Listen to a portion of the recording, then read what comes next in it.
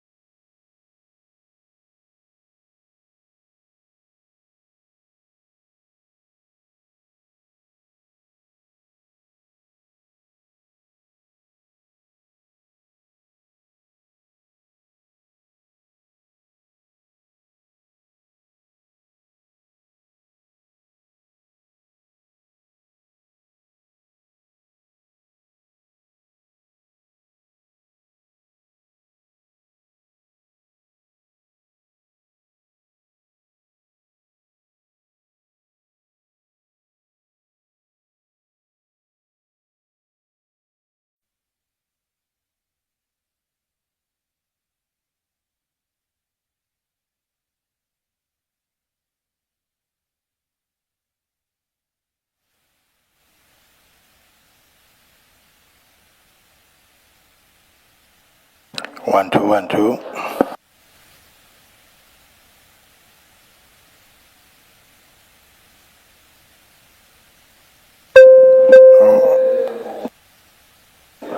One, two, 1 2.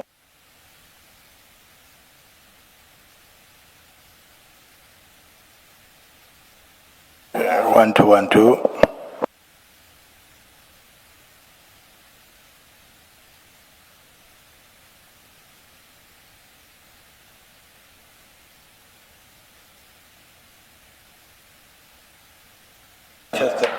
One two one two one two one two. One two one two one two one two.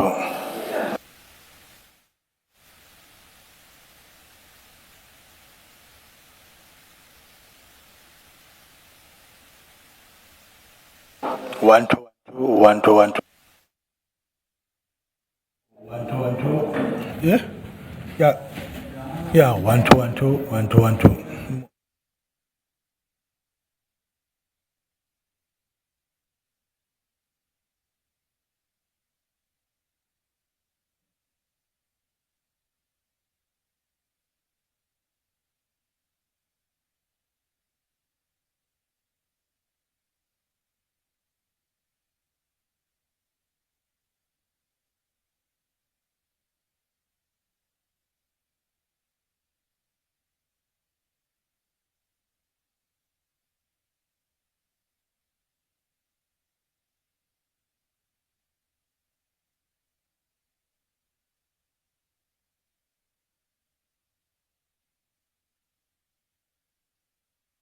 One two one.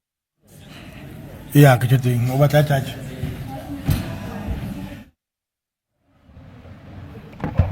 One two one two one two one two.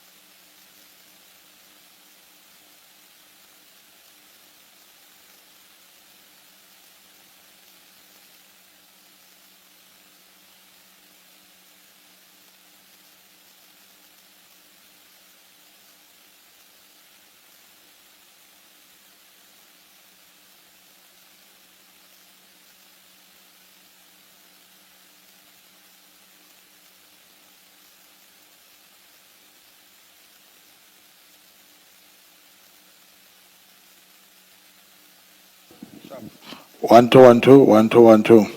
We are about to resume.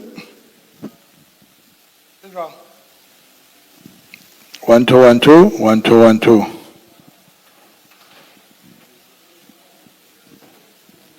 One two one two.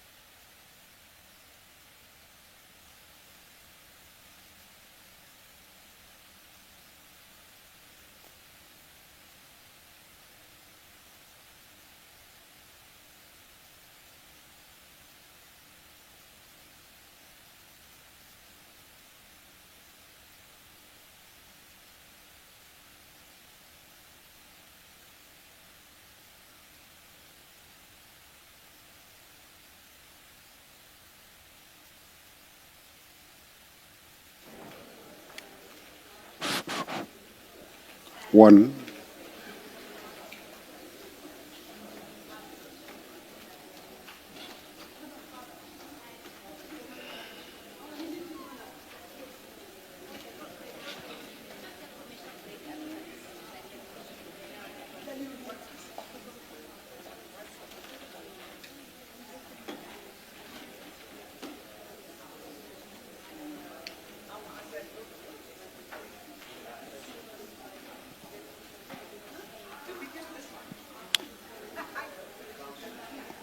One, two, one, two. Good morning, all. I just want to make a quick announcement, or actually it's a reminder of the protocols in place for this auditorium. Importantly, number one, there is a red line on both sides of the auditorium in the aisles. No member of the public or the media is allowed to cross that red line. Secondly, members of the public, you are to confine yourselves to the public gallery. The benches in between that aisle up there, just below the public gallery, and the front here is reserved for media and legal representatives, the legal teams. So please respect that. Members of the public, please do not come down into the media and legal area. And yeah, we will be starting shortly. Please make sure that your cell phones are off or they are on silent. If you need to work, put them on silent.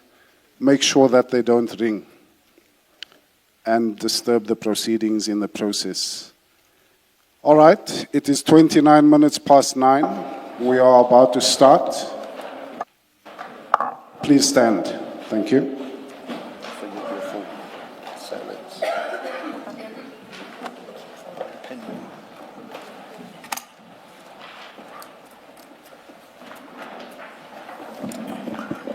Longer than usual, Mr. Michaels.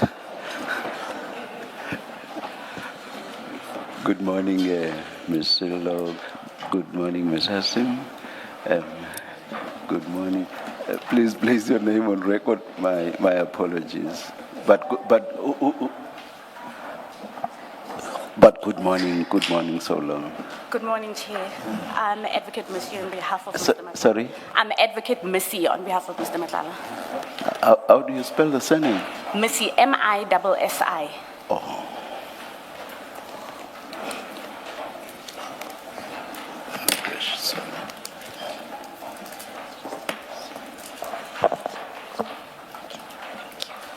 And good morning to you too, Mr. Matlala. Good morning, Chairperson. Thank you. Who do I look to or at? Well, address the Commissioner's Chair. As scheduled, we continue today with the testimony of Mr. Matlala. The Chair will recall at his last appearance, his legal representatives intended to move an application in terms of which they sought to assert certain of his constitutional rights. It was agreed that that application will be in writing. That application and its argument will be dealt with by Ms. Hassim, and at the conclusion of which I will then proceed with the testimony of Mr. Matlala. Thank you, Chair. Thank you. Thank you, Chair. Yes, Ms. Hassim. Chair, we are here to start the morning's proceedings at the behest of the legal representatives for Mr. Matlala on the basis of an application that they brought on the 21st of August. As the Chair and the Commissioners will recall, there was a very strict time frame that was issued for the delivery of pleadings in that application. Was it in this matter that for the first time I even said there should be no slippages, or was it in another matter? It was in this very application, Chair, Yes. in which you emphasized that there will be no slippage, and you were precise about the time at which the various pleadings and heads of argument ought to be filed. So we have, as the evidence leaders, there was an affidavit filed, not on time, on Saturday. It was 45 minutes late. The evidence leaders responded to that by means of an answering affidavit that was filed according to the schedule. Was there an explanation, even if informal in the sense of a letter as opposed to perhaps an application for condonation? I've not seen an application for condonation, but at least an informal explanation, say by letter, for example, Chair, for their lateness, for Mr. Matlala's lateness. What I'm advised is that there was a delay in obtaining the signature from Mr. Matlala. We then requested the unsigned version. So what was 45 minutes late was the unsigned version. We don't know why that could not have been provided on time, because it was the unsigned version with the later to follow. The later signed version came much later in the day. We don't have any further explanation for it, and my learned friend will no doubt have to address the Chair on that. But just to put the order of events in context, this is in the context of the ruling. The The evidence leaders then filed the answering affidavit, which was due at 10 o'clock on Saturday morning. That was duly filed.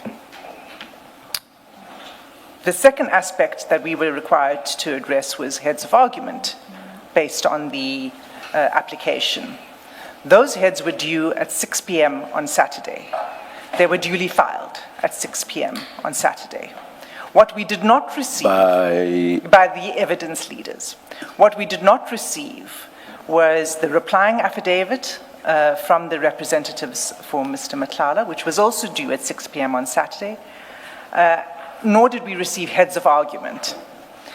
We've not got an explanation other than a letter, and Chair, if I may take you to that letter. I'm not sure if it's in your correspondence bundle or if it is provided to you separately. It's a letter that was provided on Saturday at 5:05 p.m. But if it's the letter that, amongst others, says Ms. van den Heever could not attend the consultation, she was not well, and also talking about the replying affidavit and written submissions which were not filed, we have had sight of it. That's the letter I'm referring to. Yes. What we understood from that was that there was still a consultation to take place with their client, and that we would receive the replying affidavit or the heads at some point on Sunday. It never arrived. I must also say that the heads of argument, of course, are not dependent on the consultation with the client. The heads of argument could have been provided. As we sit here, we do not know what the legal basis is for this application, other than broad assertions of the privilege against self-incrimination and what we've seen from the affidavit, that they wish to rely on a challenge that they intend to bring in the pending trial in relation to the chats and the recordings as being unconstitutionally obtained evidence. I'm not going to stray into the merits of our opposition to the application at this point, Chair, because I'm jumping the gun. My learned friend must address you first. All I want to do to begin with is to place in context how we are sitting here before you today, which is we have filed our answering affidavit and heads of argument. We've received nothing from my learned friend. And we've not received a condemnation application or a postponement application. All right, all right. And I think once my learned friend addresses you on the merits, I can then turn to the merits. Thank you, Ms. Hassim. Ms. Missy, let me start by correcting myself before you address us. I gave instructions very early this morning that a directive be sent out that in the event that a postponement is not granted, I direct that only 30 minutes of argument will be allocated. I referred to a postponement because of an erroneous recollection of the contents of the letter that Ms. Hassim has just referred to. My memory, which was a lapse, was of the view that that same letter also sought a postponement. My co-commissioners this morning corrected me and said the letter does not seek a postponement. So I thought I should, in case my directive created confusion, just correct myself up front. But I must say this, if we get to the point where the application has to be argued, my directive as to time allocation stands. Let's hear you. Thank you, Chair. I've considered how I would address the Commission with regards to this, and I deem it important to refer to a folktale that I've often heard in the corporate world. And the story goes that a security guard was once informed that the boss or the CEO of the company has given instructions that before 6 a.m., no one ought to enter the building.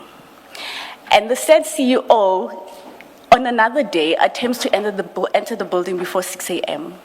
And what he's told by the security guard is that, boss, umthetha uvumi. You will not enter here. I was told that you do not enter before 6. It does not matter whether you are the CEO or you are the one that gave the rule. I will not open for you. And I proceed with that because I want the commission to get a proper understanding upon which the entire team of Mr. Matlala labors under. Correct. One would note, as correctly put before the commission by Ms. Adila Hasim, that we did endeavor to provide them with an unsigned affidavit 45 minutes late. That's correct. It then took us approximately 3 hours to file our subsequent signed affidavit. Logically, as an individual, a layperson sitting anywhere would wonder to themselves, but if you had an unsigned affidavit and you only needed for your client to consult, make whatever changes you needed to make, why would it possibly take you 3 hours for you to then get a signed affidavit that's commissioned and file it and serve it on the evidence leaders? And that should give you a picture of how difficult it is for you to get access onto the premises, to get driven from your entrance as a visitor all the way into CMEX. When you enter the entrance at CMEX, how long you have to wait to get searched to complete the forms for you to then get taken from that point and walk into CMEX, where you also at that point have to wait for somebody to come and take you up to the boardroom that we have fortunately been allocated by management within CMEX. You then are in there, you're not allowed to have your cell phone devices, which in this day and age, that's what we primarily depend on to get access to the internet. With that being said, we would then have to go through the affidavit. You go through the affidavit, you make the changes. You now have to call said individual to come back and to take you guys downstairs for somebody to open the door for you to get out. You are not allowed, and I actually have got a tongue lashing personally by the management of security at CMEX, informing me that I do not understand and cannot comprehend the level of security and risk that I'm putting myself under by wanting to roam around the CMEX prison without somebody there to guard me and to accompany me. I then was taken to another office where I had to wait for somebody to come and take me to walk out and go to the security with my learned friend, my instructing attorney rather. We then waited approximately 30 minutes to get a ride from CMEX all the way to the gate. We would be able to get access to our phones, get the internet, and for us to then, I apologize for that, and for him to then go and print the affidavit and then come back. That is a process on its own. We then have to start again, request for us to get a pickup to go back to CMEX, follow the whole process, somebody to pick us up as I had explained initially. And that on its own tells you the difficulty under which we have to labor to get an act that would ordinarily take plus minus 35 minutes to get done. But it took us almost double the time. Over and above that, we did indicate to the evidence leaders that we had an issue because our lead counsel, Ms. Van Hever, was the one who was scheduled to go and consult with Mr. Matlala. So on the way there, when they had received the replying affidavit, she was unable to consult. She turned back home. And by the time we were able to speak to her, I couldn't go back in. I'm then further instructed by I'm told by my instructing attorney that even when he arrived, he was not allowed to go and consult where we were allocated to consult previously. He was treated as an ordinary visitor. So all he could do was hand over to Mr. Matlala the answering affidavit rather, and explain to him his understanding of the legal issues and the position that we would take going forward. Mr. Matlala then gave him instructions that he would need to read the replying affidavit and he wants to consider the limited advice that he has received from the instructing attorney, and that he also wants to hear the position that is being taken by us as counsel. And again, you note, we don't have cell phone devices. He does not have access, rather, to a computer where we could possibly send him an email and maybe in the evening he could quickly just see what it is that we've said, and maybe then, before we arrive, he would have a position and we could proceed. On Sunday, Ms. Van Hever then gives me instructions to go with our instructing attorney to attend to this consultation with Mr. Matlala. I personally attended to it. I had to grovel with the head of security and beg for him to at least give us 5 minutes to engage with Mr. Matlala so that we would be able to at least give him an idea where we stand, and then hopefully we can get some instructions. Over and above that, while we were at the prison, we then receive another affidavit from the evidence leaders, which they intend on using. That same affidavit I had to quickly give to Mr. Matlala to glanced through. He didn't even get an opportunity to read it and to give us a position, and we do believe that he has to address it in the replying affidavits at minimum. Is that other affidavit the one deposed to by the senior investigator, Mr. Dlamini? That's correct, Chair. That's correct. And so with that being said, the limited time that we had while trying to balance getting information from Mr. Matlala and maintain relationships with the individuals that tomorrow we have to come back again and beg on a Sunday if necessary to give us access to him. We then had to respect the time that they'd given us, quickly give him what we gave him, have him glance through the affidavit, at which myself personally, I had not read through, and I couldn't even give him an idea of exactly what is being said in the affidavit, except to say it was from the lead investigator and it has to do with a consultation that they heard on an earlier encounter with the evidence leaders, I believe. With that being said, we were unable to get instructions from him. The little information that we got required us to then create a strategy of how we'll move forward and still be efficient. And our conclusion was that the best way to move forward would be for the instructing attorney to go through the docket again, go through the Section 204 affidavit so that he can adequately provide evidence before, rather depose to an affidavit that is correct and properly represents Mr. Matlala. We have not been able to conclude that process, and as a result, we were unable to file our replying affidavit as we had intended to on Sunday, Chair. With that being said, from Saturday, Ms. Van der Heever has been sick. And I do believe in her first appearance on behalf of Mr. Matlala, at some point she intimated that she suffers from rheumatoid arthritis. That has put her in a position where she's so ill. I was engaging with her this morning. She can't use her hands or feet. She's with the doctor and they're consulting to see a way forward. But what she did guarantee me is that hopefully with the medication that she's receiving, by the afternoon she'll be in a proper position where she'll be able to continue with us working and appear tomorrow to argue. So my instructions right now, having considered the fact that we are constantly being hit with umthetho awuvumi, you cannot do this or that, and we have to try and navigate the systems where ordinarily a layperson not sitting in this commission would think, well, these individuals are incompetent, or maybe perhaps they're trying to not come before this commission in good faith. That is not the position. You have to be in it to truly understand what it takes for you to properly represent Mr. Matlala, because he is not an ordinary witness that you have access to at 12 a.m. rather in the morning, or at 3 a.m. in the morning. We don't have that liberty before us. And I do know with regards to the additional bundles that we receive later on, they make it even harder because he wants to read. He wants to know what's being said there so that he can give us proper instructions moving forward. He's not in a position where he feels comfortable that it would be smart and wise for him, given the status that he holds outside of the commission, to say to the commission, well, I did say let's go ahead, without considering the implications that it would have on him. And we beg this commission, humbly so, Chair, to consider all the elements that we consistently have to deal with to try and ensure that we represent Mr. Matlala, and also stand before the commission in good faith, that we're given an opportunity to file that replying affidavit, our heads of argument, and as well as a written condemnation application for the late filing. Thank you, Chair. Thank you, Ms. Missy.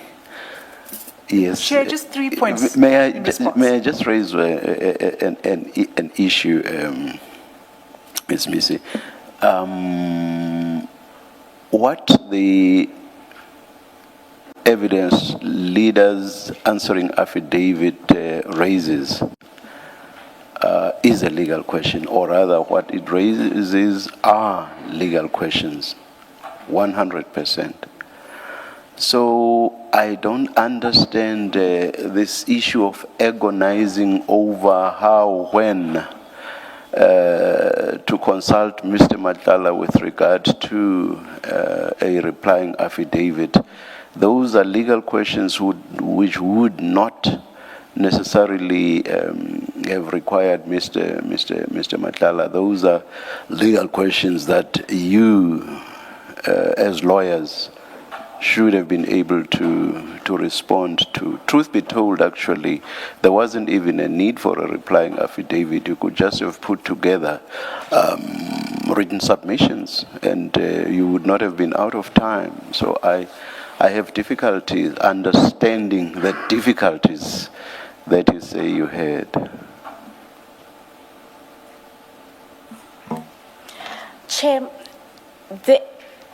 yes, to the effect that it relates to legal issues. But there's also information during their consultation, as limited as it was, where it became clear to us, having had sight of the replying affidavit, that there's factual elements that need to be addressed that relates to documentation which we did not, or rather they did not have at hand when they were consulting. To say to that, we received a further document this morning from Mr. Matlala that he was unable to go and obtain from his the room or the prison cell that he's been kept in. And it speaks directly to the issues that we'd have to address in terms of the legal points. So there's a factual element That's to it very as well. peripheral. Those issues about whether Mr. Matlala received certain documents a day or two before the hearing of his testimony, those are very peripheral issues, and they have nothing to do with the legal questions that Mr. Matlala's application raises. So I think my point stands. Chair, I did not hear the last few words that you said. I said I think my point stands. Noted, Chair. Noted. You are free to respond. I'm not a dictator. No, Chair, I believe what I've set down in terms of the entire process and how we found ourselves here today I can't explain it any further than what I already have, Chair. And as I stated earlier on, I can only beg this commission to take into consideration and to give us a chance up until I'm tomorrow listening. You morning, may Chair. continue. Thank you, Chair.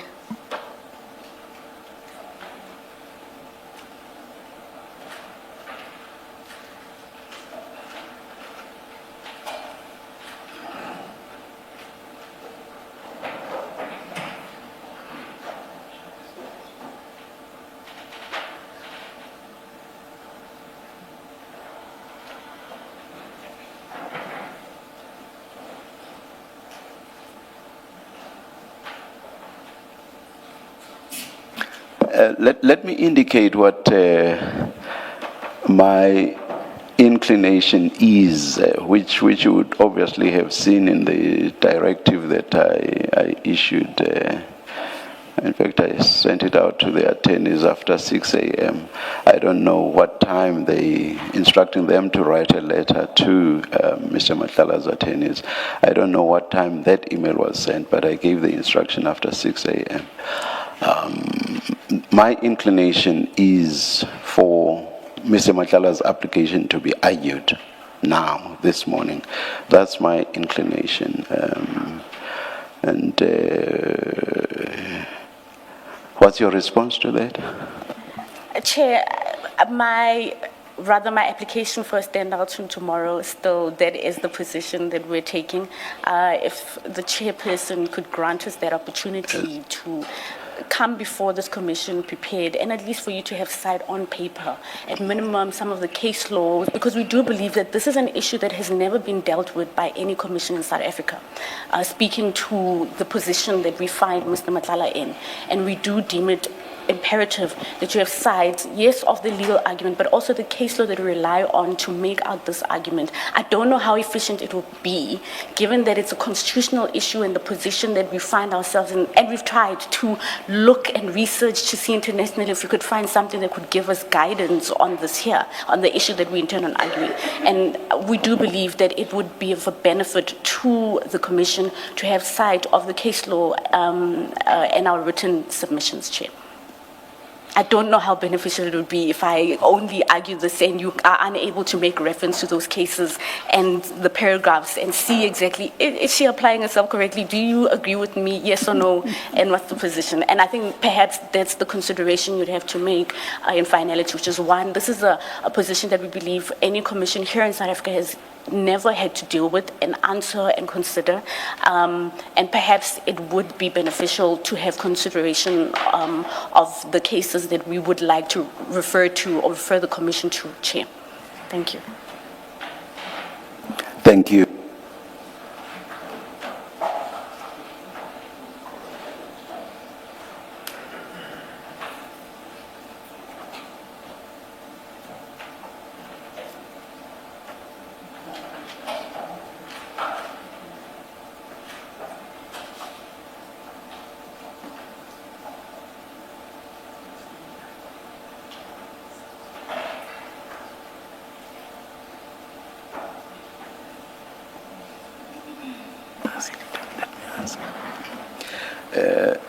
I will go back to the question that I asked about this being a legal question. This is something that Ms. Vandenheefer was quite passionate about from the day of the last appearance. She referred a number of times to an application where points in limine would be raised. From the moment that you start thinking about bringing an application in which you are going to raise points in limine, you already know what the law that supports you is. So it should have been a matter of relative ease. In fact, even easier for you, Ms. Vandenheefer, as Mr. Matlala's lawyers, to argue the law than it would be for the evidence leaders on whom you are springing these points in limine. So I'm not sure that I follow your response. Can you tell me why written submissions were not or could not be filed on legal issues that were the start of all this, legal issues that you thought of even before commencing this the process that we have before us this morning, and underlined, you were ready with the law right from the beginning. Otherwise, you would not have even considered bringing an application in which points in limine were being raised. Chair, I can only take you back to the fact that from our consideration was that it was imperative for us to prepare the replying affidavit. My apologies. From our considerations, we found it or deemed it imperative for us to prepare the replying affidavit and to get further instructions from Mr. Matlala with regards to the position that we're taking. And I do note the point that you're making that perhaps what we could have done in the interim was prepare the heads of arguments to assist the commission and have them filed on time. I take note of that, Chair. But that was a delay that came as a result of the consultation, the considerations that we had to make, which is that given the answering affidavit, we deem it important to get further instructions from client with regards to the replying affidavit before we proceed with penning down the position that we've taken with regards to the application. That's as far as I can take it, Chair.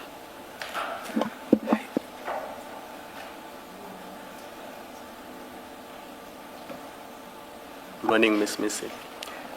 The point is simply this. Mr. Matlala would not have assisted with the law because the law is for lawyers to research and to argue. He could only have assisted with the facts and the giving of instructions as far as whether he wants to persist his application. But the law is for the lawyers, and the moment they advised him to bring this application, this was the time to start considering, especially being aware of the strict timelines under which this commission operates. We simply cannot afford a wasted day because our schedule is already very tight, and that is the difficulty we find ourselves in. Commissioner, it goes back to the considerations that we made. If I have to make further submissions, then I have to make up stories, and I'm not prepared to do so. What I have explained to the Commission is the step-by-step process that we've gone through, and I do take note of the points that both yourself and Chairperson are raising. Thank you.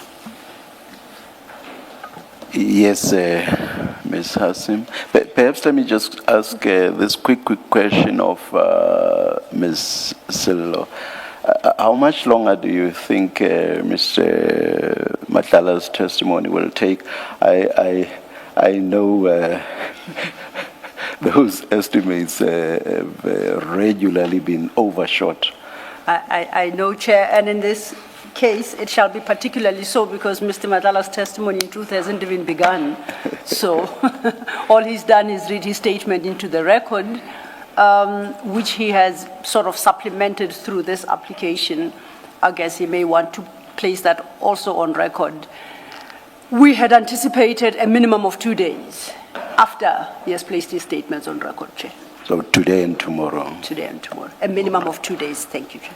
All right, thank you, Ms. Sillo. Yes, Ms. Hassim. Chair, just a few responses to what Ms. Nisi has submitted. The first is, and just to correct some of the facts. The first point relates to the filing of the founding affidavit. It was due at 10 a.m. on Friday. This was subsequent to the directive of the chair that was made on Monday.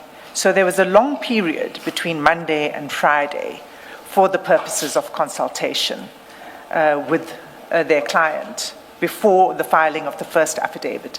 So the long explanation that was given about the difficulties with accessing the client in correctional services doesn't really assist in relation to the founding affidavit because there was sufficient time. But it's not only sufficient time from the period between Monday and Friday last week. Mr. Matlala's legal representatives have been raising this issue for some time, prior even to Monday. They are aware of the categories of evidence that the evidence leaders wish to canvass with him in questioning. They've known this since at least March of this year. So this application could have been brought much sooner. And so all of the time, in fact, that was available to Mr. Matlala's legal team extends over months, not over days. So that's just to address the founding affidavit and the explanation for the lateness, which I say doesn't assist Mr. Matlala's team. The second point is about the heads. And I'm not going to repeat it because, Chair, you've made the point and Commissioner Khumalo has made the point. Those are legal, that's legal argument. There's a legal team that's assisting Mr. Matlala. The heads of argument could have been submitted timeously, and they weren't. There was no need for consultation in relation to the heads of argument. Preliminary points are by their nature legal submissions. The second point... Please continue. On the point of the legal submissions, you would have seen from our answering affidavit that we set out the legal principles. It's not true that this is not circumstances that have arisen in the Commission before. That is not correct. The authority that we have submitted to the Commission that we say is the controlling authority is the Secretary of the Judicial Commission versus Zuma, the Constitutional Court judgment, and specifically the judgment by Justice Jafta, which was a unanimous judgment. And we referred to paragraphs of that judgment, which we say is the governing authority to be considered here. So the law on how one should deal with the assertion of the privilege against self-incrimination in a commission. Just explain the point about the judgment having been unanimous. The judgment by Justice Jafta on the point of self-incrimination and the assertion of the privilege against self-incrimination in a commission of inquiry. So that's the judgment on which we have relied. We set out the legal principles in the answering affidavit even before we filed our heads. That's just in relation to the point on the privilege, the section 3, subsection 4 point. The second legal point was in relation to unconstitutionally obtained evidence. And there too, we set out the legal principles in the answering affidavit even before we got to the heads of argument. And the point I'm making is that these are legal submissions. That's why our affidavit sets out the legal principles. And there we explained why the argument that Mr. Matlala is entitled to blanket immunity from questioning in relation to broad categories of topics is not available. It's not a competent relief that they were seeking from this commission. That was already set out in our answering affidavit. So it's not correct that there's no law on this and that they needed to have more time. Quite apart from the important points that you and Commissioner Khumalo have already made, that this is something that's been brewing for some time by Ms. van den Heerfer. The third point is just in relation to, I just want to correct it, the Dlamini affidavit. It's true that the Dlamini affidavit was filed with the Commission and submitted to Mr. Matlala's legal team this weekend. But that's not part of the application that's before the Commission today. It's entirely separate. And that should not hold up the argument on the application. Those actually are my submissions. Chair, I think that the Commission will decide on how much of time, if at all, any time is to be granted to my learned friends. But the argument is there from our side. We are ready to respond. Our concern as evidence leaders, as we've set it out in the heads of argument, we wish to have the application dismissed, and we want the questioning of Mr. Matlala to proceed immediately because time is short. Thank you, Chair. Ms. Hassim. I'm sorry, Chair. There's one last point Yes, that I've yes, forgotten, yes. and it's sitting here in front of me. I'm sorry about this, Chair, but we also received communication yesterday, and this is something that perhaps my learned friend will want to consider and advise on. It wasn't apparent to us yesterday whether, in fact, Mr. Matlala's legal representatives were abandoning the application. And I say so because last night at 20:51, we received an email from his attorneys. And the email says the following, if I may read it into the record, Chair. It says, "Good evening, evidence leader. We respectfully request your urgent written clarification regarding the scope of permissible questions on record. As discussed yesterday, certain questions are excluded due to the pending criminal matter. We attempted to send an email to this effect, but it appears our system may be experiencing technical difficulties. To avoid any procedural uncertainty, kindly confirm in writing which questions may be asked and which are excluded. This confirmation is necessary to ensure proper management of the record and safeguard procedural fairness. We would appreciate your written response." The response to this letter was as follows.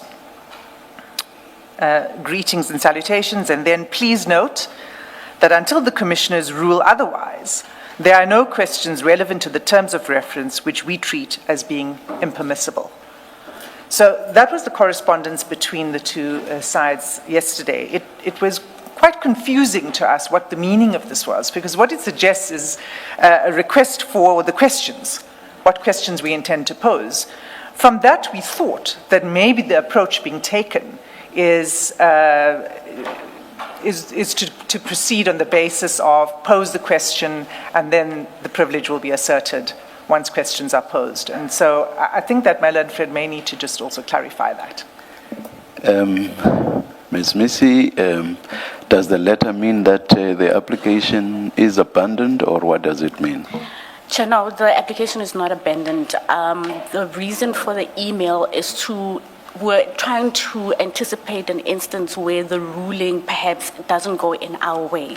And Chair, based on the ruling that you would make, then Mr. Matlala would then have to apply the right against self-incrimination as and when the questions come.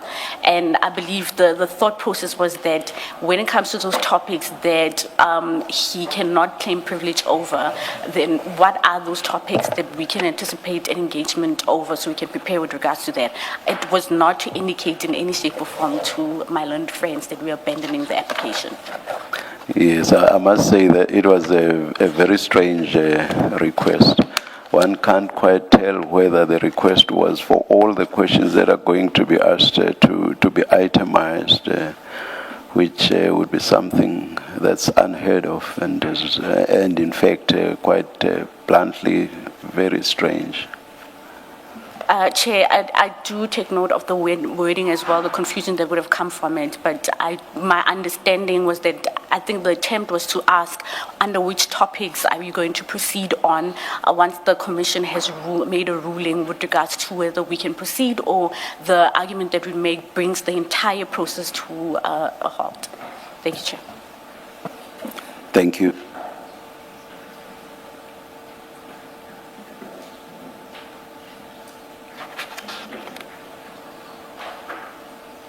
May we see council outside, please?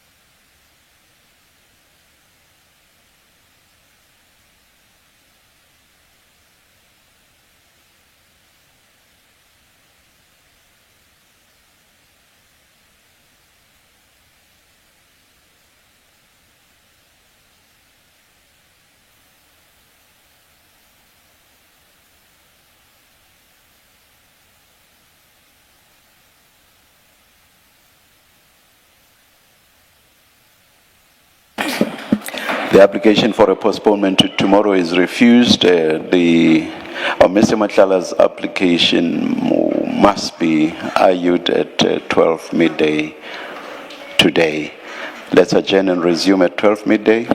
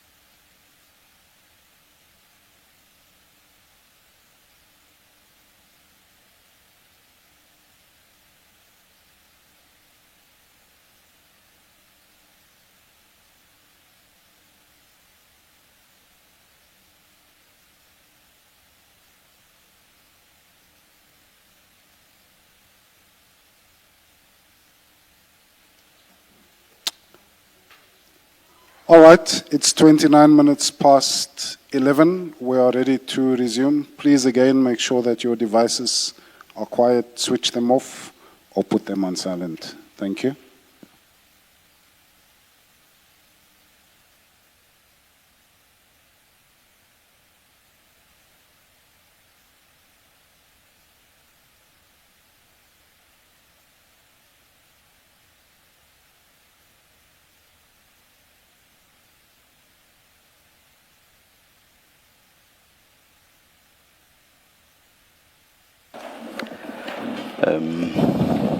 Ms. Missy, we were advised that we should come back earlier than midday, and that this was at your instance. Yes. That is correct, Chair. When we were excused or stood down, rather, we received further instructions from Mr. Matlala, having heard the engagement that we had prior to the stand down.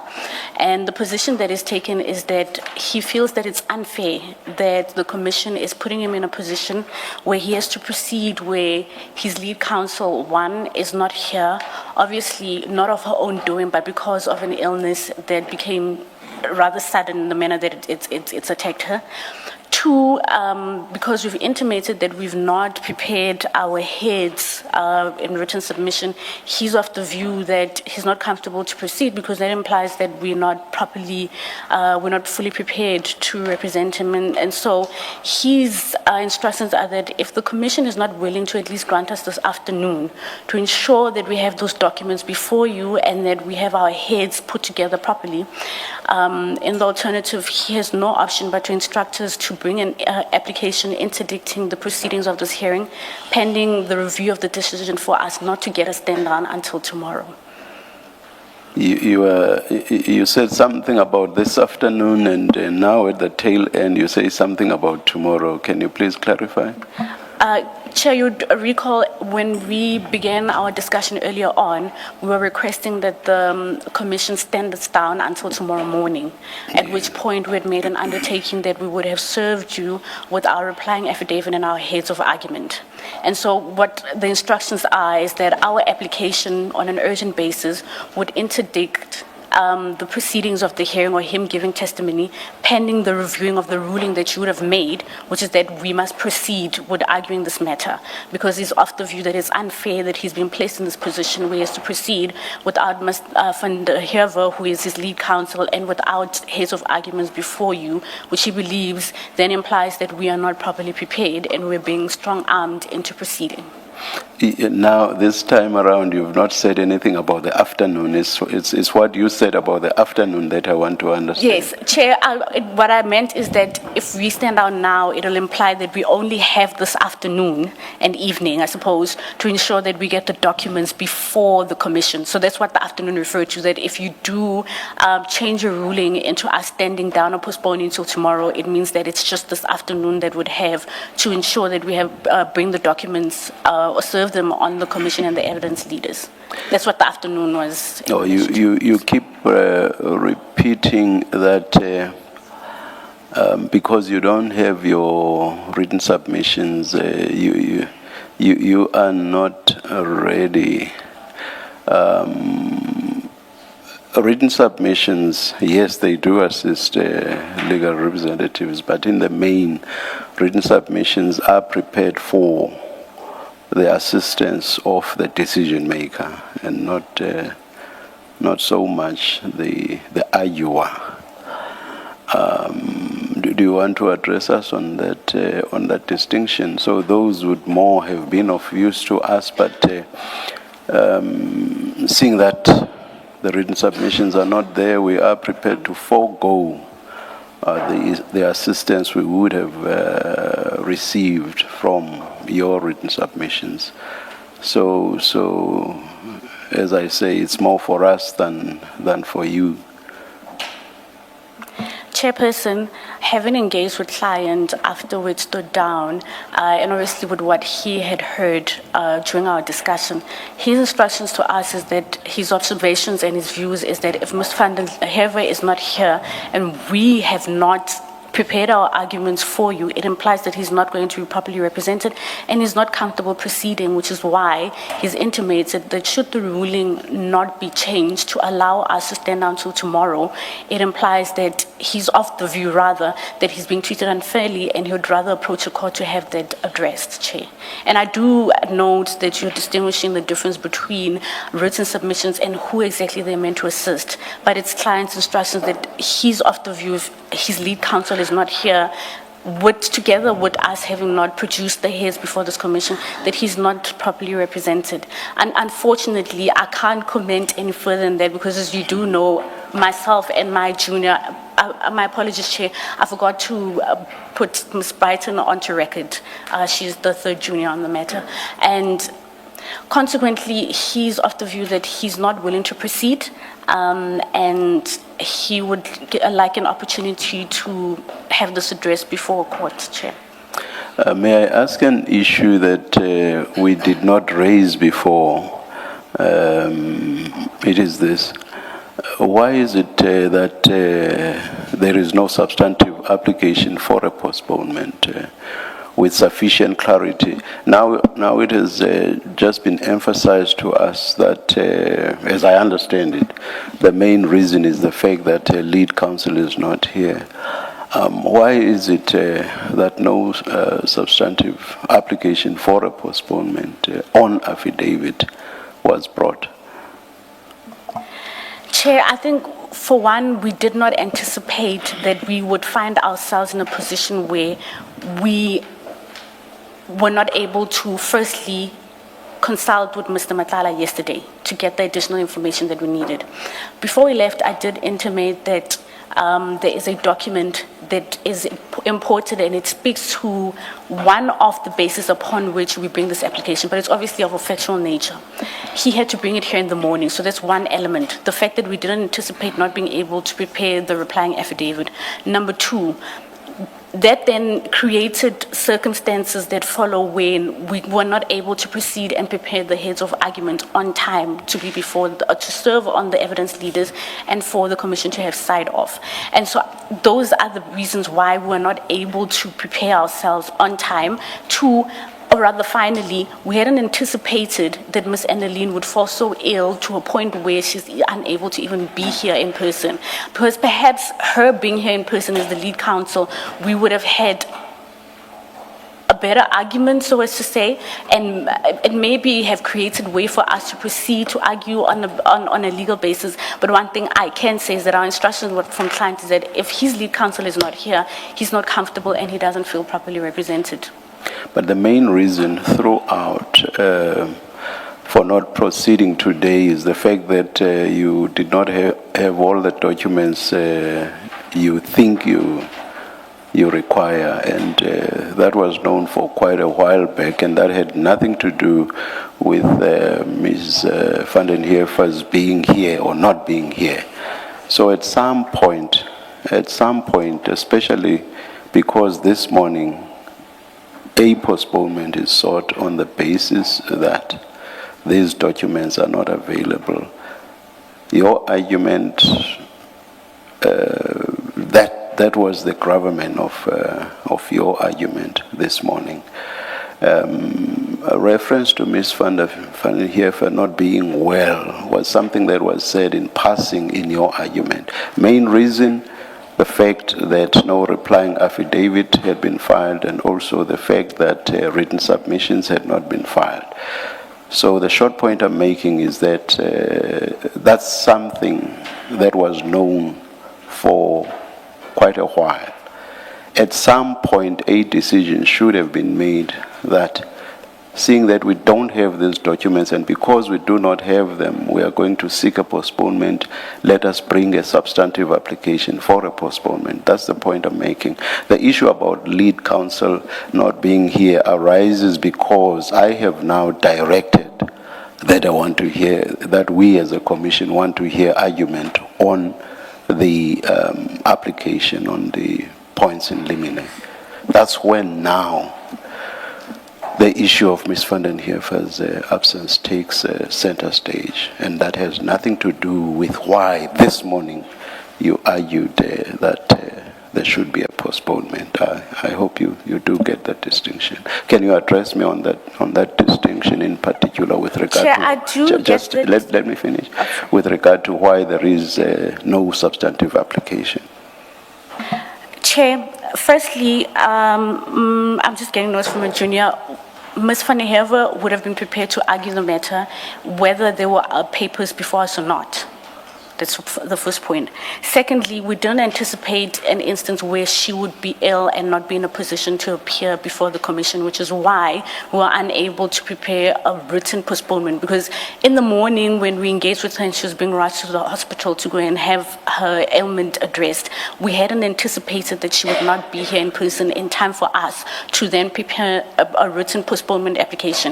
What I can assure is that the letter that you sent indicating that you haven't received a postponement application and will proceed absent of that application. We received it at around past 7 in the parking lot of the venue where this commission is being heard. And so, Chair, could we have prepared the postponement application? If we were in this position that we found ourselves in the morning the night before, we would have endeavored to prepare the postponement application. That's with certainty. But because this is something that happened to us in the morning and my instructions were to come before the commission and to ask us to postpone only till tomorrow, that's the reason why you don't have a written postponement application. Now, I just want to get an idea of how things are to unfold.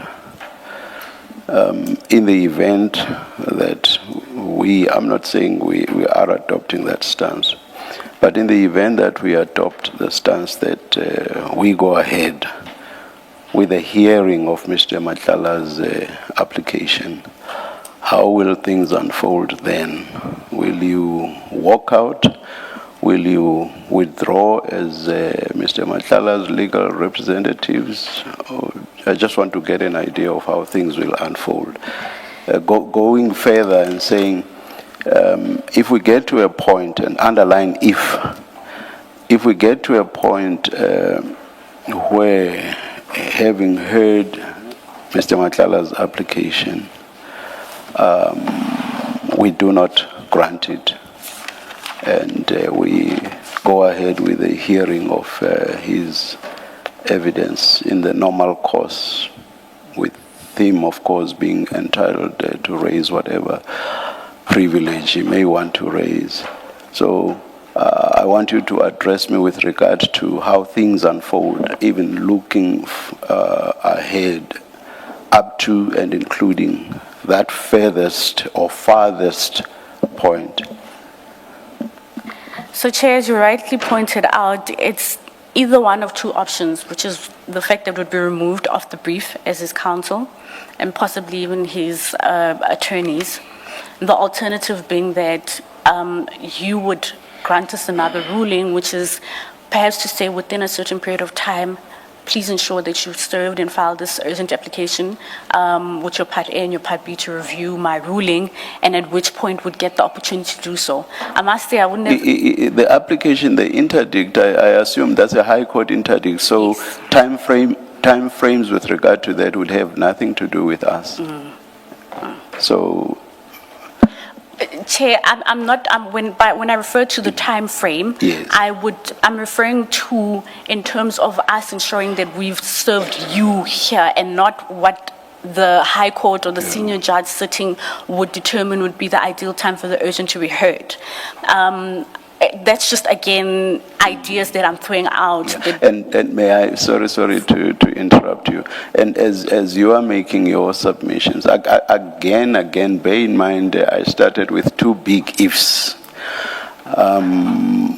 If we reach that point, you should be aware that there will be no interdict in existence at that point. Which would mean that nothing stops the commission from going ahead and hearing Mr. Matlala's testimony. Chair, As I said, that we hadn't foreseen an instance that the Commission would possibly consider not granting us an opportunity to approach the High Court and address the application that we seek to be heard on an urgent basis. And if that is the case, I don't want to preempt what we would do if you decide not to grant us that opportunity, because for me it's a matter of you're either changing your ruling, allowing us to stand down till tomorrow. The alternative, you say, no, I'm not granting it, at which point the question as to whether are you going to rule, to say, okay, since you've intimated that you want to have my ruling heard on an urgent basis and reviewed, then you are welcome to do so, I excuse you. But if you choose to proceed without excusing us and thereby Mr. Matlala, I would then ask for a stand down, because then there are implications on him that would affect us, i.e., for one, walking out, and who gets to walk out, and if, for instance, counsel is removed off the brief, what are his options, and should he decide that he wants to walk out with us because he feels that he's being unfairly treated and is not being given an opportunity to be heard till tomorrow morning, with our undertaking being that whether Ms. van der Heerwe is here or not, we would have to ensure that I, being then the lead counsel, is prepared to continue and present before the Commission. Then again, as I stated, we hadn't taken instructions, but then I think it would give us, if you could give us an opportunity to stand on further, depending on what your ruling is, to engage with him and consider what the implications would be, because there are different implications should you decide to protest and want to walk away, and who gets to do the walking away, and what those implications as well would be, Chair. I think it's wrong for me to preempt the instance where we decide, because walking away seems to imply that we are protesting, because we'd be walking away in protest. And if you walk away in protest, we've seen in previous instances what the implications are, and the client would have to consider that, and he'd have to give us instructions, Chair. So I can't preempt to answer your question. Thank you, Ms. Messi. Ms. Hassim? Chair, I've been listening closely to my learned friend, and it feels like the reasons keep shifting for how we've come about to be in this position. Whether it's because the last submission that Ms. Messi made was that she would make an undertaking to proceed to deliver the argument in the absence of her leader.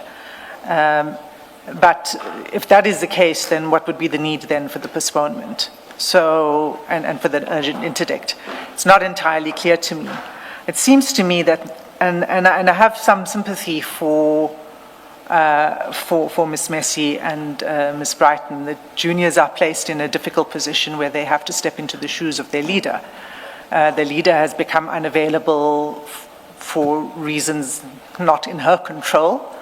This is what happens in practice, and we are often called upon to step into the shoes of our leader on short notice, and to be prepared to do so. It's not an easy position, but it is one you assume when you take on a brief and you're junior counsel. While I have sympathy for their position, it doesn't absolve them of their obligation to take the place of the leader. They were aware that Ms. van der Heerwe would not be available today. This could have been brought to our attention much sooner. One of the reasons that was advanced by Ms. Messi for the delay was the inability to consult with the client. That is not a ground, an adequate justification for a delay. That was in response to the chair's question about why didn't you bring a postponement application? Because it isn't the inability to consult on the law doesn't avail Ms. Messi on this. This is a legal argument that is to be made. So, and I've been instructed to put something on record. And I do so without having had the opportunity to make it, to alert my learned friend of this, because it only came to my attention now while I'm sitting here. And it goes to the point of the a complaint by Ms. Messi of the inability to consult in the Is it commission. not Missy? Is it? Miss Missy, apologies. Yes. Maybe I've got soccer on my brain. It's only come into my possession. I'm instructed to put it on the record. And it's a message from the Area Commissioner for DC, Department of Correctional Services, Commissioner Khoza. And what he says, and this is received at 11:36 this morning, and as I said, I'm instructed to put it on record. I'm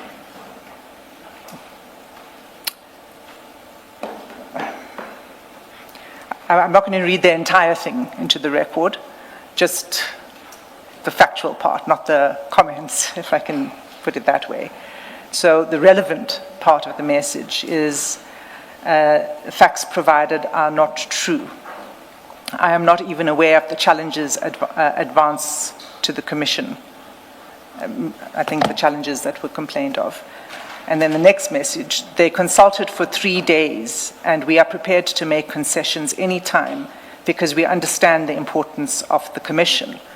I checked with the head of the centre, Mr. Kabengu, on all these challenges. He also denied to have created any disadvantage to them. So that's a message from the Area Commissioner Khoza. And as I said, Chair, I'm just putting that on record. None of that actually changes the legal position that is before you. And the legal position is that a stated intention to launch an urgent application does not itself suspend this Commission's proceedings. Unless and until there is an order from a High Court that interdicts the Commission from proceeding, it can continue, subject, of course, to the Chair's discretion to adjourn. And maybe what I should do on that score is just refer the Chair and the Commissioners to two authorities.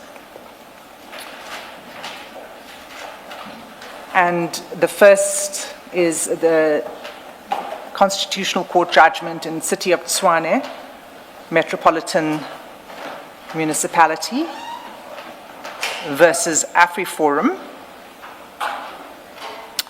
And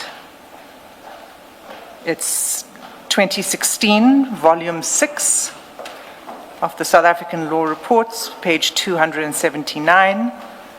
And as I said, Chair, the judgment of the Constitutional Court, and the relevant paragraph is paragraph 74. And then, as it happens, the other judgment I'd like to refer the Commission to is actually the Zuma judgment, but not the one I made reference to this morning, which was Justice Jafta's judgment. It's the other judgment, Justice Khampepe. And the citation of that judgment is Secretary of the Judicial Commission of Inquiry into allegations of state capture, etc., versus Zuma. 2021, volume 5. Sorry, there was a cough. Volume? Volume 5. Thank you. SA Law Reports, page 327, at paragraphs 94 to 95. So with those, that's also, yes, it's Acting Deputy Chief Justice Khampepe writing for the majority.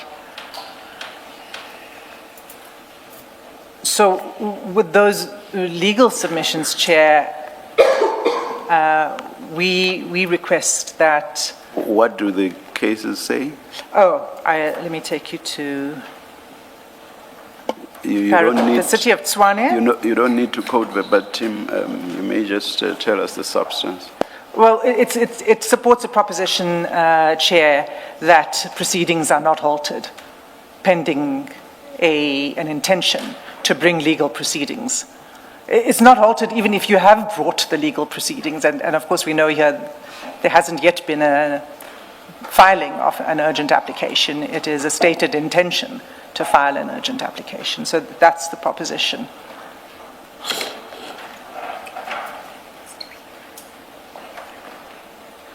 Well, let me just say, Chair, if I could just quote this one short aspect of the City of Tshwane judgment at paragraph 74. It reads as follows: it needs to be stated categorically that no aspect of our law requires of any entity or person to desist from implementing an apparently lawful decision simply because an application that might even be dismissed has been launched to hopefully stall that implementation. Any decision to that effect lacks a sound jurisprudential basis and is not part of our law. It is a restraining order itself, as opposed to the sheer hope or fear of one being granted, that can, in law, restrain. To suggest otherwise reduces the actual grant of an interdict to a superfluity. That's a paragraph to which I referred the Commission to, Chair. So with those submissions, we request that the application from the bar, as it were, for a postponement should be dismissed, and that we should be in a position now to proceed with the questioning of Mr. Matlala as has been planned for some time. I think the questioning would, if we do get there, the questioning would come after, depending on whether the legal representatives will indeed not be here, but the questioning would have to follow after Mr. Matlala, if he's all by himself, has been afforded an opportunity to move his application in person. So we won't, assuming that we are with you, yes, we won't straight away go to the hearing of Mr. And again, assuming, Chair, I was once misunderstood by counsel, and we had an unfortunate heated altercation, he and I. We don't want to have a repeat of that. So, I understand the Chair clearly. Yes. Of course, and I don't wish to preempt any deliberation and ruling by the Chair and co-commissioners. Yes. Yes. My submission is merely putting forward the position of the evidence. That actually takes us to a request that was made by Ms. Missy when I asked her how things would unfold if, and Ms. Missy requested a brief stand down for her to take instructions. I would assume you have no objection to that. I have no objection, Chair. Yes. Ms. Missy? Chairperson, I did miss quite a bit of your interaction with Ms. Hashim because I was trying to figure out how we're going to reply to the submission that she's made. Am I going to be given an opportunity to respond to the message that she received? I want to ask that first. Please do respond, yes. Firstly, Chair, the only thing that I will say is that those submissions were with regards to from Friday up until Sunday, the filing of our founding affidavit, together with our consultation towards preparing a replying affidavit and the heads of arguments. It does not speak to any interaction prior to that. Secondly, if I'm being challenged on the submissions that I've made to this commission with regards to that on a factual basis, I do believe the timestamps of when I went in and went out, because I was present on Friday and I was also present on Sunday, can be looked at. That will show you how long I waited, where I waited, what happened, and ultimately, for example, at what time I got the opportunity together with my learned friend, Ms. Brighton, to eventually sit down outside of the Correctional Service Center and email the signed affidavit. So with that being said, Chair, I can only say that. If I'm being questioned as to whether I'm misleading the Commission or I'm casting a particular view about the Correctional Service Center, I'm not. I was simply saying that the Commission is not aware, and any layperson out there is not aware that they have rules and they keep to their rules. And that has affected how we operated on Friday, Saturday, and Sunday. But if I'm being questioned, the timestamps, and I'm sure they have recordings, the times you signed in, as well as cameras to indicate whether I'm misleading the Commission or not. That's as far as I can take it. Thank you. There is no way that based on what we are told from the bar, from both sides, there's no way, seeing how contradictory the two versions are, that we can take a decision on that. And in fact, I think for present purposes, it's not even necessary for us to take a decision or to go there at all. Do you wish to reply to the rest of... Chair, Sorry, that threw me off a bit. Oftentimes when you are on the legal representative side and you're being called to question about whether you're lying or not, it does throw you off because it speaks to your integrity as a legal representative. I wanted to, because I believe in our earlier engagement, I wanted to distinguish between the position that's been taken by our client, Mr. Matlala, as well as the arguments that are made earlier on, Chair. So the arguments that are made earlier on are in relation to us, whether we can proceed and why we're saying we should stand down till tomorrow. The second element of it, having come back and taken instructions from clients, those are his instructions about how he feels in terms of us having to proceed. Should you insist that we proceed today and not wait till tomorrow? So there needs to be a distinction between the two. We're not shifting the goalposts from this is what we were saying earlier on in the morning and now we're changing and we're saying this here. What I spoke to mainly now that we've come back after the stand down is with regards to the instructions and his observation, how he feels about it. The earlier part still stands as it is, where you are asking us and we have to address you as to whether we proceed or we don't proceed, and you made the ruling that you made, which is that we proceed at 12:30. So I just needed us to make the distinction. You do still need this stand down with regard to how things will unfold in the event that the decision is we are going ahead. Chair, we still do need to stand down, but right. We had a discussion when we were hoping that it doesn't come off as if we're being hostile, because if someone has underlying us that, so now you need to go and preempt, are you going to walk away from us? It gave that impression, but if... No, it's just wanting to know how things are going to unfold. There's nothing judgmental about it, and I have not observed any hostility. I just want to know how, if we do get there, again, underline if we do get there, what's going to happen? Chair, I would appreciate the stand down. Chair, I would appreciate the stand down to just quickly take instructions from client, and then I'll come back with a response if you do decide to otherwise. Yes, thank you. Noted, Chair. Thank you, Ms. Hasim. Chair, it's very important for me to make one remark. Yes. And it's in relation to the message that was received by the area commissioner. Yes. My instructions were simply to put it on record. No. I take no position on whether my learned friend Ms. Missy is misleading this commission or anything like that. That's not my intention, and I do not wish to be misunderstood at all to be suggesting that. It's simply an objective message that was sent through that I put on record, and I think perhaps what it is from the commissioner's side to say we are not being obstructive. Yes. But the fact that it is difficult to consult with a client who is incarcerated, if any of us who have gone through that understand that it's a difficult process. And so I just wanted to make that clear. An important takeaway actually from that text is this. As Ms. Missy was arguing this morning, I actually did think of the possibility of the Commission engaging with the prison authorities to ensure that the difficulties Ms. is telling us about do not recur. Now, a good take-home or take-away from this text is that such an engagement will actually, there will be no resistance to the request that I already had in mind. Yeah. Quite so. Thank you, Chair. I will not indicate it. Yes.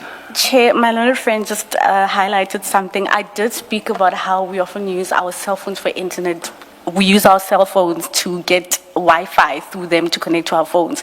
If that request could specifically include that we have our cell phones, because that would really make things easier for us should we have to engage with him later on, to allow council at least one cell phone to come in with us. We don't all have to have our cell phones with just one cell phone so that we don't have this issue of internet not being present, etc. Because what would happen is that, for instance, if we need to have a document and he's happy with it and we have to file it, it's just a matter of him signing it, we can scan using our phones. So, and then we would be able to send it immediately and wouldn't have all these issues of we don't have the internet, we need to leave, we need to come back, etc. So a request that you specifically include there that we are allowed to carry in one cell phone for purposes of having access to the internet.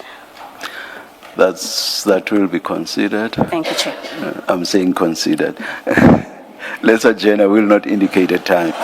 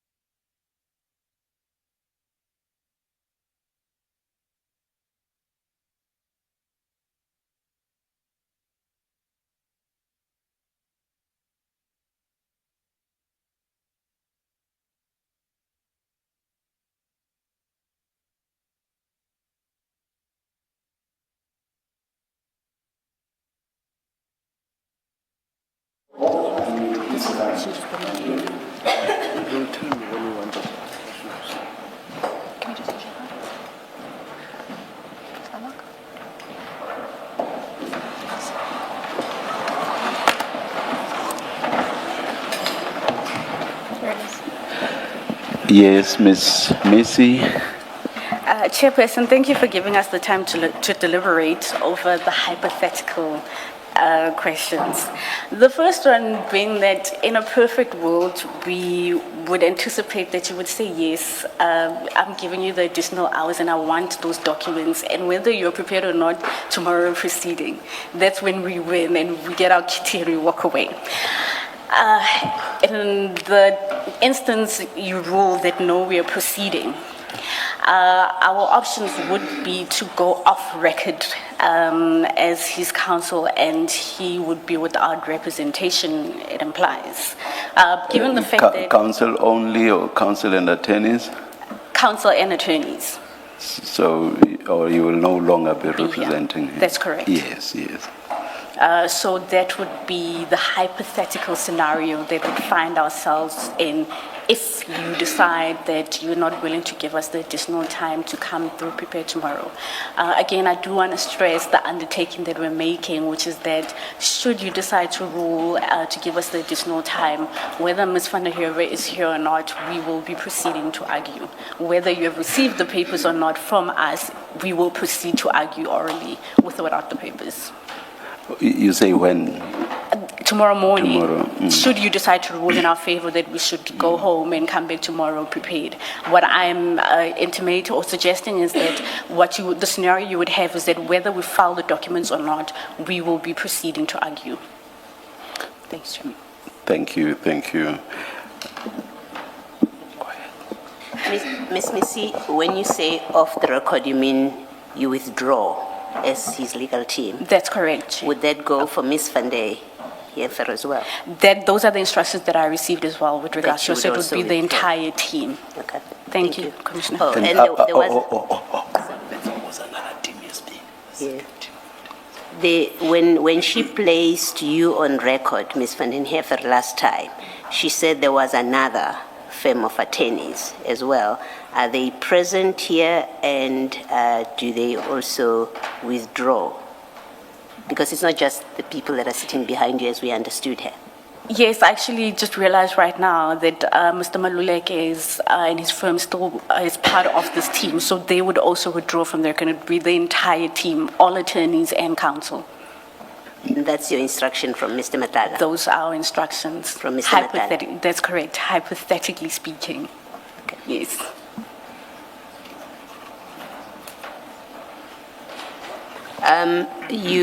Mr. Maluleke is not with you. Has there been a discussion with him?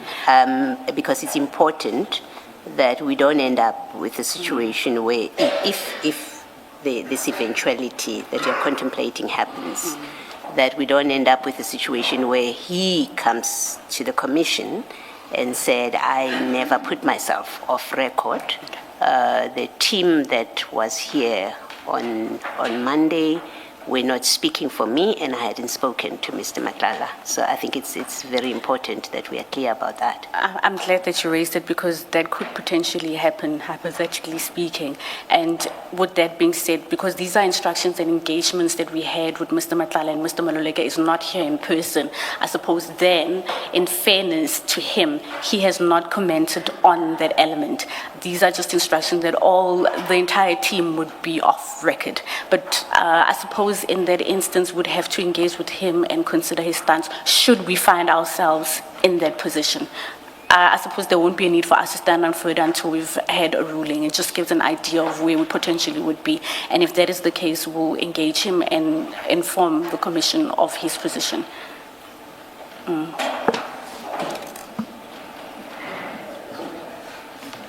Yes, I think, Ms. Missy, this eventuality that you're contemplating, I think it's very important that we all are clear what it is you're saying. You are using language of the record.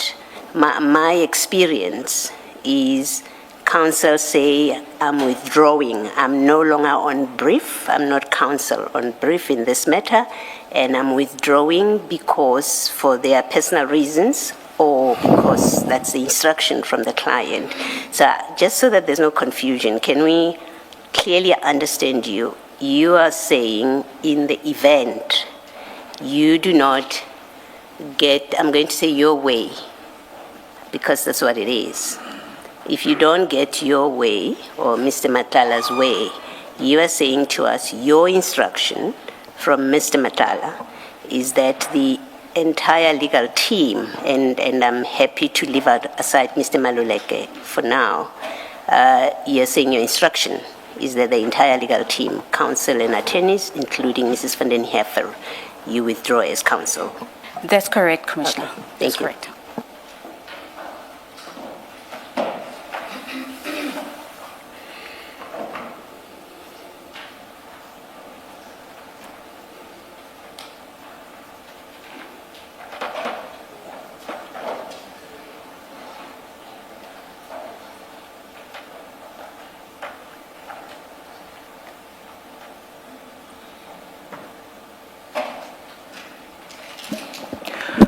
Who is the senior attorney?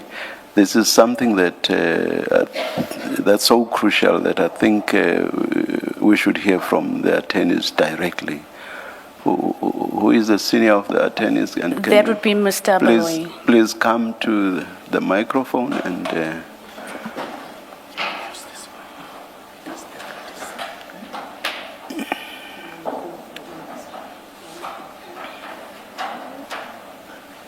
No.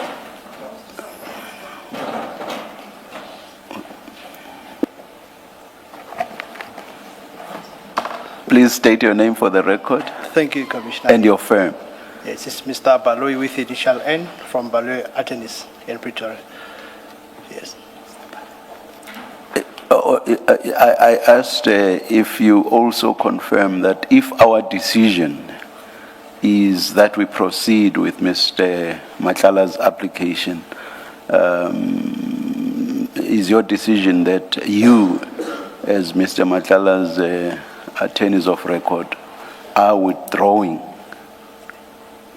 from representing him? If our decision is that we are proceeding, is that, do you confirm what counsel said? Yes, I do confirm the submission made by the council. You will be withdrawing, yeah. Perhaps, thank you very much, Mr. Baloi. I think we've reached the stage where we should.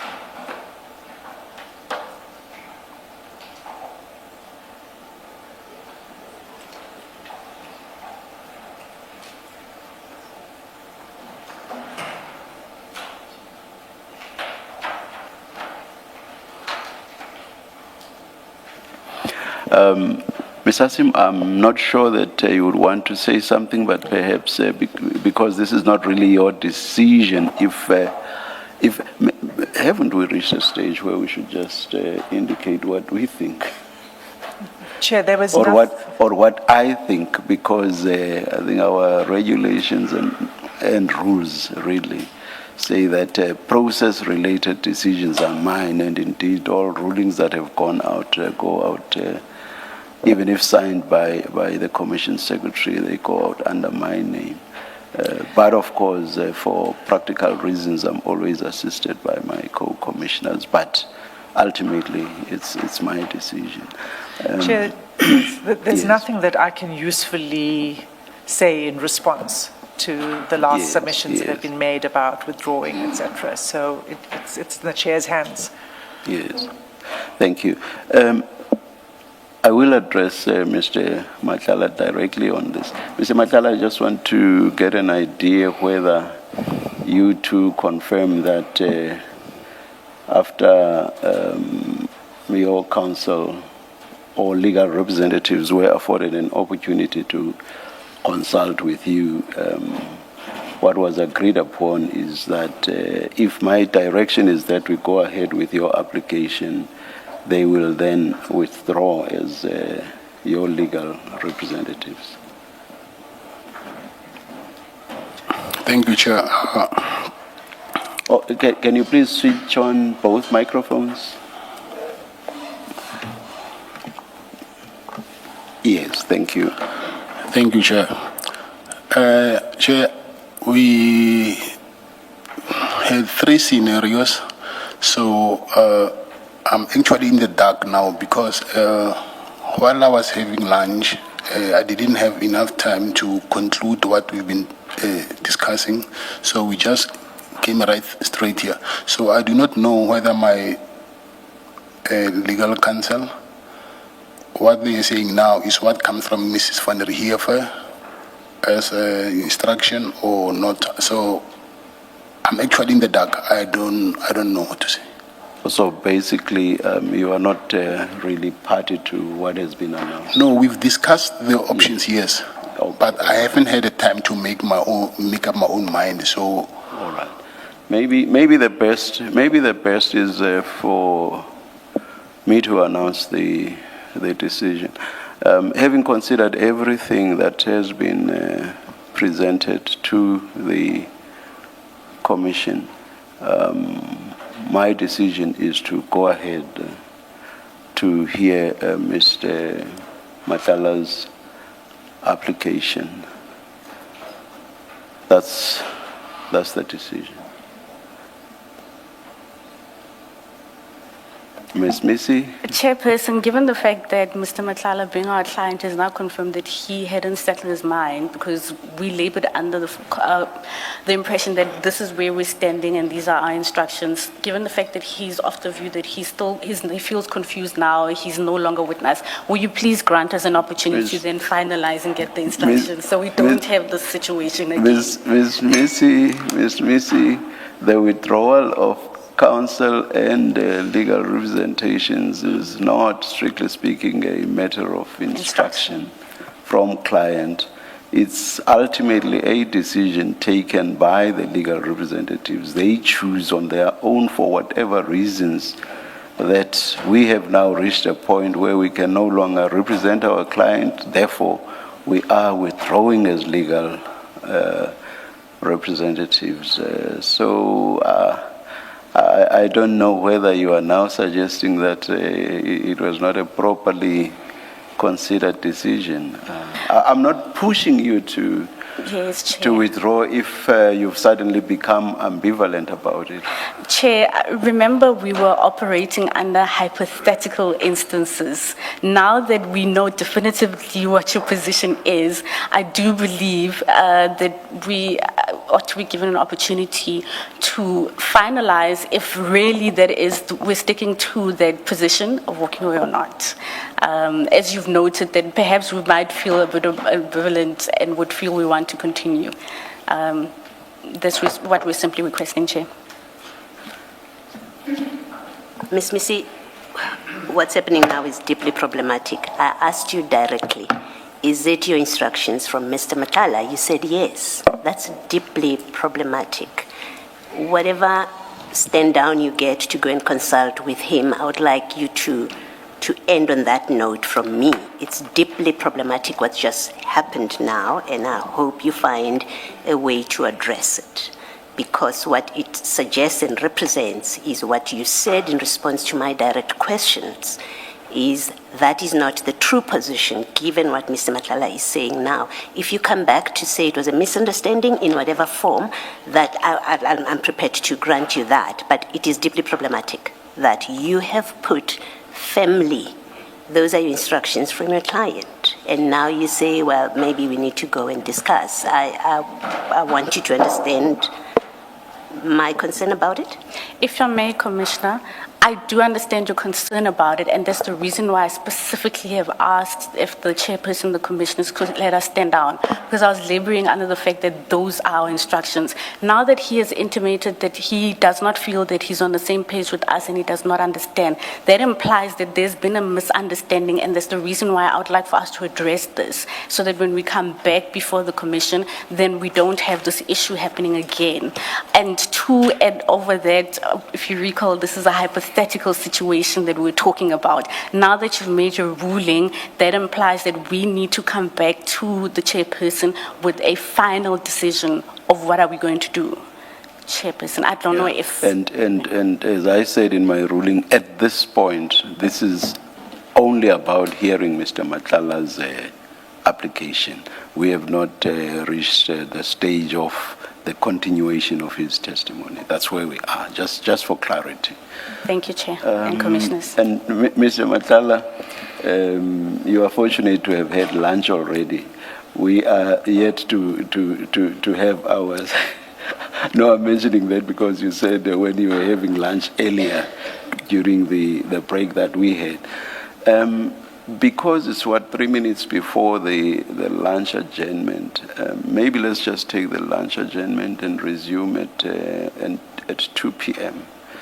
And let's have hear from you, Ms. Missy, at that point. Thank you, Chair. And I hope everything will have been clarified, and that one way or the other will then hear Mr. Matlala's application, whether you continue to represent him or whether he is moving it in person. Let's adjourn and resume at 2 p.m.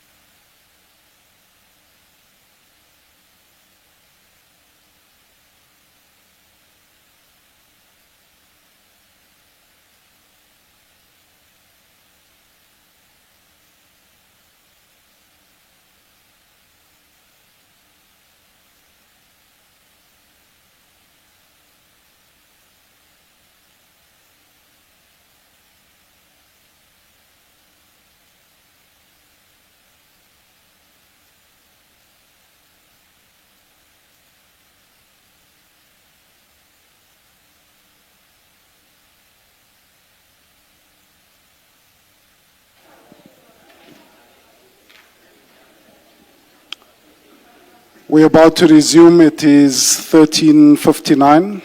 Please again make sure that your devices, your cell phones are off or on silent. Please stand. Thank you.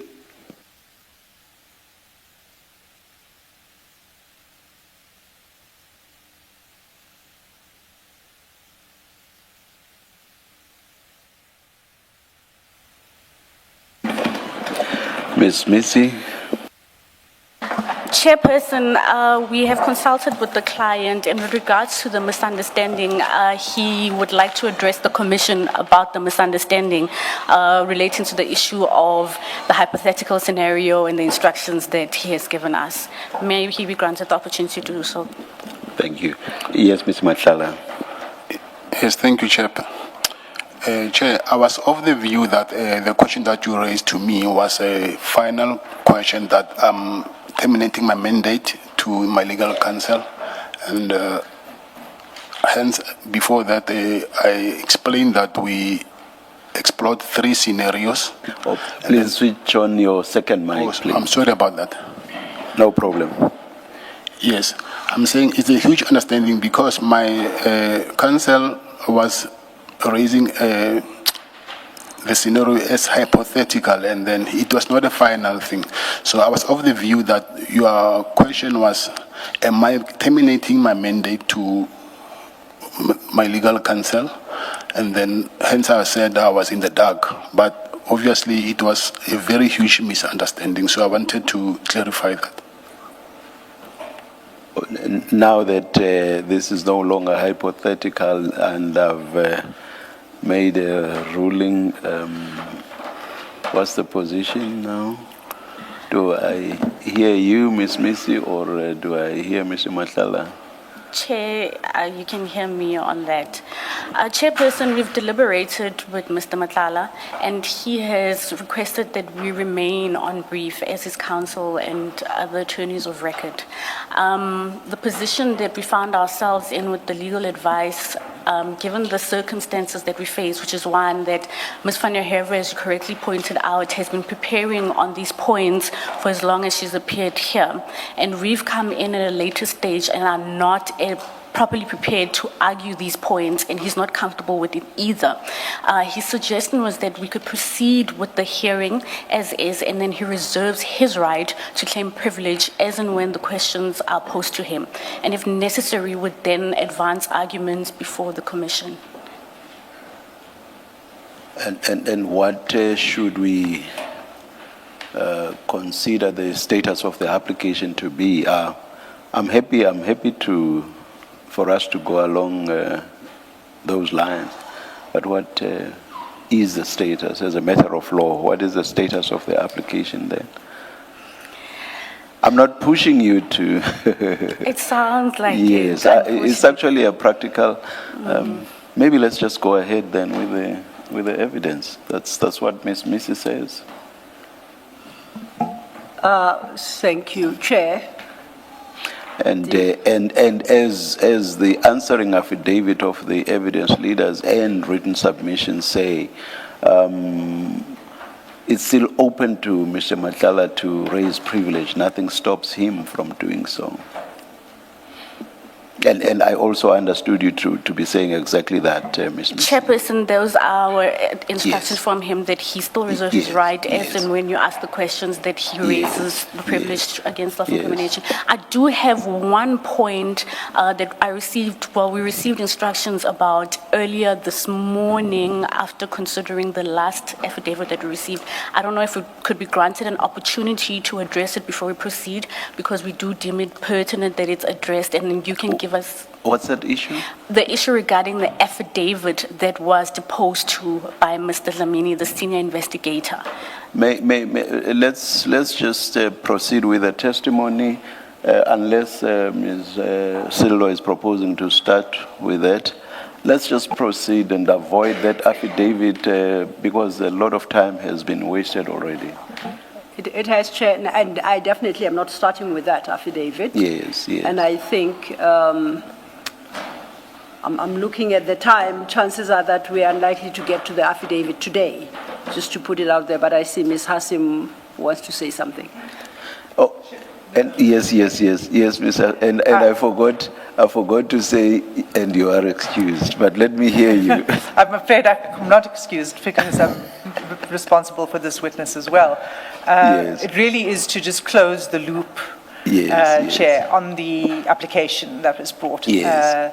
That to say that the commissioners have the written submissions of the evidence leaders, and just for the sake of the record and for everyone to understand what the meaning of it is, we obviously do not take issue with Mr. Matlala's right to assert his Section 3(4) privilege against self-incrimination. What the problem was with the way in which they brought the application was asking for a blanket immunity from whole swathes of parts of the evidence, which would have undermined this commission significantly. So on that understanding, Mr. Matlala is free to assert his right himself and as he wishes, and the chair will make a ruling on it at the right point. Thank you. Thank you. If you are able to, Ms. Sillo, maybe just try to avoid the issue of that affidavit for the rest of the day, but only if it's practical for you to. No, it is. Please, yeah. I confirm it is, Chair. Yes. I have a few issues to engage Mr. Matlala on without having to touch on that affidavit. Thank you. I just need to confirm, and good afternoon, Mr. Matlala. Mr. Matlala should have next to him at least 3 boxes of files. Is that the case? Yes, I do. You do. Chair, now, I haven't had a 2-minute stand down for my projector to come sit by me, but we shall make the best of a bad situation. Let them just walk across or not? Okay, if she may, I would appreciate that. The laptop is connected. I was trying to avoid another adjournment. I guess we are forced to. We'll hear from you. Let's adjourn. 2 minutes. Thank you, Chair.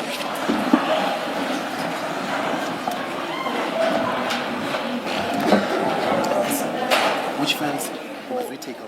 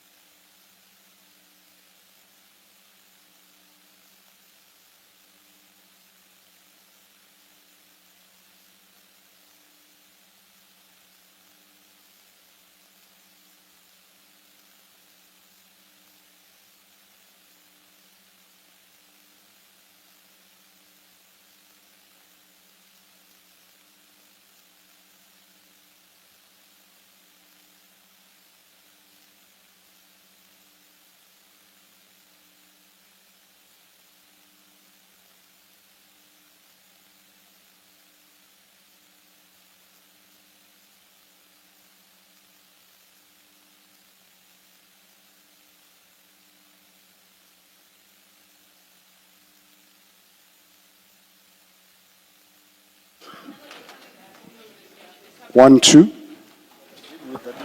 All right, we're ready to resume. Seemingly not. Just 1 second.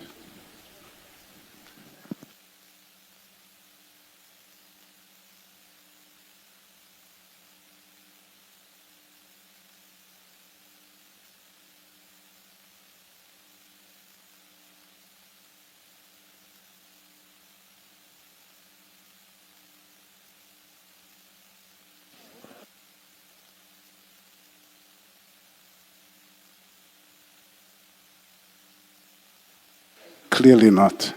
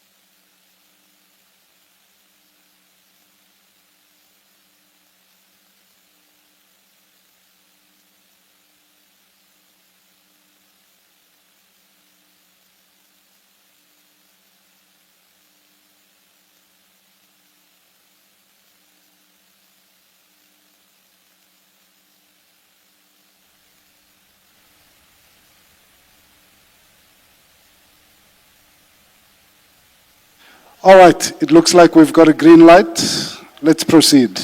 Cell phones off, please. Thank you.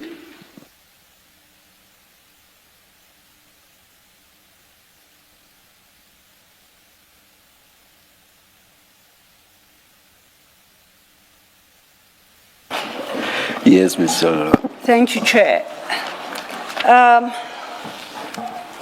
Chair, just a reminder for the record, when we parted on the 21st, Mr. Matlala had asserted his right to supplement, and in fact, he had made certain undertakings to supplement his original statement. Mr. Matlala, do you have before you file 1, which should read Regulation 10.6 Statement and Annexure? That's the original file with your statement.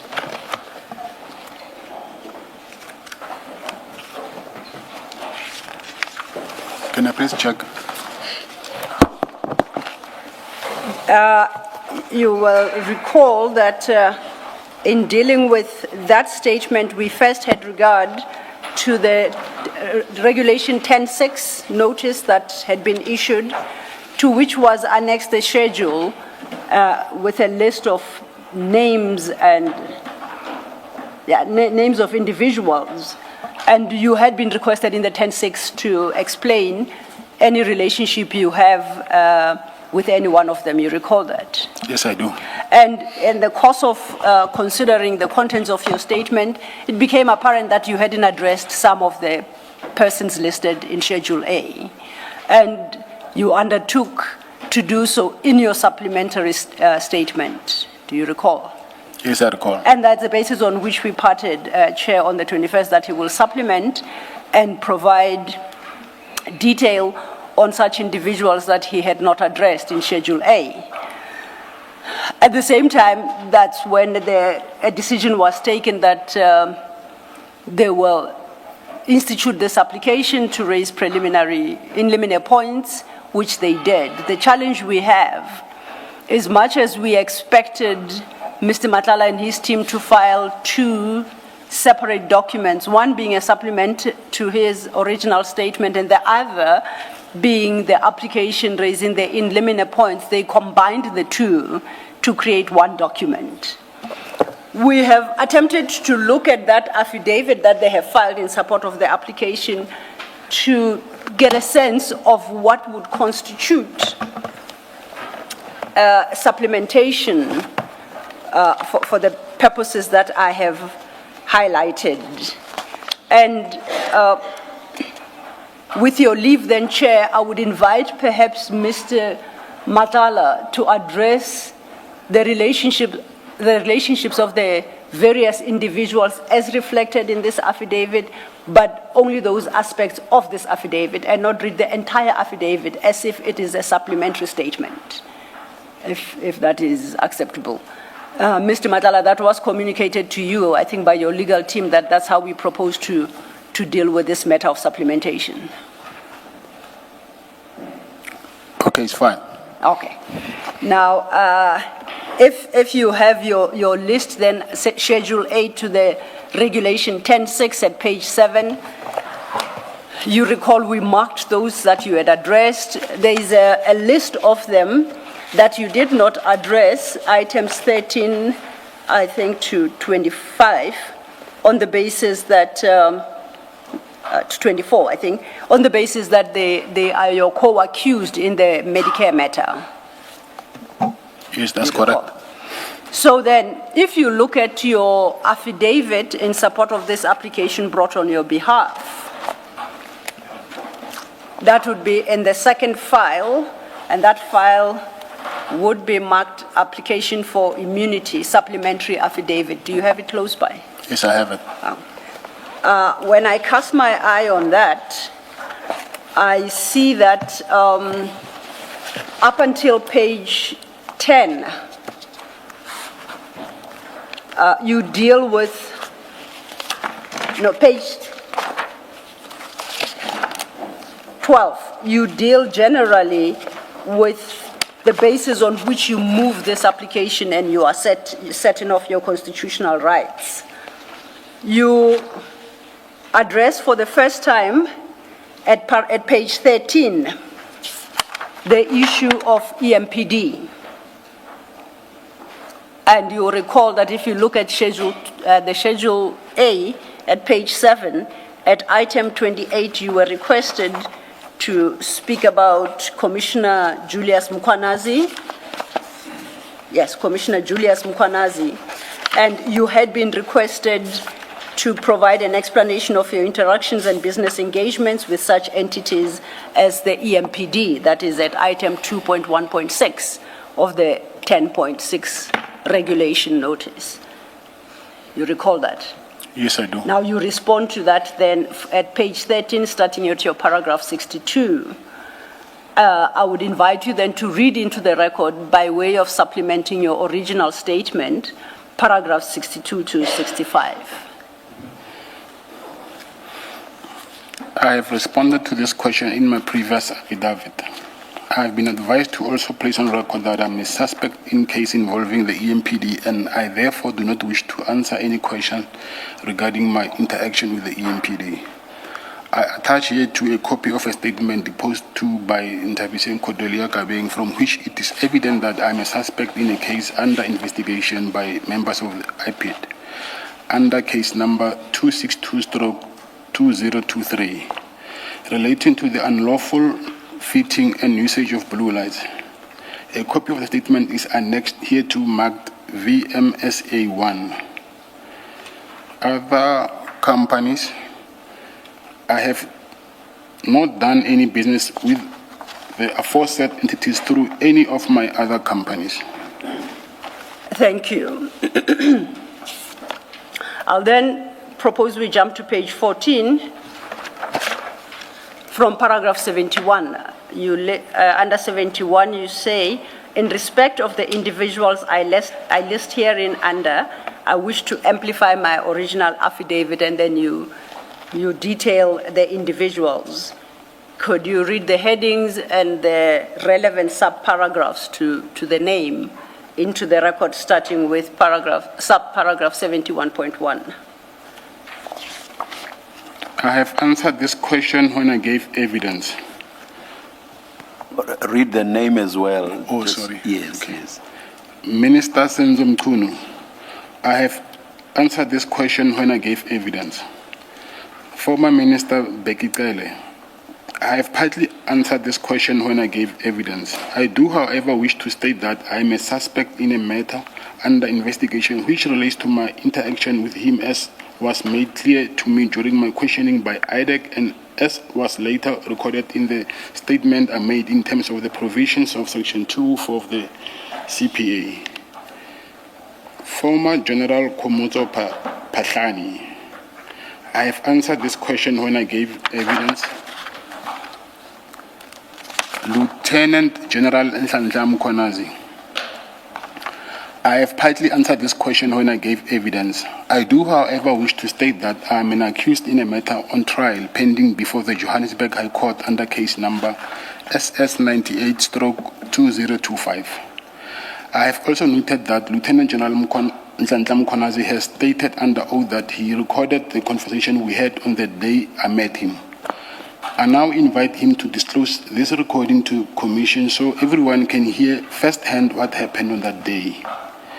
I respectfully point out that I do not understand why such an important piece of evidence have not yet been subpoenaed or voluntarily handed over to the Commission.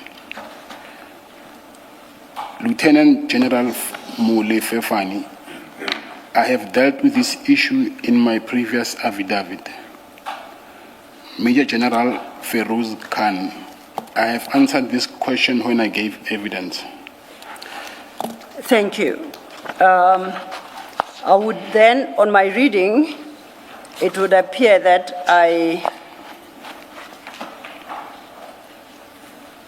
we should take it from paragraph 72, because you are responding directly to the paragraphs in the subpoena. You start with paragraph 2.3.2, and just to quickly remind you, that had required you to speak of your involvement in the incident of delivery of impalas to General Sibiya and any other forms of gratification given to General Sibiya. You deal with that at paragraph 72? 72 and up to 74. Thank you. I'm a suspect in a matter under investigation which relates to my interaction with him, as was made clear to me during my questioning by IDEC and as was later recorded in the statement I made in terms of the provisions of Section 204 of the CPA. One of the matters related inter alia directly to the issue of the imbalance. Another of the matters relates to payments of gratification. And then that would take us then to your response to paragraph 2.3.3, and this concerned the circumstances in which Sergeant Ngosi came in possession of your Luxo Africa Bank card. You deal with that at paragraph 75.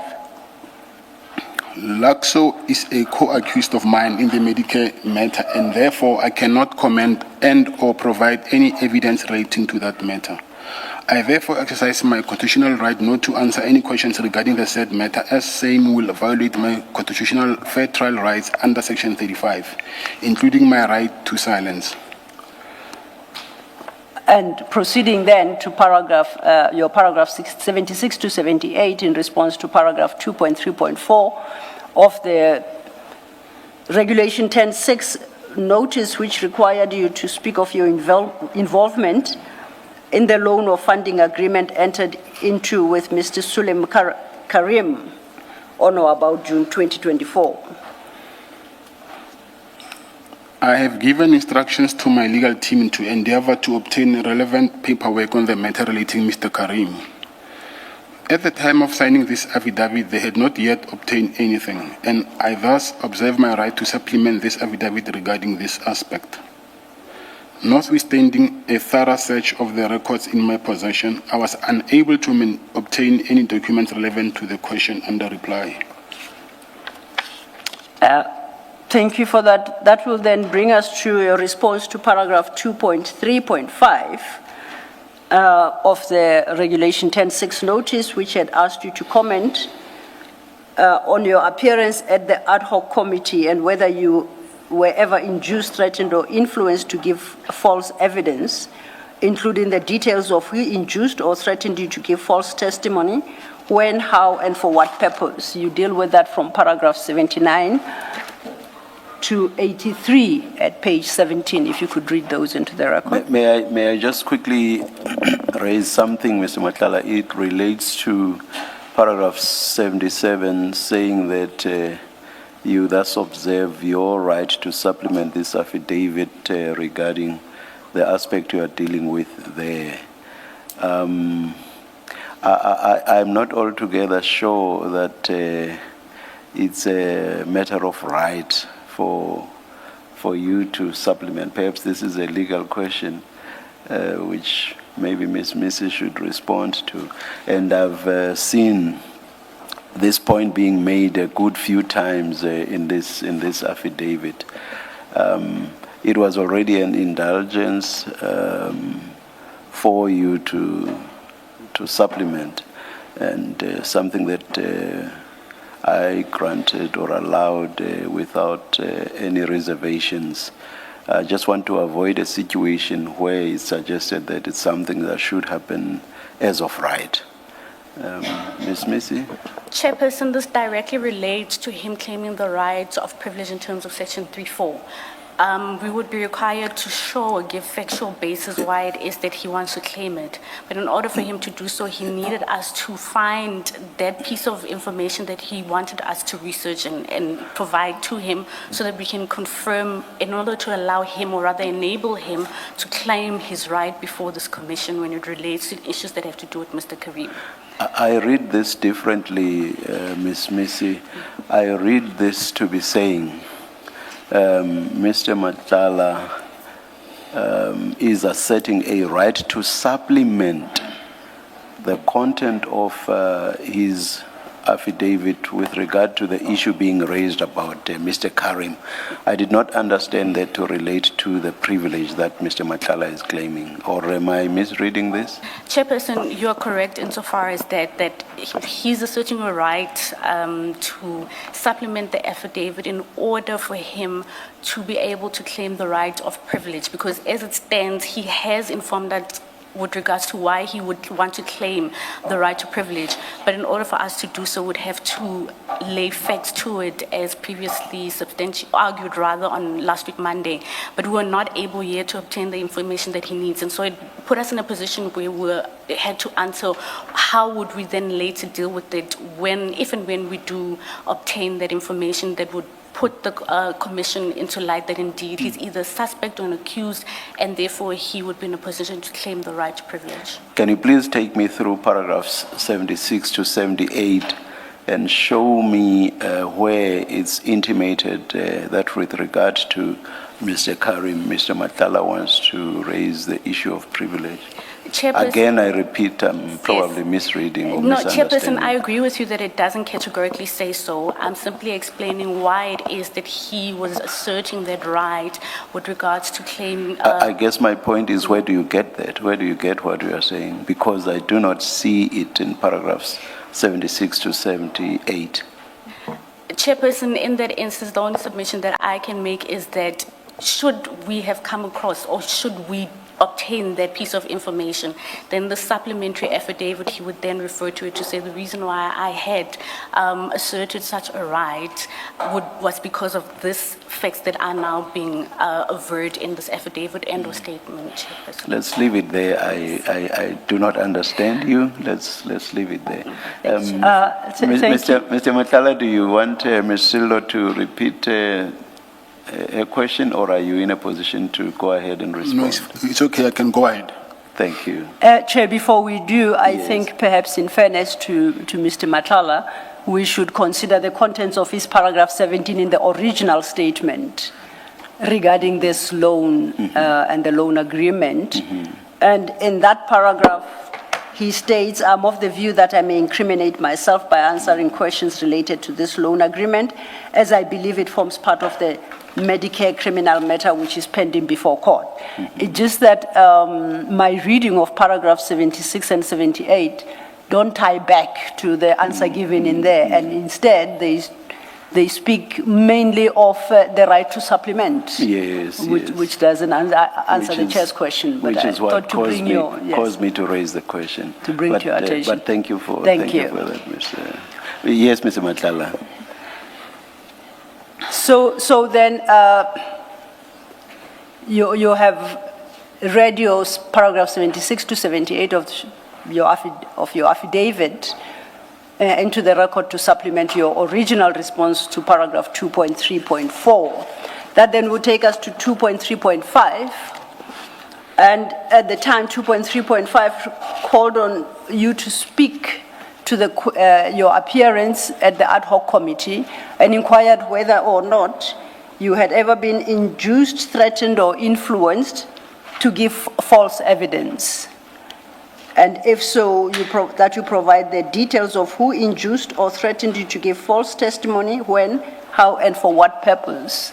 You respond to that specific question in the affidavit at page 16, starting from paragraph 79 to 83.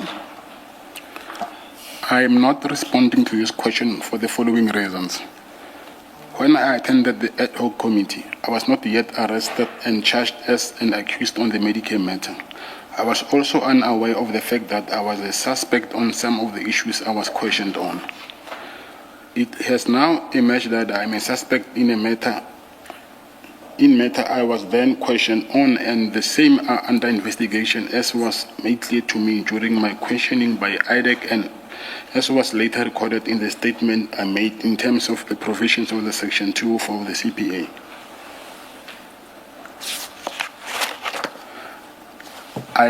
I therefore state categorically that I'm not prepared to answer any question I have previously answered on which I have now been charged or in which I am a suspect. Answering such questions now will violate my rights to a fair trial and my right to silence and my right not to incriminate myself. I have also been made aware of the fact that stand to be accused of having made previous inconsistent statements, and more importantly, that I can be charged with perjury if I deal with any of the ad hoc issues. If I can just, by way of seeking clarity, you do note that if one has regard to the question posed to you at paragraph 2.3.5, you haven't answered the key question there, whether or not you were induced, threatened, or influenced by anyone. Should I understand you correctly that your position is you cannot answer definitively to that question because any response you give thereto, you run the risk of incriminating yourself? Yes, Commissioner, you're right. Including an answer that says, no, I was not induced. My worry is if I say no or yes, the next question, let's hypothetically saying I'm saying yes. The next question will be by who and then why. And part of those who and why might somehow end up incriminating myself. Okay. We will come back to the issue in the fullness of time. Just wanted to get some clarity. If you recall, then moving on at paragraph 2.3.6, you were asked to comment on the recording of your interrogation on December 2024 and May 2025 by witness C or any other police officers who interrogated you after the arrest. You deal with that at page 17 at paragraphs 84 to 86. I have been provided with copies of any of the recordings of my interrogations, whether the same way in December 2024, May 2025, or thereafter. I have dealt with this issue above. Legal argument will be made on this issue as to why I should not answer any questions relating to these recordings. When you say this issue has been dealt with above, you mean in the body of this affidavit, where it is suggested, as the affidavit does, from paragraph 41, that you intend to launch a challenge to the seizure of your cell phones, as well as your challenge to... Now, I just see the cell phones. Where you say above, where do you deal with the issue of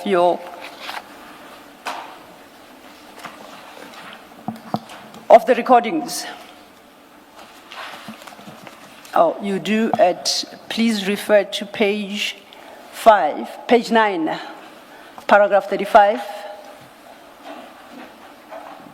You stated paragraph 35, I have learned as a result of information obtained from the Commission that the subs have obtained a number of statements from me in violation of my constitutional rights contained in section 35. And then you reference certain recordings. Is that what you mean? Yes. So, if then I reread your paragraphs 84 to 85. Maybe, Mr. Law. Yes. The paragraph 35 is about statements, but if you go back, paragraph 32 and 33, that's where he speaks of recordings. So he distinguishes, Mr. Matlala distinguishes recordings and statements. Yes, at 32 he says, I only learned later that the interrogation of me and my responses were electronically recorded at the time. Yes. Do you see where Commissioner Baloyi is directing you to? Paragraph 32. Paragraph 32 of the Yes, same document yes, we are looking yes. at page 8. And you say this recording and a transcript thereof was made available to my legal team after it was requested from the Commission. So I'm saying, regard being heard to what you state at paragraphs 32 to 36, that's the basis on which you say you've dealt with the issue above at paragraph 85, and that legal argument will be made on the issue as to why I should not answer any questions relating to these recordings. You state that at your paragraph 86. Yes. So your response to paragraph 2.3.6, then, that to clarify, is dependent on the determination by the commissioners and the chair as regards your claim, your suggestion that your rights were violated as set out in paragraphs 32 to 38. You will not answer until the question of the suggested violation of your constitutional rights is determined by the commissioners. Yes, but not only that, Commissioner. Also because those recordings, it has been made clear in court that they are currently under investigation. So we do not know which part of the recordings are under investigation. So I cannot recklessly just answer a specific question, not knowing whether is it the one that is under investigation or not. Perhaps if you could say slightly more, under investigation by who? This was said in court, so I will assume that is the same investigating officers that are investigating my current case that I'm attending in the Johannesburg High Court.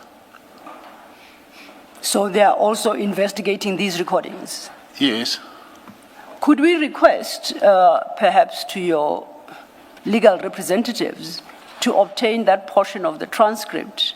Of course, yes. In court, because I'm not sure I understand what you mean by the claim that the recordings are under investigation. So perhaps if we get the transcripts, I might gain a better understanding.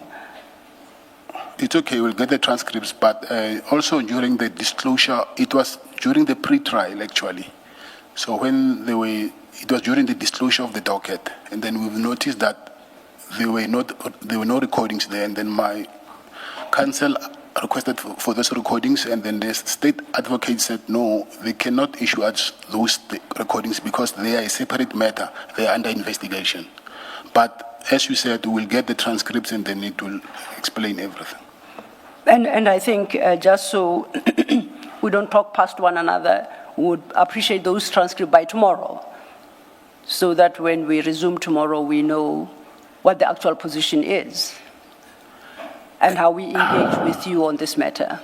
That will be very hard for me to promise that I can be in possession of those things by tomorrow. Because, as you know, I don't have access to any. When I leave here, I'm going straight to CMAX, so I won't be able to make any telephone calls, but I will ask that after you adjourn here, then I at least consult with my legal counsel, and then I will ask them to get that on my behalf. Hence, I specified that I think the request is more to your legal team through you, because I appreciate your position, but I would like to believe that your legal representatives are in a position to obtain the relevant transcripts that assist you in this regard and assist the Commission to understand how to deal with the matter of the recordings. Yes, but also I would suggest, please, let it not be something that will be required the first thing in the morning, because obviously if you look at time now, they are going to request them tomorrow morning, maybe around 11, 12, then we'll be in possession of those transcripts. Let me quickly raise a matter of clarity, Ms. Silo. If I did not misunderstand you, I thought you said something about the Commission making a decision on the question of the lawfulness or otherwise of the manner in which the contested evidence was obtained. I'm sorry. Or did I misunderstand you? No, it's not. I don't say that. I say Okay. in his affidavit, Yes, he okay. suggests that is an Okay. issue he's going to raise before yourselves. Okay. Let me tell you my understanding. You'll correct me if I'm wrong. My understanding was that the decision that he says he's seeking is a decision that will be made by the court on the lawfulness or otherwise of the manner in which the evidence was obtained. And with us, he's then saying, until that has happened, the Commission should be barred altogether to traverse that terrain. So a decision on the lawfulness or otherwise is not one that should be made by the Commission. Indeed, Chair, I agree All with right. you. I was Okay, reading from okay. his affidavit, which is what I had understood. Yes. Him to suggest in the affidavit, but I'll hasten to add that this is part of the legal argument and the points raised in limine Yes, that I understand perhaps are still to be argued before yourselves. So I would park that issue. Okay. But he had the affidavit seems to suggest that it's a legal argument to be made to yourselves. And there, All right, okay. Chair, you will see at paragraph 40, it says full legal argument will be made to the Commission on this issue. Maybe we should not open that door. We should Yes. wait to hear if anybody will still raise that issue, because we are hearing the evidence now. Indeed, So Chair. maybe who knows? Maybe nobody will go back to that now that we are hearing the evidence. And Mrs. said what will be raised will be the question of the privilege. And what I sought to establish here Yes. is the basis, because it's not articulated in the papers. Yes. And that's when Mr. Matlala raises the question of the recordings being under investigation. So that's what I was trying to tease Okay, out, all right. to understand who's investigating and where he learnt that from. All right. Yes, Ms. Missy? If I may, Chairperson, we wanted to address the issue with regards to the practicality of getting those transcripts. Because what would happen is that the attorneys would have to put in a request from the transcribers, as I'm instructed, to obtain that recording from the courts. I forgot what the title is to the individual who does the recordings, and then obtain it, at which point would then get access to it. So to say that we'd have it by 12 o'clock tomorrow, perhaps it would be overambitious of us to assume that it's even practically possible. And if we make that undertaking, then it comes back and it may seem as if we're trying to frustrate the process, but practically it doesn't seem possible that we'd have it tomorrow. They are obtainable, it's just a matter of the Yeah, timeline. The timing, yeah. Unless things have improved significantly from the time I was last in practice, I think I agree with Ms. Missy on the practicalities. I'm willing to accept that. I'm going to challenge her on that, except then there is a gap in the logic that is set out in the affidavit. So perhaps in the course of argument, we might be assisted with more facts to support what is set out in his paragraphs 84 to 86. Thank you, Mr. Law. Thank you, Chair. Chairperson, if I might make a suggestion that would try and aid and or assist the commission in moving forward whilst we wait for that recording, because there's an attorney of record who was present at those proceedings, would it be of any use for him to address that particular point, because he's heard what was said in the ruling or rather judgment made with regards to that? If it would be of any use, we perhaps could assist in this. I don't think so, because this is a matter of evidence, and Ms. Silo is engaging Mr. Matlala at the level of testimony by Mr. Matlala. The only issue I seek to establish, and I think it was triggered by Mr. Matlala's response, that the recordings are a subject of an investigation. So that's the only clarity I seek. Who is investigating? What does that mean, that they are subject of investigating, and who is investigating? And that is because when I engage Mr. Matlala on these issues, I will seek to persuade the Commission that to the extent that they may be under investigation, that does not preclude Mr. Matlala from speaking on these matters, because it's the recordings, according to him, that are under investigation. It's not him per se who's under investigation. So I'll leave it there for the moment, Chair. When we come back, we perhaps will get better insight. Mr. Lo, maybe before you then move on, now that we seem to be agreed that we won't have the transcript anytime soon, then maybe let me ask my clarification question. Mr. Matlala, the investigation that you speak of into these recordings, is it by the state or by your legal representatives? The investigation. Yeah, you said that there's an investigation about these tapes or these recordals of you. Is it an investigation by the state or by your legal team? By the state. Is it by the state? Yes. And what in particular is being investigated about them? What was said is going to be investigated? That is something that I don't know, but what I know is they just said that whatever has been I've mentioned in those recordings, for those things I'm being investigated. So I cannot tell what is it exactly what they're investigating there. Okay, all right, thank you. And then lastly, at that paragraph 84, Ms. Silla, it's either a word is missing or a word that is there shouldn't be there. 84 reads, I have been provided with copies of any recordings of my interrogation, whether same in December, May. I think of any other words that shouldn't. Have you been provided with recordings? Yes. You have? Okay, so we must take out, I have been provided with copies of the recordings. That's how it should read. Thank you. Thank you, Commissioner. That then will take us to your paragraphs 87 and 88.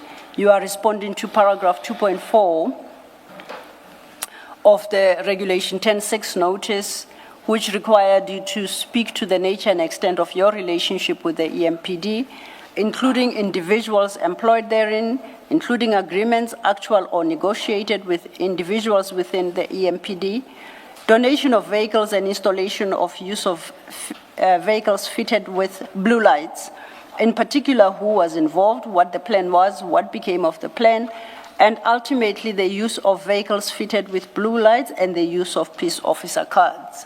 That's what was asked of you. You deal with that at page 17, paragraphs 87 and 88. If you could read those. I have indicated above that I do not wish to deal with or answer any questions on this issue of EMPD.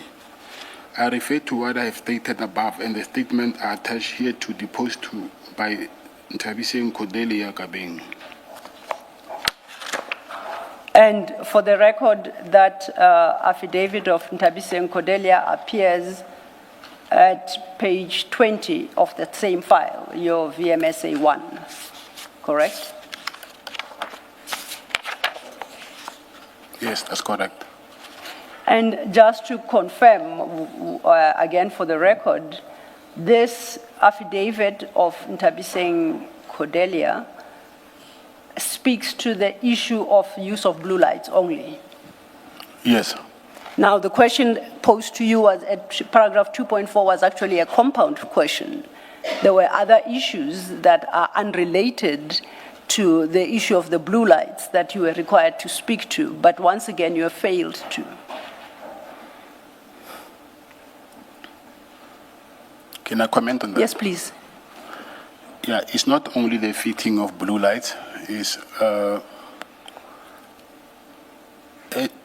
any involvement with the EMPD, because I said before on last week Monday, maybe that's why it's not on this affidavit, that there are people who are currently facing criminal charges for not only the blue lights, it's peace officer cards and blue lights, and I think the donation. And as a result, also my name has been mentioned there. I heard the spokesperson of SAPS mentioning my name there. So, in regard to these other matters, are you suggesting you are an accused or a suspect because you had your name mentioned? Are you able Not to, an to accused. clarify? Not an accused. I will say a suspect or a person of interest. And as a matter of interest, in all these other cases besides the blue lights, which you have explained why you can't address, why do you consider yourself a suspect? Like I said, there are people already who have been charged with those issues that you just mentioned.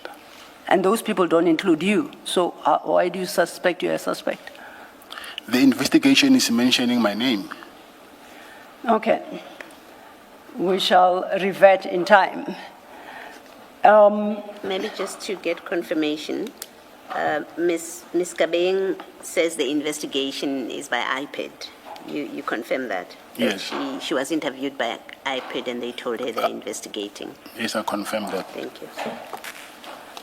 We then go to your paragraph 88, still at paragraph 89, still at your affidavit, starting at page 17, and there you are dealing with the contents of paragraph 2.5.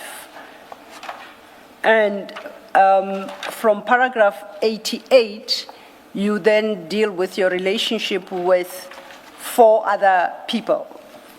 So if you could read the name of the person you, whose relationship you speak of, and then you deal with the contents of the paragraph immediately following the person's name. I will start with Jotham Musibi. Yes. I knew Jotham Musibi purely as a person to whom I rendered security services. I never had business with him. I know Ignatius Motagati, Andrew Boy Mutetwa, and Katiso Molefe purely by virtue of the fact that I came across them and were introduced to them on occasions by Jotham Musibi, to whom I rendered security services. I never had any business dealings with them. I never sat around talking to them. I do not know any about their personal life or the business they are involved in. Now, before you deal with the next person, at 89, you say you knew Mr. Msibi purely as a person to whom you rendered security services. I never had business with him. What do you mean by that last line, that you never had any business with him or businesses? I will say I never had I attempted, yes, to do business with him, but it never materialized. So I never had any business without rendering security services with him. And then while you are on that, what businesses did you attempt to have with him that did not materialize? To purchase a private jet. Yes. Any other?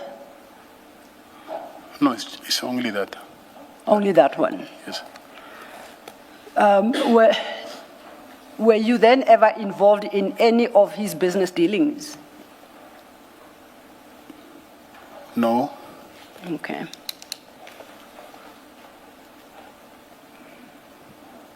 Thank you. You then, from paragraph 91, at paragraph 91, deal with your relationship with the next person. If you could identify them and then read your paragraph 91 into the record. Mike van Wyk. He was my business partner and is a witness in the Medicare matter. I am therefore exercising my constitutional right as an accused not to respond to or answer any questions pertaining to him or our relationship. Now,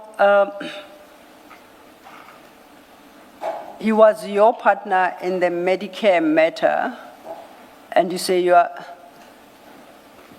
are exercising your constitutional rights. I just want to understand, is this an exercise of constitutional rights in respect of any and all affairs of Medicare? Or is it only in respect of the SAPS contract for which you are currently facing charges? Yes, only the SAPS contract. Only the SAPS contract. Thank you. You proceed then to deal with the next person, and at paragraph, you identify them and deal with their relationship at paragraph 92, or your relationship with them. Baron Mohoti, I have answered this aspect when I gave evidence. So in effect, you're saying you've got nothing further to add to what you've already stated? Yes. Okay. Then lastly, I think at paragraphs 93 and 94, it's the last person. Angwani Mogen Maumela and Suleiman Karim. My legal team is in the process of collating evidence in respect of the said persons which will enable me to move fully with awareness of an explanation of my rights, answer questions about them. I thus reserve my right to supplement this affidavit. I reserve my right to provide the Commission with any further and supplementary sworn statements necessary in these proceedings. Can I just clarify paragraph 93? You say your legal team, quote, is in the process of collating evidence in respect of these persons being Mr. Hlangwani Morgan Maumela and Mr. Suleiman Karim, which will enable you to more fully, with awareness of and an explanation of your rights, answer questions about them, end of quote. Can you say that in simpler English? What do you mean? I understand that they're in the process of collating evidence in respect of these persons, but I'm not sure I understand the remainder of that sentence. Are you able to assist?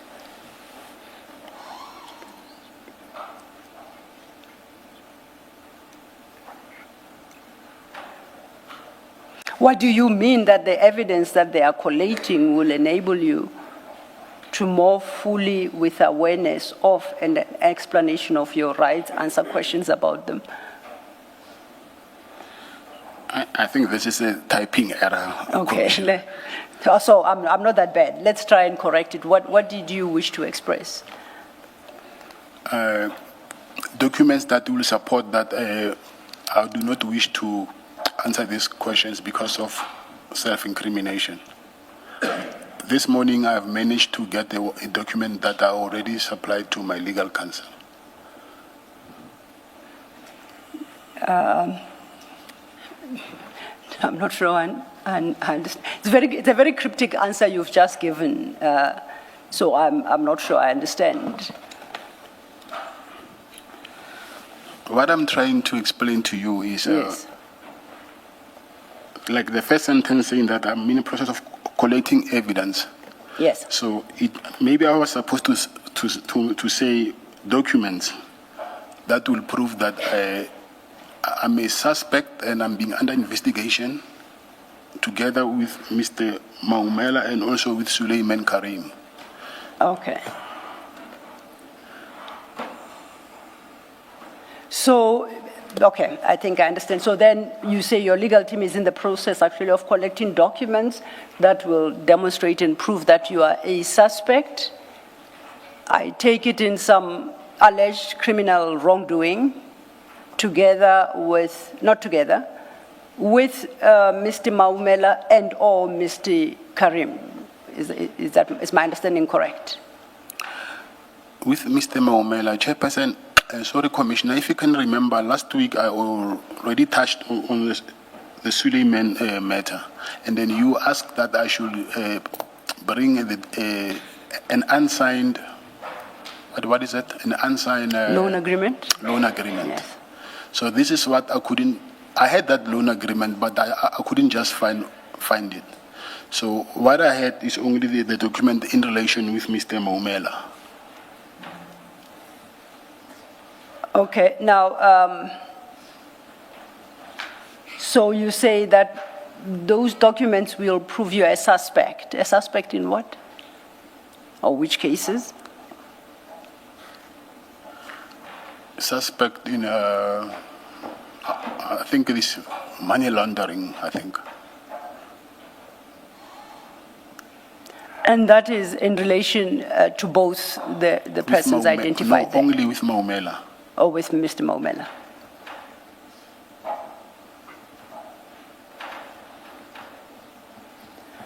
And when can we expect these documents to be submitted? Because you say that your legal team is in the process of collating them. They are already in possession of those documents. Okay.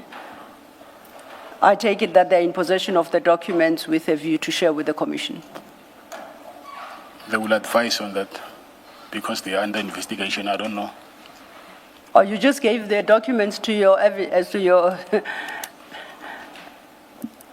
Chairperson, if I may be allowed to address the Commission in relation to that. Yes. We couldn't just take it off word that he says that he's a suspect, and we needed to confirm before he would be able to make such an allegation of vermin before the Commission. And so he had to look for the document, which unfortunately, as I stated, he was unable to give it to us, the team yesterday. This morning he did give us the document, and it places us in a position where we can give, or rather he can make that statement on affidavit that he is a suspect and would be claiming his rights to privilege in terms of section 3(4). Sorry. Now, Would need to supplement, if I may, would need to supplement his affidavit so that he's able to make those averments and give you the correct facts.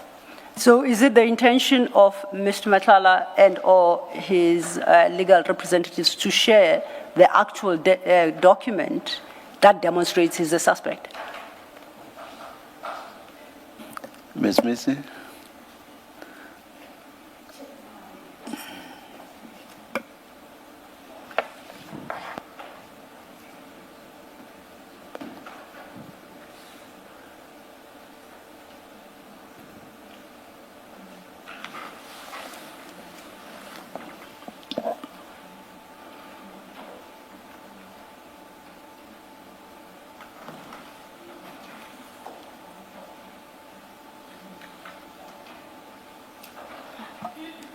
Chairperson, the issue that we're having is that we haven't properly looked at the document to determine whether, to what extent he can claim his right to a privilege.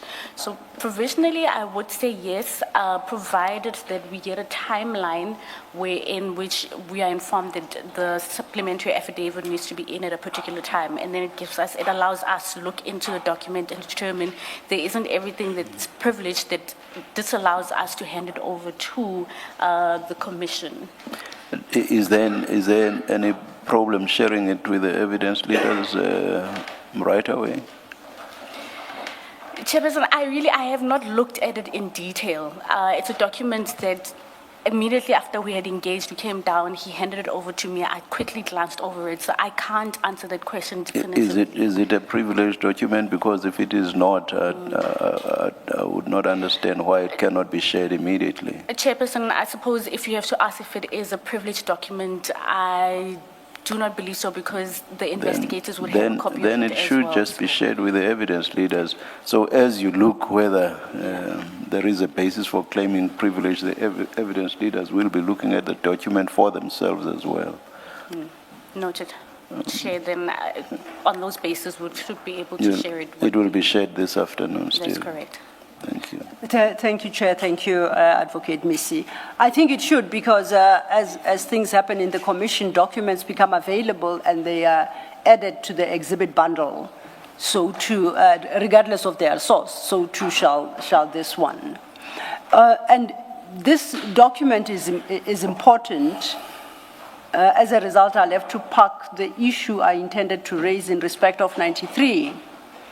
It's important because it would appear, Mr. Matlala, that you have adopted this posture regarding almost all the issues or the persons you've been asked about.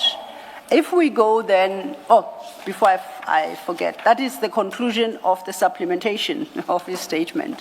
You confirm that that paragraph 94 is the end of your affidavit. Yes, I confirm. So then you have given your supplementation. So then, Ms. Silo, yes. I don't want to get ahead of you because it may be that you're still coming there. When I looked at 2.2 of the 10.6 notice read with Schedule 1, according to my reading, item 5, the person who appears as number 5, there's still not answer to the question in 2.2. Because 2.2 said, explain your history and or relationship, direct or indirect, with the listed law enforcement officials in Schedule A. And then when you go to Schedule A, it lists 28 people. yes. But on my reading of both affidavits, I thought it was an omission in the first one. And the second one was supposed to supplement. But I don't see in the second one where it deals with the name in item 5, unless I've missed it. No, Commissioner, you haven't. Mr. Matlala, you understand we referred to Schedule 1 and the Regulation 10.6 notice, correct? Okay. We discussed the people listed in that document at page 7.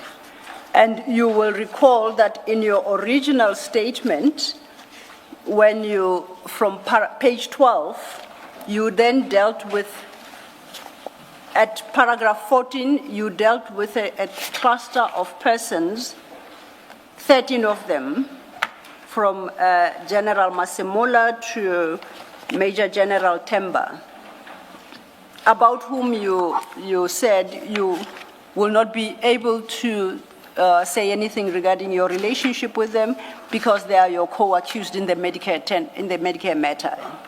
Okay. From paragraph 15, you then dealt with some of the remaining persons on that list. You see that? Yeah. And there you dealt with Minister Mkunu, Patlane, General Patlane, General Mkwanazi, General Fani, and General Khan. You see that? Yes, I do. Now, in your supplementary statement, you then deal, or you purported to deal with the remainder of the persons you had not spoken of. And in this regard, as we looked at your statement, you, at paragraph 71, page 14, you once again deal with Minister Mkunu. You deal with former Minister Bekitele. You deal with, once again, with General Patlane at 15. You once again deal with General Mkwanazi.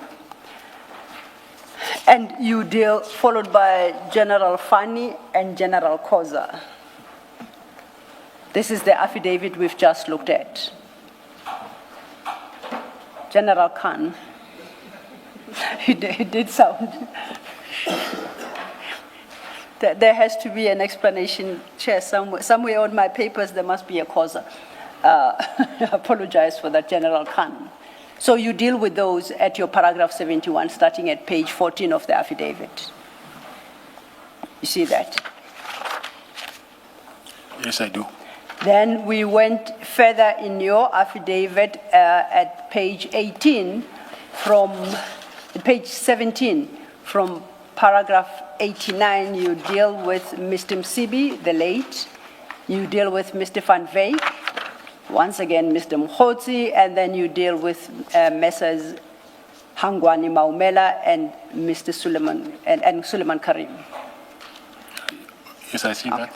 Now you confirm, if you go back to your annex Schedule A, that item 5 required you to speak about your relationship with Lieutenant General Shadrach Sibia. And the question posed by Commissioner Kumalo is that even in your supplementary statement, quote unquote, you have failed once again to deal with your relationship with General Sibia. You note that? Yes, I do. I think then perhaps this might be your opportunity to explain to the commissioners why you elected, notwithstanding that you were given a further opportunity to deal with that relationship in the terms as requested of you. Oh, firstly, if we can remember, Commissioner, you asked me about, this goes to General Sibia, but I need to take you back. You asked me about my interactions with General Mkonazi. What was it that was discussed during the meeting? And I only told you about the Medicare tender and the warrant. So, and I said some of the things I could not talk about them because I wouldn't want to prematurely disclose my defense strategy. Because if you go back, and now I mentioned about General Sibia, and the very same recordings that I was talking about, his name has been mentioned there. And I said, those recordings are under investigation, and I do not know what actually are they investigating me about in those recordings. So I did not say anything about him because I did not want to somehow end up incriminating myself. I think, Mr. Matlala, the question is, what is your relationship with this person? So it has nothing to do with offenses that are under investigation and the possibility of self-incrimination. You are being asked to explain your history and or relationship. Take Mr. Van Veek, for example. You've set out what your history and relationship is with him. Then you say, because he's a witness in the Medicare matter, you won't say anything further. But in relation to General Sibia, you don't even say you know him. You don't even say you have a history with him. Okay. And that is separate from whatever issues are being investigated and may be the subject of criminal proceedings. So I would expect you to please answer the question, what is your history and relationship with General Sibia? And then at a stage where you need to assert your privilege, you may do so. But I cannot accept that you are not even able to say, I know the person. I understand, Commissioner.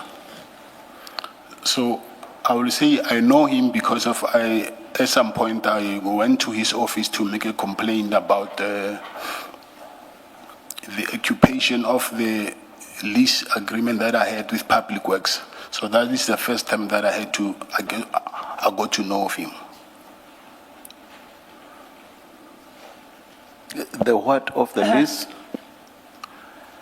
The lease agreement, I had a lease with Public Works for the hospital that is situated inside SAPS College, which is in Pretoria West. So and then I couldn't occupy that hospital. So that was my first time that I went to him to complain about that. Perhaps to assist you, please let's go to the Regulation 10.6 itself, because specific questions are posted there in respect of each individual that is listed in Schedule A. So if you could consider all the questions set out in subparagraphs 2.2.1 to 2.2.7, can we invite you to answer each one in relation specifically to General Sibia? That might help Commissioner Sorry, Kumalo. Commissioner, can you please clarify that again? Please, let's go to the Regulation 10.6 in the same file that contains your statement. The first document should be the Regulation 10.6 notice. Yes. And if we go to page 3 of that file,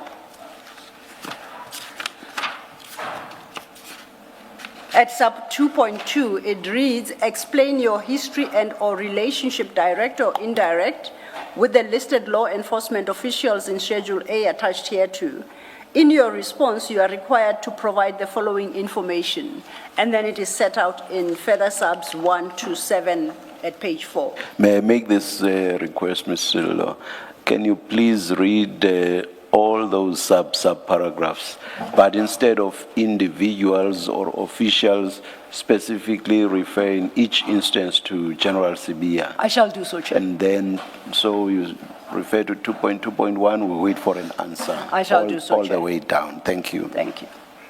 So, but you have reacquainted yourself with paragraph 2.2. You understand what it requires of you. Of course.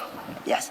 So then, back to Commissioner Kumalo's question, we are talking about your relationship now specifically with General Sibia, and we are going to consider each question in turn and have you speak and respond thereto, but confining your response only to your relationship with General Sibia. You understand? I do. Then the first question would be at paragraph 2.2.1, and then in this context would read, when and how did you meet General Sibia? If introduction was a third party, please provide the details of such a party.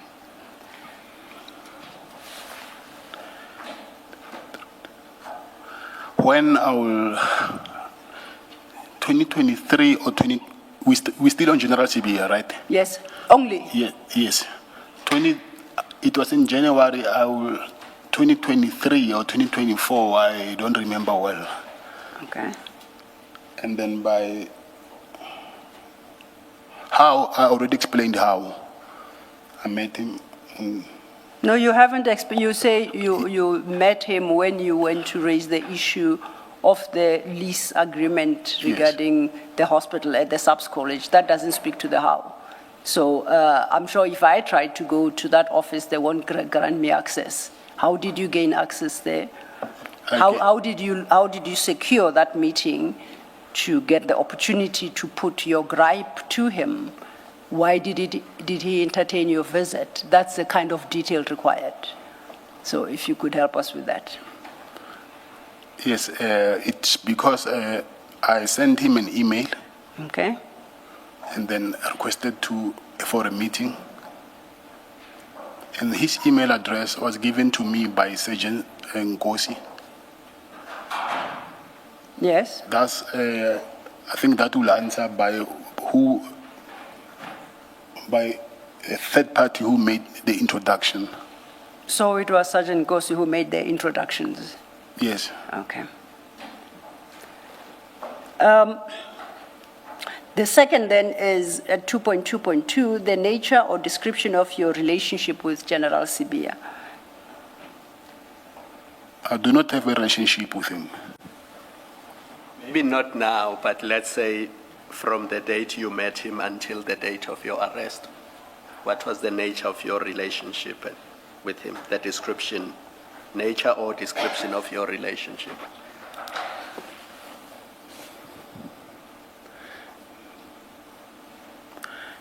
I do not know how to answer this question, Commissioner. You say nature. Were you friends? No. So your engagements with him, what were they? Were you engaging with him as a policeman, as what? The engagement, hence I said, is something which is under investigation, which I cannot. Yes, there are engagements, but it's something that is under investigation, and partly some charges that I'm currently facing. So for me to explain that to you, I have to go deep in and then explain the nature of the charges that I'm currently facing that involves him. Let me ask you this. Are you not able to say, these are the examples of the engagements I had with him? With these ones, there are no issues. But this one, I know that there's an investigation, so I assert my privilege. I would have a difficulty if you said, even when you met him at his office, to lay charges or to complain about service delivery. You're not going to tell us about it. But that I've already done it. No, you mentioned one incident when you met with him to discuss the public works issue. Yes. So that was one. Yeah, of And course. the question I asked you was, from that moment until the date of your arrest, what was the nature and description of your relationship? That's something that I cannot go into because it's under investigation. I cannot go into that. Did you, after you had met him for the first time, did the two of you socialize? Maybe meet at ceremonies, functions? You mean the first time? Did after you had met him for the first time? After? Yes, I met him. Did you socialize? Socialize meaning meet at meeting at a social ceremonies, gathering. meet Yeah. at ceremonies, functions? Yes, yes. Okay. And what sort of gatherings or ceremonies? It was an engagement party, I think. Whose engagement? I don't know whether it's his daughter or his son. I'm not sure about that. But it's between the two. I'm not sure whether it was the daughter or the son. All right, thank you. Thank you, Commissioners. You say, I will say it is under investigation, and of course I speak subject to your correction. You can't talk about your relationship with General Sibiya because what is under investigation exactly? Is it your relationship with General Sibiya that is under investigation? Is the contents of what is in the recordings regarding General Sibiya, and also is in relation with the Medicare tender. So what is under investigation insofar as your relationship with General Sibiya is concerned is regarding the Medicare tender? Yes, that's correct.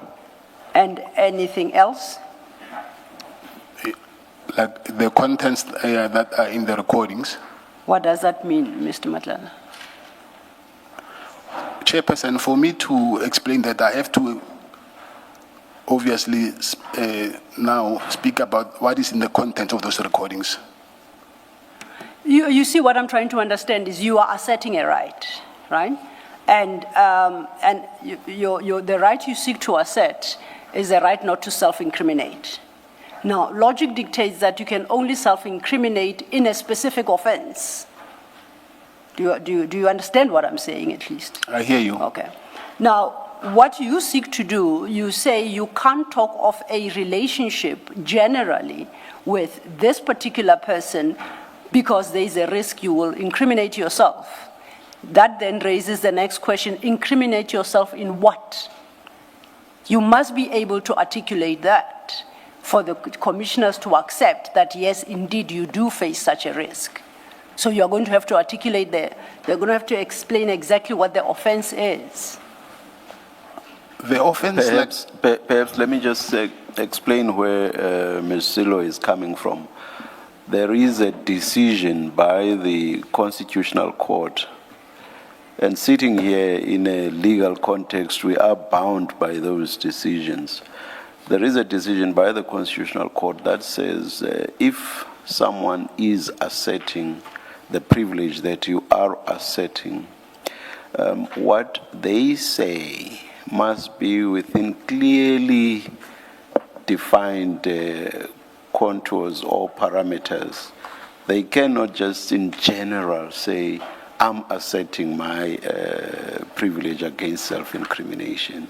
So it's on that basis or at that level that Ms. Silo is engaging you. Do you follow that? So you cannot just say, because issues relating to Mr. Or General Sibiya somehow relate to the Medicare 24 contract, I'm not willing to answer any question relating to that because I might incriminate myself. That may not fall within what the Constitutional Court prescribed. So it's on that basis that Ms. Silo is engaging you. Are you in a position to respond, or do you want Ms. Silo to repeat the question? So saying that it's because of the Medicare tender, it does not justify why I cannot comment on that. So I should explain, is fraud, is money laundering. So I do not know how I should explain that. I don't know. Okay, let's try it this way. You are facing a criminal charge in respect of Medicare 24 tender. Yes. General Sibia is not. Yes. What bearing does your relationship with General Sibia have on that charge you are facing when he's not your co-accused? He is. He's not my co-accused, but Yes. He's been investigated By who? by IDEC, In what case? For what crime? What offense? the Medicare tender. And what is the proof of that when he is already not part of the litany of accused who are now being charged for the Medicare tender? So you have about these 14, 15 people who are already facing criminal charges. Now you say by IDEC, initiated by IDEC, and you say he is still under investigation. On what basis do you so say? Because one would have expected that he formed part of this cohort of accused persons, which he doesn't. Yes, I do not know why he's not part of the... Then how do you know he's under investigation? Because I've been questioned about him, and also I have made a statement under Section 204 when I was being questioned about him. You were questioned about him in respect of Medicare 24? Yes. Okay. I'll accept that. But what does that have to do with the fact that he's your friend? I'm sure you were questioned, and I suggest to you, about certain conduct. His conduct. Was that not the extent of the questioning? Of course. So that conduct, you don't need to be friends for that conduct to raise questions and be subjected to investigation. We are not discussing his conduct. We are discussing your relationship with him. Why can't you comment on that without necessarily saying anything about his conduct, which you suggest IDEC is investigating? Commissioner, I've already commented on that. I don't know whether you want me to say... I told you he was not my friend. He's not my friend. But there's an investigation that is going on. So I do not know what is it that you say I cannot comment on. Unless now, if you want me to explain what is it exactly that IDEC is investigating him for. No, that's not my question, because you want that to be my question. I'm staying away from that question. I do not accept, just for the record, that he's under investigation, because you haven't even proven that he's under investigation. Your say-so is not enough. It's not your get-out-of-jail card to refuse to answer a question simply because you suggest somebody else, or you suggest that there is an investigation, and there is not a morsel of proof before us that there is such an investigation. It is no answer, but that's not what I'm asking you. I'm asking you about your relationship with the man, and that you describe the relationship. Is it a long-term relationship initiated on that particular date when you went to complain about the hospital, the SAPS hospital? Does it sustain? Has it broken down? Was it very close? Was it a business relationship? I'm giving you. And you see, so far, I haven't even gotten anywhere close to what IDEC is investigating him for. And I'm demonstrating that you can answer that question without reference to what you claim IDEC is investigating him for. Okay, then which question do you want me to answer? Please describe in your own words the relationship you have with General Sibia you had, and if it has since changed, when it changed, and the one you currently maintain with him.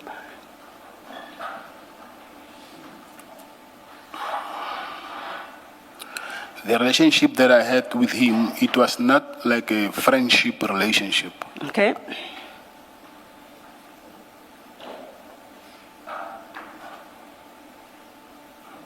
Well, if it was not like something, it has to be like another. What was it like? Now you're pushing me to say something that I do not know what I will say, because he was not a friend, yes. And for me to go further, is the only way to do that then is to go now into the contents of the investigation, which I do not want to tap in that territory. Okay, let's... Was he an acquaintance? is someone that I knew. Thank you, Chair. Perhaps then let's continue. It might become clearer in time for the commissioners, the nature of relationship. Staying then with the regulation 10.6 at 2.2.3, page 3, that's where I'm reading.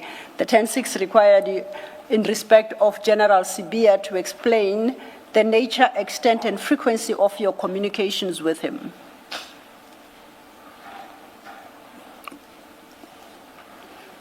Communications, it was maybe once when I went to his office. Okay. And by communications, direct or otherwise? Have you communicated with him directly, and have you communicated with him indirectly? When we talk about indirectly, please explain the method of communication you conducted then. Directly, yes, through, I sent him an email. Yes. That was the first time. I've never called him directly. So I only spoke with him, I think, I'll say 3 or 4 months. I'm just saying on top of my head, I cannot remember well. Maybe I'll say 3 or 4 months after I first met him. And then the communication then was through a third party, the very same Sergeant Nkosi. And how frequent was that communication? Frequent, plus minus 3 or 4 times. And what was the communication about? Let's leave it there because that is part of the investigation. Is the engagement party you attended of his daughter or son, are you seriously suggesting it's part of IDEX investigation? Yes, it is. In what manner? As to who engaged who and why, or why? I think I'll have to discuss with my legal counsel because I'm in possession of my 204 statement. The only way for you to understand that is for you to see the statement, but it is. I think then it would help for the commissioners to understand the basis on which you seek to assert this right? Because the attitude you are adopting is you cannot ask me about General Sibia because IDEC is investigating something somewhere. But Commissioner, fairly speaking, I have to go to court and account on this, so I cannot now ventilate anything that is to do with him, especially something that is already being under investigation. I do not know even whether he will be charged or not. So chances are he might not even be charged. I don't know that. But currently myself, I'm charged, and I have to go to court and account for these things. So I don't think it's fair for me now to speak about something which I'm not sure at the end of the day whether I'll have to account for that or not. You see, the challenge I have, Mr. Matlala, is I think you conflate yourself with General Sibia. You are not General Sibia. You are facing charges for your conduct. And we haven't done anything to even stray into that discussion. We're talking about something separate, which is your relationship with yet a third party who's not charged with you. So I don't understand, in the current criminal case that you are facing, how you'll be called to account for your relationships with, including General Sibia. How does that come into play? It actually does. How? I don't know how because I'm not an investigator. Okay, then I'll tell you that it doesn't. You cannot even, I won't even say prove, it's too high a threshold. You cannot even persuade the commissioners that it is relevant for purposes of the current criminal case you are facing. You are not able to. You accept that? I do not accept that. Okay, then if you don't accept that, then demonstrate to these commissioners that relationship is relevant to the charges you currently are facing.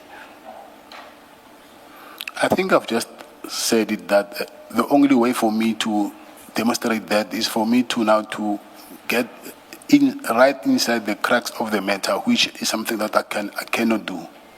Then I'll put this proposition to you, that you don't want to talk about the nature, extent, frequency of your communications with General Sibia, because if you do, you are at risk of incriminating yourself in some offense, because by their very nature, they would be breaching the law. That's my proposition to you. What's your response? I cannot argue with you on that. Okay. That's how you see it. Then, Sorry, before you move Yes. on, Mr. Matlala, in describing the nature of the communications with General Sibia, you have a number of options, and without getting into the detail of it, and I don't intend to repeat what Ms. Silla has said to you, because ultimately the Commission must be satisfied that you have correctly asserted the privilege against self-incrimination. And for us to do that, we need to know what it is that you avoided talking to, not in general terms, general broad terms, but specifically. Having said that, when I say you have a number of options, I can put this to you as an example. You have had interactions with General Sibia. We know you sent an email, you went to the office, and you do say it had to do with the lease. I think it's competent to ask you, have you had any interactions with him about the Medicare contract, still at general terms? And if you're asked what exactly, you can say, I wanted help to resolve the lease issue. You testified in the ad hoc committee, for example. You said you interacted with him about the kidnappings of, I think, Mr. Bushocha and Mr. Khale. That has nothing to do with your Medicare contract. And if you don't speak to that, then you are not being frank with us. If you don't say, well, other things that have nothing to do with the Medicare contract I've dealt with him, then you're not being frank with us. The chairperson said to you, asked you, have you socialized with him? And it had to be put, it had to be dragged to you, in my opinion, for you to say, yeah, we had an engagement. So there are topics that demonstrate or would explain and say something about your interactions with General Sibia, and they have nothing to do with Medicare. And there's no basis or valid basis for you not to speak to those when you're asked to explain your interactions with General Sibia. I think also what Commissioner Baloyi is referring to, I think we have had sight of the ad hoc committee transcript. If I'm not mistaken, I think it's in that transcript where you say, in fact, you contradict what General Sibia said before us here. You say you attended the engagement function, and that you did not go there just to pick up your wife, which is what General Sibia told us. You say you attended that, and as I understand it, you attended as an invitee, and you were there for a period much longer than just going there to pick up your wife. So I'm raising that in support of what Commissioner Baloyi is saying, which is there is a lot you can talk about, and I do not see how it's incriminating for you to tell us that you went to the engagement party and also to contradict General Sibia on what he himself said about your attendance there. Thank you, Chairperson. Chairperson, it's not only the Medicare tender. Like I said before, it's also the contents of the recordings which are also putting me at the risk of self-incrimination. So I do not know how is the approach of, I cannot tell now as I sit here what is the approach of the investigation. I do not know that. So when I testified in the ad hoc committee, by then I was not yet charged or even being under investigation. So now it's a different thing now. I'm charged and I'm also under investigation. You have only two bases on which you assert that privilege. You are either an accused or you're a suspect. There's no all-encompassing protection or umbrella that you say, well, I know it's being investigated and I don't know which way it will go. That's not what that protection that is given to you is all about. That protection applies if you show that I'm an accused on this issue, this very issue, and so I shouldn't be required to speak to it because I'll self-incriminate. That is the easier part. The other is I'm a suspect. But even there, you have to provide details because, as Ms. Silla says, it's not your say-so. You know, you don't just say, I'm a suspect, and that's the end of it. We are entitled to engage you to establish that indeed you are a suspect. Because if you're a suspect, of course, we have to be careful what we ask you if you are asserting that privilege and how we engage with you. So those are the two topics. That something is in the recordings is not sufficient to invoke that protection for you. You can't simply say, well, it's in the recordings and those recordings are being challenged and I don't know how they are going to use those recordings, therefore I should not be required to answer those questions. I think you can accept that if the privilege is properly invoked, if you rely on it properly, on the correct facts, the commissioners will give it proper regard because we wouldn't want to impinge on your fair trial rights. You can accept that, but the burden is on you to show us that in answer to a particular question will tread into your fair trial rights, and we must respect that. So far, you're speaking in you're dealing with matters in very broad and general terms, and that doesn't avail you. It's not available to you. But more importantly, you are either a suspect, and you have to show why you say you're a suspect in a particular matter, or you're an accused. Those are the only two circumstances. I don't know if you want to comment. Yes, I wish to, Commissioner. I said I will make sure that I get the transcript from the pre-trial to prove that I'm actually a suspect in those recordings. And I will say again that in those recordings, I do not know to which extent they're going to investigate. So I do not want to be careless by saying something that will later incriminate me. But that is a fact that I am under investigation for those recordings, and then I will prove it by getting those transcripts so that you will know that actually I am a suspect. Do you accept that we have to have those transcripts presented to us? They must be engaged upon with you. They must be before us. You must look at them. We must engage with them in order for us to agree with you on any item. It's not everything that's in the recording. I take it that you say is untouchable. But even if that's what you're saying, that everything in that recording is untouchable, you do accept, at least I think I understand you, to accept that those recordings would have to be before us, and then to engage with you when you say, that part, if I deal with it, I'm self-incriminating. You accept that?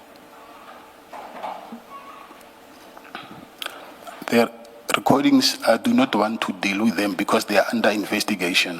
What I wanted to do is bring the transcript to show that these recordings are being investigated. Transcript of the recordings? I'm sorry, I meant to say the contents of the recordings, yes. That's what you mean. When you say transcript, you mean the contents? I said I will bring the transcripts to prove that what is in the recordings, I'm actually being investigated for that. So for me to prove that is to bring the transcripts. Yeah, I'm just trying to clarify the transcript of what? of the recordings. No, I'm sorry. I'm sorry. The transcript of the pre-trial where the state advocate mentioned that I am under investigations in regards to those recordings. Okay. All right, but you've heard me, what I said earlier. Yes, that I did. We would have to hear as per question or topic.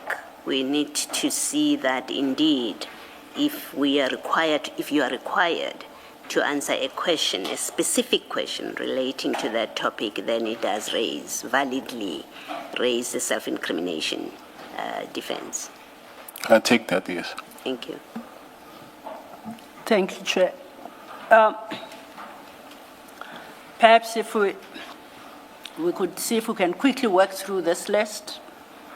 We now get to sub 2.2.4, which required you to comment on the nature, extent, and frequency of physical meetings and/or gatherings with General Sibia, including when, where, and how these meetings were organized. Provide details of the persons in attendance and as well as the purpose for each such meeting. So if we look at 2.2.4, can you tell the commissioners how frequently you met with General Sibia and under what circumstances? I will say maybe 3 or 4 times. Can you deal with each incident as to the purpose of that meeting and how it came about? The first time I've already mentioned it. And the second time is when I was going to get a feedback of what I was complaining about. And how did you get that feedback? Where and? I went to his office also. Once again? Yes. And this was to get feedback on? The public works lease agreement. Okay. And who arranged that particular meeting for you? I think it's Sergeant Ngosi. Sergeant Ngosi. Do you know, how did Sergeant Ngosi communicate with you that he has succeeded in arranging this meeting? He had my telephone number. Say that? He had my phone number. You still don't tell me how he communicated with you. I'm saying he called me. Okay. Now, And when he called you, did he call to say General Sibia wants to meet with you to give you feedback? Because it's Nkosi that calls you. Yes. Is that how it happened? Thank you.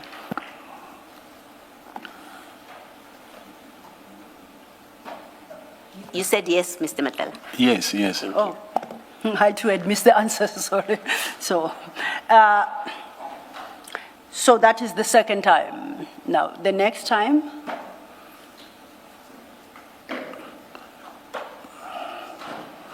I think I will confuse the timelines because it's a long time ago, but Okay. there was an occasion where he asked me about the Jerry Boshoga, so I do not know whether it was the third or the fourth time. I don't know that. Now, can you tell us more about that engagement? How it came about and who initiated it? He initiated it, yes. Directly with you or through Sergeant Ngosi again? Like I said before, he never called me even once. Okay, through who did he do this? With Sergeant Ngosi. And what about Jerry Boshoga did he want to engage you on? I think it was after the raid from my house, because the police came to my house and then they said that they were looking for a kidnapped victim. Okay.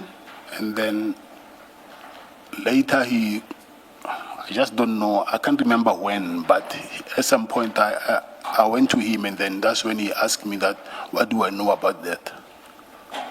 Oh, you went to him? Yes, Is it back at the office now? yes.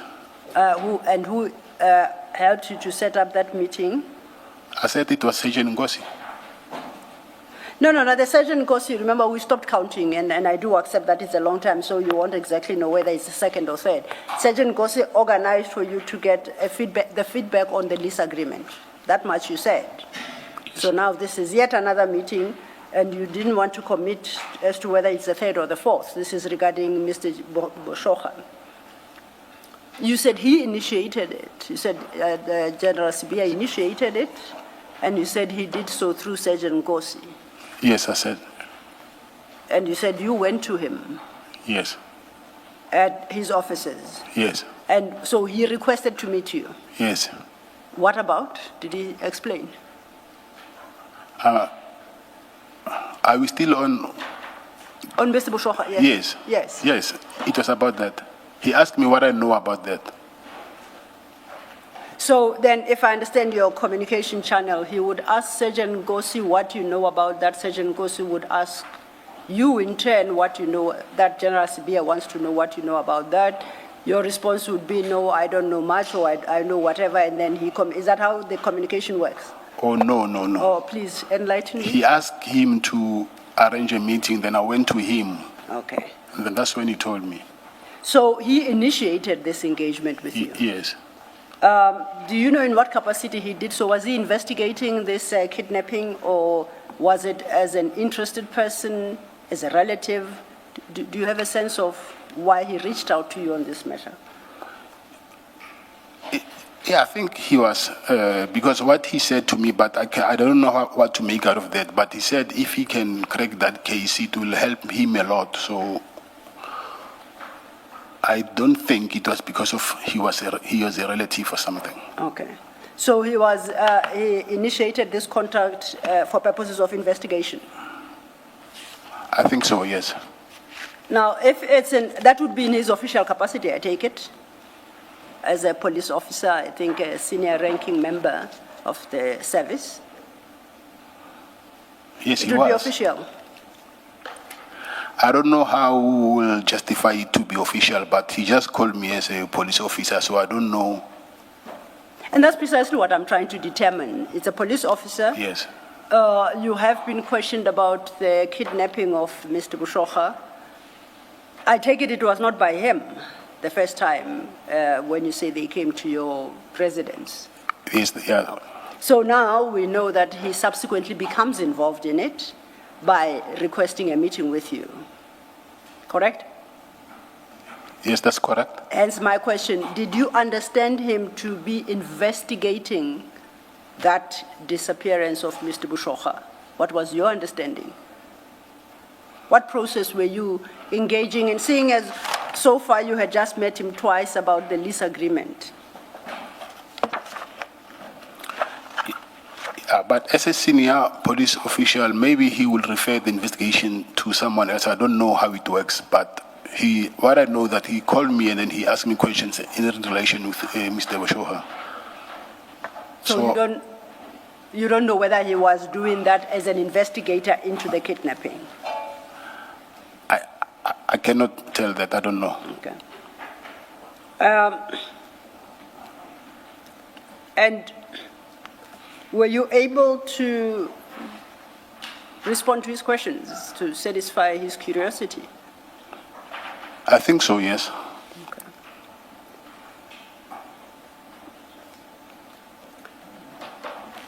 Now, we would have said that's your third meeting. But you did say that it was some time ago, so now you're no longer so sure. I will just talk about the next contact you had with him. When was the next, and who initiated it, and where, and what about? Okay, let me say this, because all of his requests to meet him was through Sergeant Nkosi. So from now on, whenever he called me, it's through Sergeant Nkosi. Okay.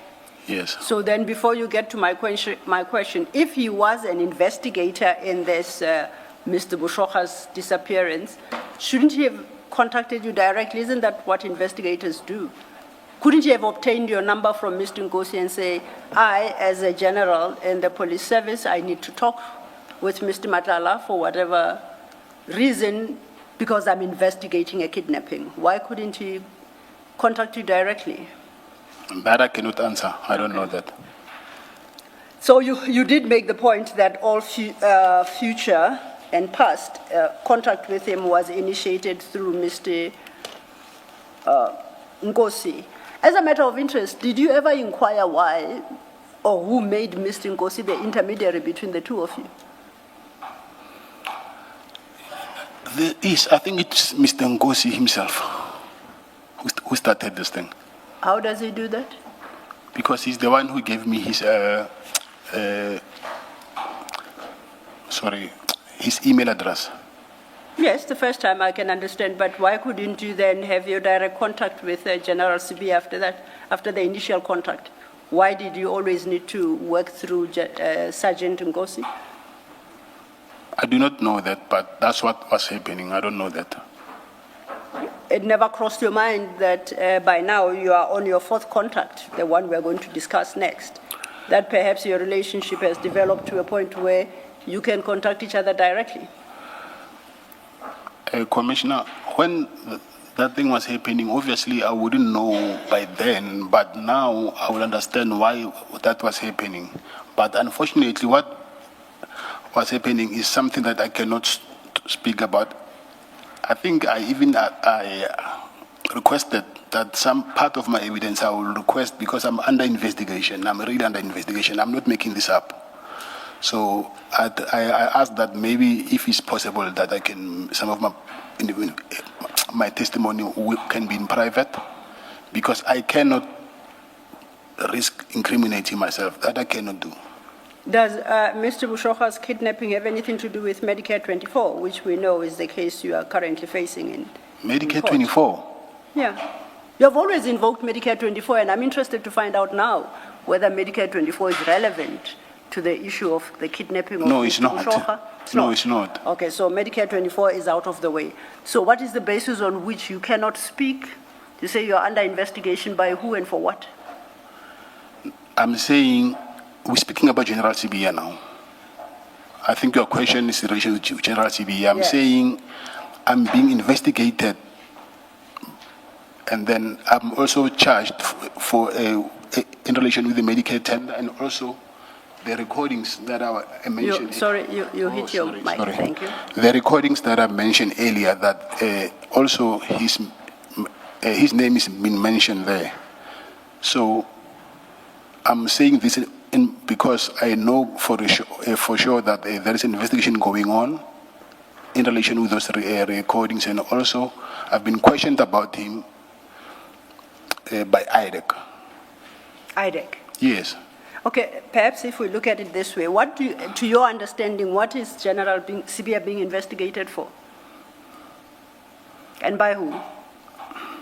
Now, for me to do that, obviously I need to disclose the nature of the investigation and my case. No, that's not. What is he being investigated for? Which offense? Yes, that offense, for me to mention that offense, I'm saying now I have to speak about what I'm trying to avoid. No, that's very cryptic. Can I Yes. try? Mr. Matlala, you reference to IDEC investigating General Sibia. Is it about, does it relate to Mr. Bushoka? That you can answer. No, I said it does not relate to that. It doesn't relate to him. Does it relate to the Medicare contract? Yes, it does. Okay, thank you.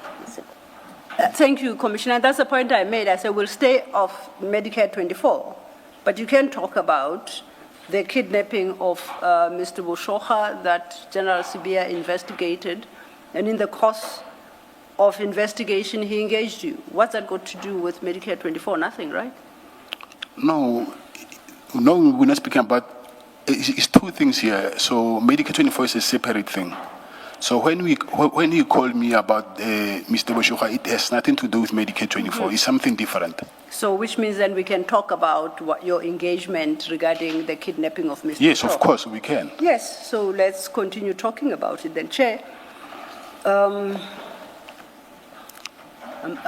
looking at the time, perhaps a comfort break, I don't know.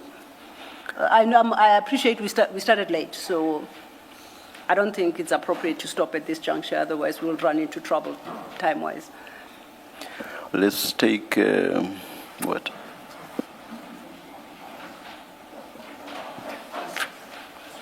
Let's adjourn and come back at 4:10. Thank you.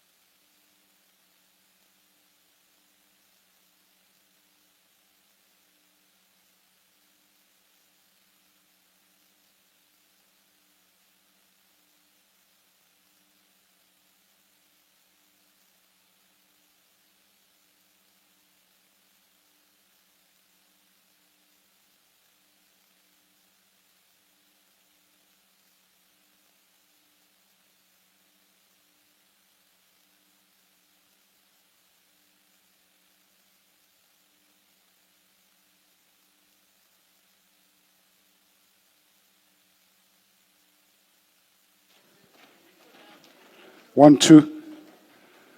All right, we said we would resume at 10 past. It is 10 past. Please make sure your phones are off. Thank you.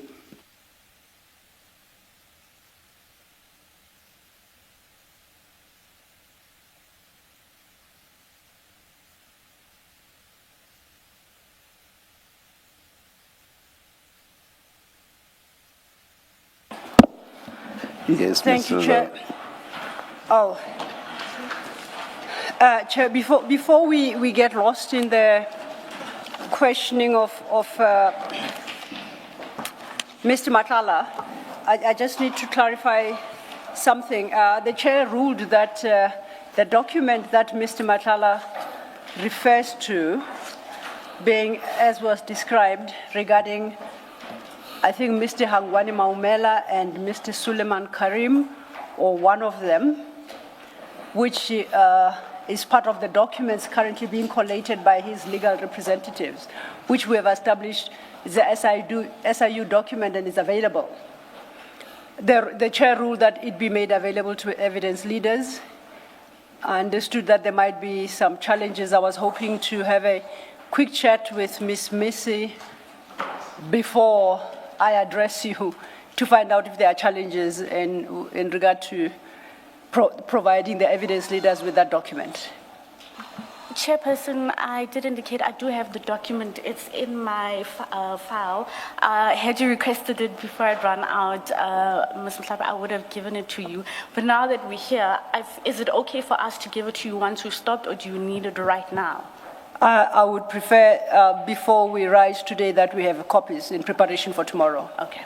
Okay, thank you. Thank you. Then continuing, Mr. Matlala, we're still looking at the instances you met with General Sibia.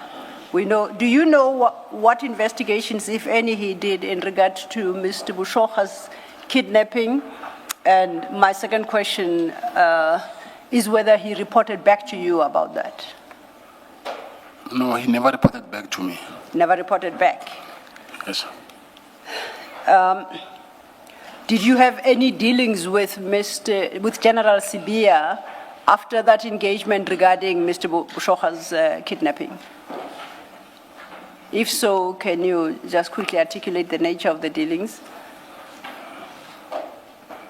Dealings meaning? Any engagements with him, further discussions? I think the engagements that I spoke about is the one that I said I cannot go into the details of that engagement. Now, you cannot, okay. You cannot go into the detail as regards those engagements, and please say it again, because, what is your reason again? Which right are you asserting this time? It's both because I've been questioned about him, and there's a statement that is made, the 204 statement, and also is because there's an investigation that is currently ongoing. Okay. Then let's take it one at a time. The Section 204 statement is made by who? By myself. In which matter? Or regarding which investigation? The Medicare matter. Medicare matter. Yes. And I take it that a Section 204 statement is one that would effectively render you a state witness. No, I'm not a state witness. Okay, so what Section 204 statement are you talking about? Unless I've got my CPA all mixed up. I do not know how, sorry. Yes, I think Advocate Missy might help. Chairperson, if I may interject at this point. Chairperson, you'd have noted earlier on we made reference to the fact that some of the claims to privileges that he wants to lay are in relation to the questions that were asked to him during the interview for the and may be found in the Section 204 affidavit, which is a privileged document, and which is why we were of the view that the attorney on record would be another individual who is also an officer of the court who can confirm that he really is a suspect with regards to these interactions with said individuals, and therefore would be in a position to claim privilege. And so, which is the reason why Mr. Matlala keeps making the submission that I cannot speak to this here because I'm being investigated. I've addressed it in Section 204, and you would note that when you are being investigated as a suspect, as far as I understand, it's not specified to you that your charge is A, B, C, D, E, F, G.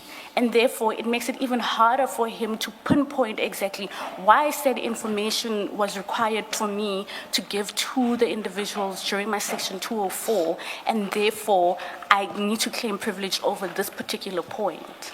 Chairperson. Oh, Ms. Zillo will respond, but may I say this so long? My understanding of how Section 204 works is that somebody who may be charged of an offense or who has even already been charged of an offense may then be engaged by the prosecution to be used as a state witness. And then in terms of Section 204, that person may then be discharged in the sense that they will no longer be charged with that offense. But if they answer all questions truthfully and satisfactorily, and they're even called a Section 204 witness. So just before or what you called an interjection, Ms. Sillo wanted to understand if by his repeated references to his Section 204 statement, he is suggesting that he was or was to be a Section 204 witness. Yes, Ms. Sillo. Indeed, Chair, that is what I'm trying to understand, because if it is in respect of Medicare 24, what we know right now is Mr. Matlala is an accused person. If he has signed a 204 affidavit, which, as the Chair points out, he could be discharged from the charges that he's currently facing, and I need to test whether or not he's an accused or he has become a state witness in the Medicare matter, which, as I understand it, is the matter in which he deposed to a Section 204 affidavit. Or if none of those, how then does a Section 204 statement feature? Chairperson, my apologies. So the plea agreement fell through at that point, so it didn't become a Section 204, to my understanding.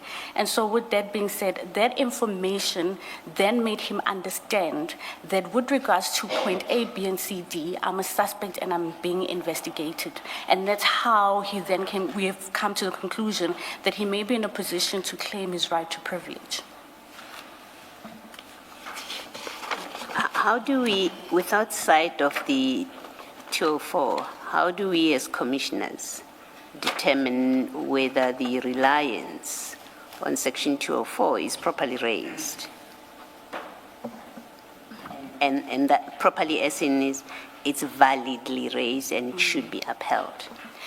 Chairperson, in that instance, we tried to aid the situation or the dilemma that we also had come to, as per your question. And the only solution that we could come to is that the attorney, being an officer of the court, would be in a position to confirm that indeed, to the extent of ABCD, having read this affidavit, we can confirm. And I believe from that point, then it would put the commission in a better position to say, well, Mr. Matlala and through his legal team are actually correct when it comes to ABCD. But as it stands right now, it would be impossible for him to engage you with regards to those points. And again, as we had apologized with regards to not being able to deliver the replying affidavit timeously for the commission to have sight of it, because that's the main reason why we needed the instructing attorney to both have a look at the docket and the Section 204 and give the commission an insight into it. If I may, I think there is a third option that perhaps Advocate Miss is not alive to, which is providing this commission with that Section 204 affidavit, even if it's on a confidential basis, for the commissioners and the evidence leaders to consider the contents thereof, to appreciate the rights that Mr. Matlala seeks to assert at every turn as a result of that Section 204 affidavit having been deposed to.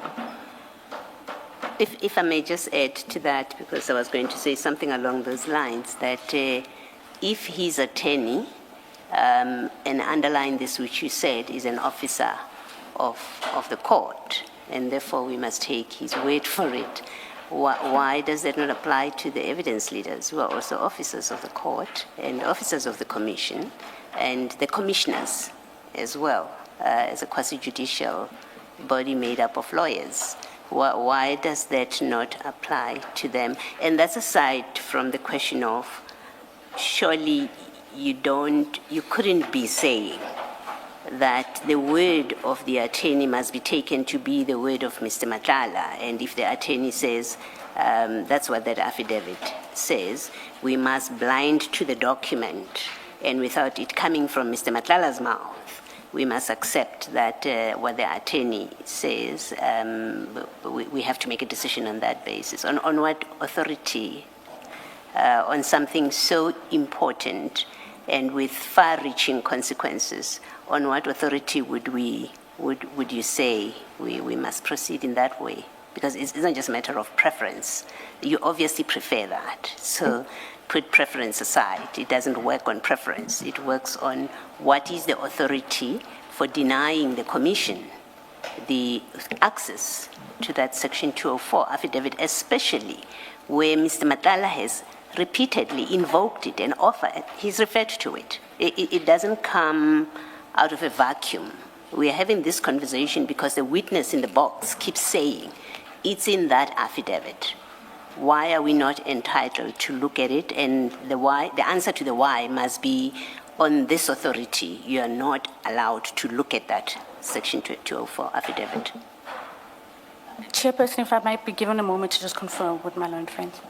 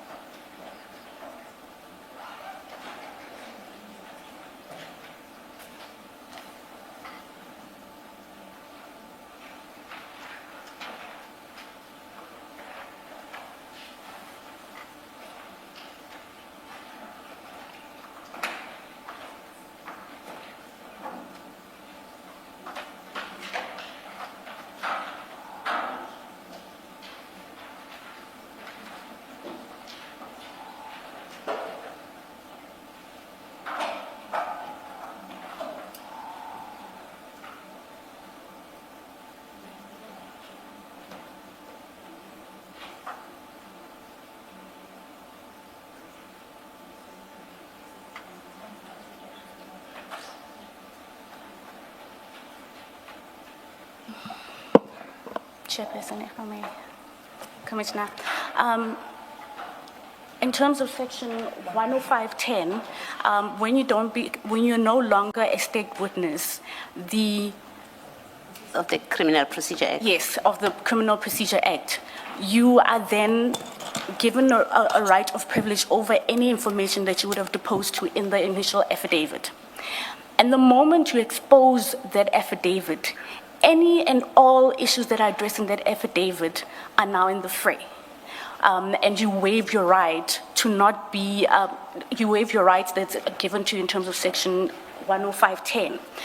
Consequence to that, what we consider is that if there's even any other issue that he has addressed in that affidavit that he's given privilege over, even if you hadn't considered it, if we expose it to the commissioners and not through his attorney who has legal privilege, it then implies that you would have seen all the information that he's given protection over, which you wouldn't ordinarily be entitled to, which is protected not to disclose to anybody else, as we have now established that he's not a state witness, Chairperson.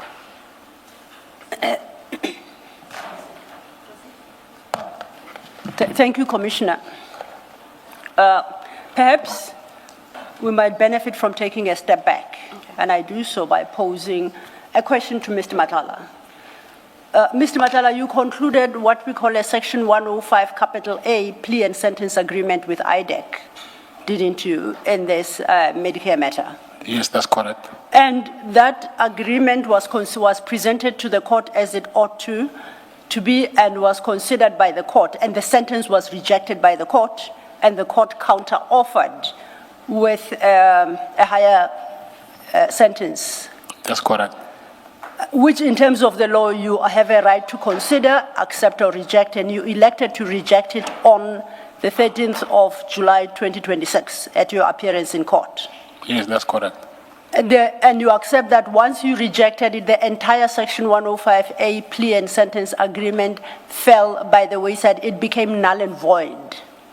Yes, that's true. Now, the affidavit that we are discussing now, you deposed to in the process of negotiating that Section 105 capital A plea and sentence agreement. Am I right? Yes, that's correct. Now, both of them have since become null and void. Do you accept that? Yes, I accept that. Okay, this perhaps now to address myself to Advocate Misi. The subsection 10 of 105 capital A simply says that the trial starts quote unquote de novo, and the contents of those documents are not applicable as against the accused person in that particular trial. That's what the subsection provides. Now, Advocate Misi seems to extend that to suggest that both documents cannot be considered, even if it's not to determine the guilt or otherwise of the witness before us, but because they've become null and void for purposes of that criminal trial, therefore some privilege extends to them. I'm still unclear, Commissioners, what privilege exactly Advocate Misi is extending. Thank you. If I may, Chairperson, I have here before me the actual provision. And at subsection 10, from letter number B, sub B. No, my apologies, sub A. Unless the accused consents to the recordings of all or certain admissions made by him or her in the agreement or during any proceedings relating thereto, any admission or record shall stand as proof of the admission if it does not fall de novo. So our understanding and interpretation is that the fact that he does not consent to waiving his right with regards to the information that he had given willingly in lieu of the fact that he would stand as a state witness, it then implies that he's covered not to disclose any such information that he had given willingly in lieu of the fact that he would be a state witness. The problem then becomes in the instance where this document is regarded as a privileged document. And by my understanding, and it is our argument and submissions, right, that if we then say outside of his attorney and legal representatives who have privilege over this information, we hand it over to the commission, it then implies that not only are you going to be able to look at those particular statements that you're asking questions about, any and all information that is disclosed in there that you possibly have not even considered asking questions about. It puts us in a position where you have sight of it and you very well might say, well, but we think and we consider this not to be something that's privileged. And so I understand how is it possible that the commission would be able to close its eyes to any other point that's made there and only look at those particular averments that he makes that relates to the questions that you are asking.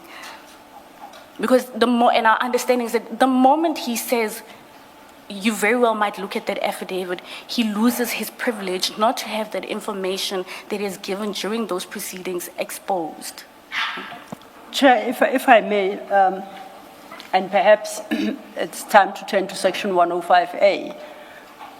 The rights that are protected in that section, particularly sub 10, which Advocate Missy refers to, are intended to protect the accused against any prejudice as a result of the agreement concluded or the plea and sentence agreement in that particular trial. That's all. Advocate Missy suggests that the privilege extends to the world at large, whereas the privilege in terms of the section itself protects the accused person in that particular trial, where he deposed to both the plea and sentence agreement and the Section 204 statement, affidavit. So, Commissioners, I suggest there is no legal basis to refuse to provide both the sentence and plea agreement, which has since become null and void because Mr. Matlala rejected the proposed sentence on the 13th of July. And it is literally pro non scriptum. It cannot be used against him in that court. Similarly, the Section 204 affidavit that he deposed to.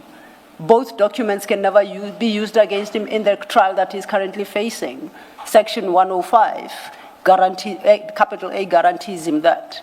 So if they are going to argue for non-disclosure, I submit that they have to advance a different legal basis for the non-disclosure, not reliance on Section 105, capital A. This is not a court, a criminal court sitting in the Medicare contract criminal case. Thank you, Commissioners. Ms. Missy, well, first to make the obvious point, Mr. Matlala is not in a criminal court before us. He's not an accused before us. That's the one point that Mr. Lo is making, and it's my point too. But two, it seems obvious to me that Mr. Matlala can't have his cake and eat it. He can't invoke the Section 204 affidavit when he's required to answer questions. He can't say, it's in the Section 204 affidavit, and so I don't want to deal with it. And then at the same time, say you can't look at the Section 204. Then if that were to hold, and I've said to you on what authority would that ever hold, if that were to hold, it would mean that, in fact, he just needs to assert it. He just needs to say that if I answer that question, or if I speak to that, whatever you're asking me, if I give you an answer, I'm self-incriminating. And if your proposition or submission is correct, it would mean that's the end of that inquiry.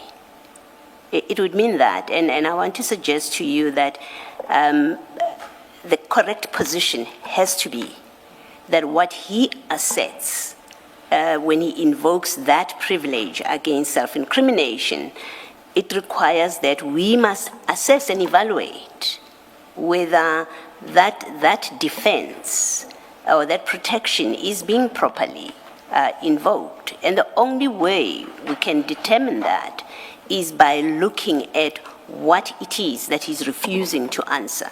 I'm still to hear you say that we are wrong in that position, that in fact his say-so is sufficient. And if you're correct in that proposition, then we could never, ever, ever make any inroad with any witness, because all witnesses can come and sit here and say, well, you know what, there's a recording, and in that recording I say things that are being investigated. That's the end of the matter. Similarly, for Section 204, all he needs to say is there is a 204 affidavit. If I speak to it in any way, then I'm incriminating myself, and that would be the end of the inquiry. We would never have a witness that answers questions. You may, if you have an answer, you may respond to me and to Ms. Silo. Chairperson, it's not an answer, but my question then would be, are we to say that the rest of the provision that refers to during or any proceeding relating thereto, that in these proceedings in the commission, we are excluding the commission to include any proceedings relating thereto? What is the relating thereto? What is the thereto that is referred to? The agreement, to be precise. These are not proceedings about the agreement. We're not having a trial that relates to anything that affidavit may be covering. We are not having a hearing about that agreement if the thereto is the agreement. We are not doing that. We are engaging, and I want you to remember how we get to this point of discussing the Section 204, is because Mr. Matlala repeatedly makes reference to the Section 204. He says, I'm not answering that. It is in the 204 and all of that is being investigated, is under investigation. That's how we get there. And for me, the fundamental question is a witness entitled to say that which you're asking me is in a document, but you can't see that document, and that's a complete answer? It cannot be. Commissioner, we're not saying that it's just in any document. We're saying that it's in a document that is privileged. And in terms of which that agreement, the moment you don't become a state witness, it falls away and nobody has to have sight of it, because it then goes to the fact that he willingly brought himself and has made admissions, all types of admissions, to which, as the commission, because you are investigating some of these occurrences, these events, and perhaps even the evidence that he makes reference to, it then implies that any witness that comes forward and says to the state, I am willing to be a state witness, let's negotiate. If that negotiation falls through, any commission at that point will not respect the fact that your admissions and the privileged document that you had entered into an agreement about is no longer privileged simply because you are called before a commission. You see, we did not have, I hope you are listening to me. I hope you are listening to me. We did not have to get to this point, and I'm addressing you as well, Mr. Matlala, on this. We did not have to get to this point about whether or not this Section 204 statement or affidavit or the contents of it should be divulged. Mr. Matlala could and should actually have responded to the question directly. If Mr. Matlala said, your question relates to A, B, C, D point, which is about one of the crimes of which I have been charged, therefore I risk incriminating myself, that we would understand. There is no need for him to refer to the Section 204 statement as some umbrella cover for his protection. As I said earlier, there is authority from the Constitutional Court that says you must clearly identify the crime to which you are referring in asserting your privilege. And then that should take you to whether, in the face of that, the question put to you is a question that you should or you should not answer based on whether the privilege under those circumstances can be asserted. You don't have to refer to Section 204 or the statement that you made under Section 204 and to then use that as some overarching protection. Once it's in the statement, therefore, I cannot answer questions relating to it. It should not. I see your junior next to you is shaking her head. Maybe she's going to give you some brilliant point on why I'm talking nonsense. So we do not have to go there. We are not asking for the contents of the Section 204 statement. All that we want is, because Mr. Matlala is asserting the privilege. Mr. Matlala should say, this is the crime, and this is how your question impeaches on my privilege.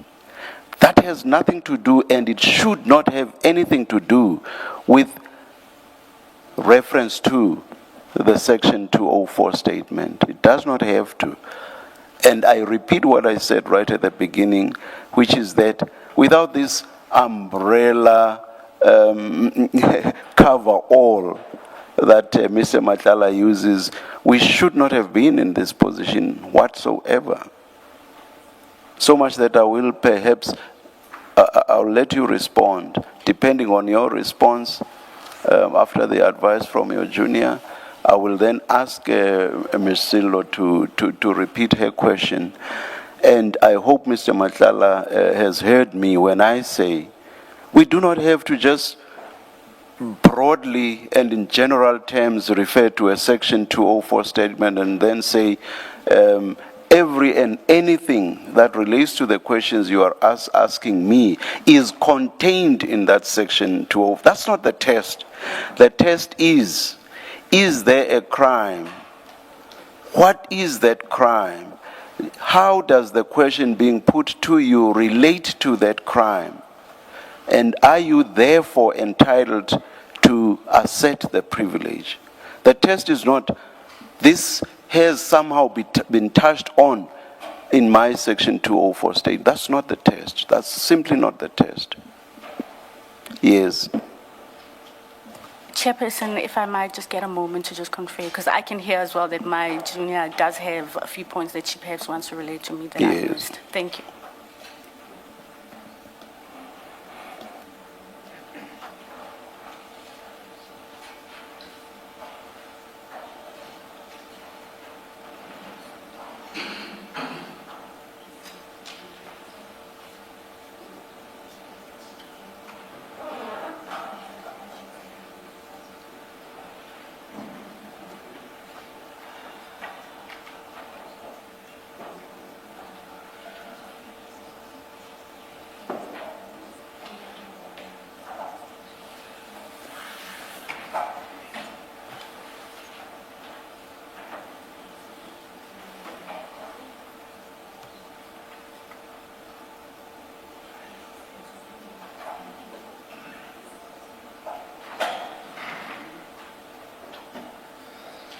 Should we take an adjournment and you'll then indicate when we should come back? No, please feel comfortable. Don't rush yourself because you want to make sure that you will convey what's being said to you. But of course, we had indicated that we would be taking the adjournment at 5. Let's adjourn rather than us just sitting and watching. You'll indicate when you are Thank ready. you, Chair. Yes.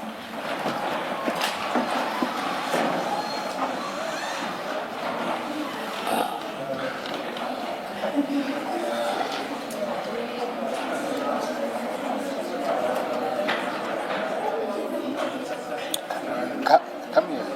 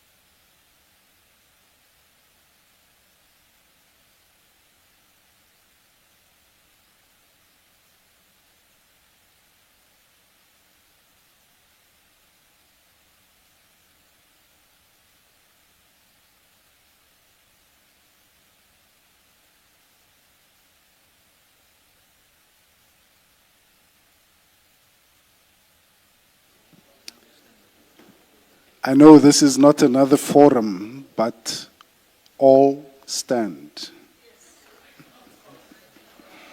All rise. Okay, let's resume. Please switch off your phones. Thank you.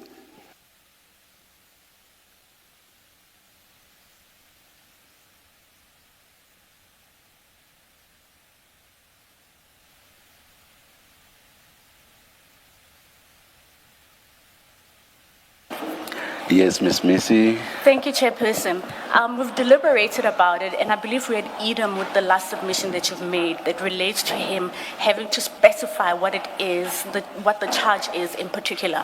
And therefore, we should allow Ms. Sello to proceed and ask him the question and allow him to address it as per. Yes, yes, and I want you to, even if overnight now, but I'm sure your junior can assist even as we are sitting here. I want to have a look at paragraph 109 of, I think it was the first of the two judgments you referred to, Ms. Hassim. Yeah, let me. Yes, Chair, it's the Secretary of the Judicial Commission and Zuma. Yes. And it's a judgment of Justice Jafta, which was, it's just me because there are a few judgments in that case. It's the one that was decided on 28 January 2021. And the operative paragraph for our proceedings is paragraph 109 on page. The neutral citation is square bracket 2021 close square bracket ZACC2. That's the neutral citation.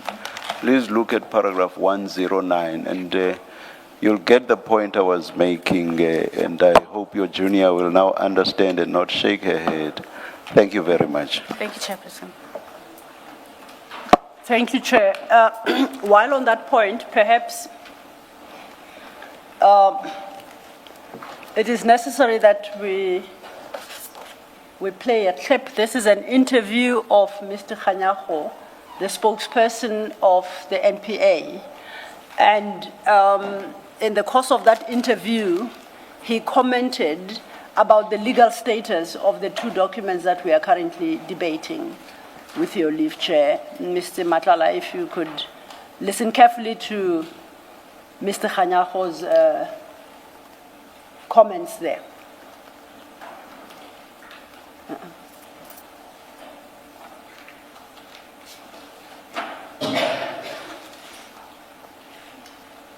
The agreement is null and void, and we have to accept what the court has indicated. Obviously, it was not within our control as we had agreed, and when there was a change of sentence, and they had the right, obviously, in terms of the law, to either agree or not agree, which they did not do. This essentially means, Mr. Khanyago, that you have to go back to the drawing board. Anything that was reached in that plea agreement, including what we understood from this court, was an affidavit which contained the names of very senior police officers who are alleged to have also been involved in this rogue tender. You cannot use that anymore. You go back to the drawing board. He then also has to join the other accused now who have been appearing in this matter. Clarification there. Thank you very much. Yeah, definitely, because now the plea has been deemed to be null and void. Nothing that was in that plea can be used. Therefore, we've got to continue our own investigations from IDEC side. And then, obviously, the matter will come back here on the 11th of September. And what will then happen is we'll then ask for the court to then rejoin him as accused number one in the other case so that he can now be tried. Because by not accepting the plea, he's basically saying, I will want to go full force with the trial. Therefore, that's what is going to happen. Thank you, Chair. Mr. Matlala, I hope you heard that. That is Mr. Khanyago, the spokesperson of the NPA, expressing the legal position as a consequence of your rejecting the sentence proposed by the court in the plea and sentence agreement.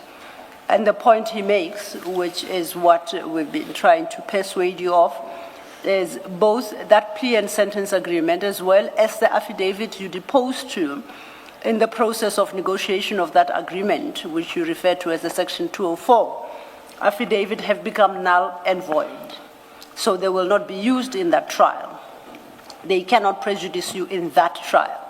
And as the chair, I think, pointed out, or Commissioner Baloyi, we are not part, this commission is not part of that trial.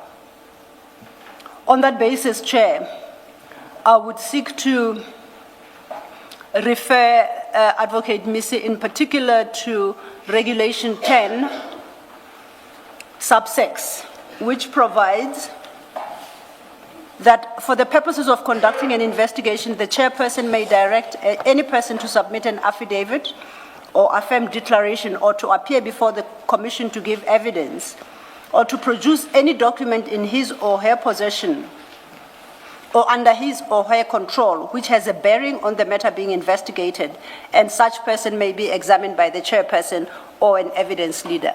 That's Regulation 10, sub 6. I'll take it further and reference the rules, which at Rule 10 call for documents. At 10.3, the rule provides that should a person claim that a document referred to in the summons, which is the document required, is subject to legal professional privilege, they must, 1, identify the document in respect of which privilege is claimed, and 2, explain the basis for the claim of privilege in relation to each document.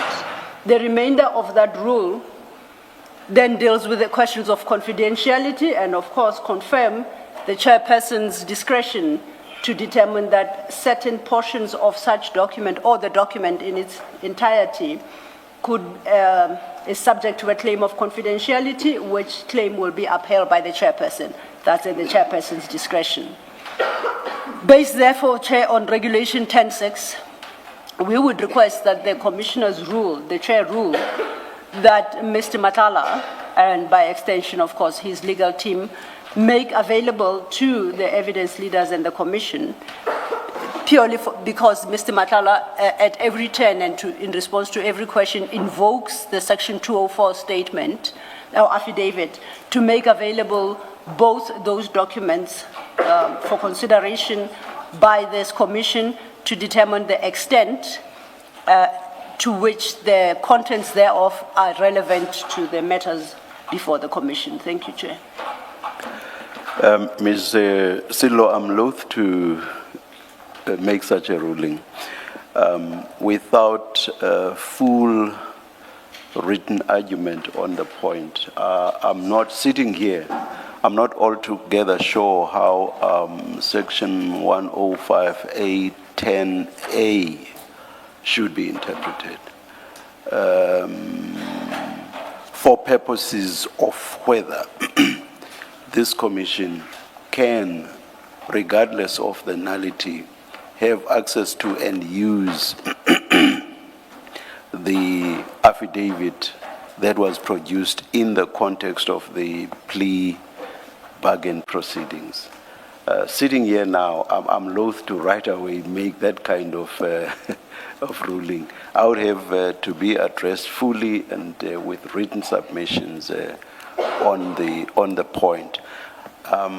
I was making a slightly different point when I engaged Ms. Missy right at the end before the adjournment. I was saying we got to the point that raised the question of whether this commission should have access to that 204 statement. We got to that because Mr. Matlala chose blanketly to rely on that statement to assert the privilege.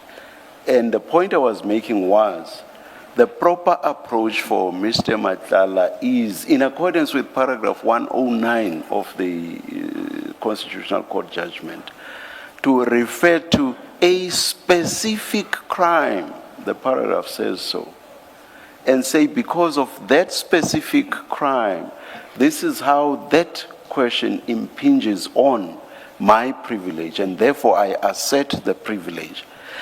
For that purpose, he ought not to rely on the fact that he has made a 204 statement, because that doesn't specify the crime on the basis of which he is asserting the privilege.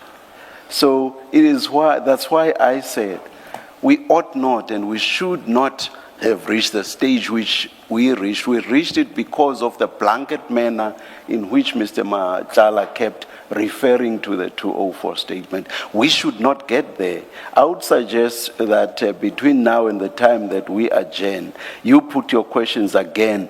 And Mr. Matlala, I repeat, and this was the purpose of the adjournment, I repeat that I will not accept blanket references to your 204 statement, because the 204 statement is not in and of itself a specified or specific crime, a specific crime for purposes of the judgment that I have referred to, and which is authority on how and under what circumstances you can assert the privilege. So do not again blanketly refer us to your 204 statement. Tell us the crime and then claim your privilege. So for now, let's just proceed with your questions on the basis that I will hear nothing of this blanket reliance on the Section 204 statement. And if you insist that we should have sight of that statement or affidavit, I will insist on being furnished with written submissions by both sides on that issue, Mr. Silo. I accept that, Chair, if I may, with your leave extended. Much as you say, Mr. Matlala, in refusing to answer a specific question posed to him, must specify the offense, which is what section, paragraph 109 of the Zuma judgment tells us. Equally so, the point I sought to make and the purpose for which we played that clip is that very document is null and void in the very criminal trial that he is currently facing. So he can't invoke it for purposes of a fear that it will prejudice him in those proceedings. So he can raise that as well. Yeah. I hear you. Thank you, Chair. I think that's a valid point. Yeah, thank you. I hear you. Thank you. So then, Mr. Matlala. I hope because when we took the break, Ms. Missy, that was the point on which I was engaging you. That is, I will have none of this thing, of this blanket reliance on the Section 204 statement.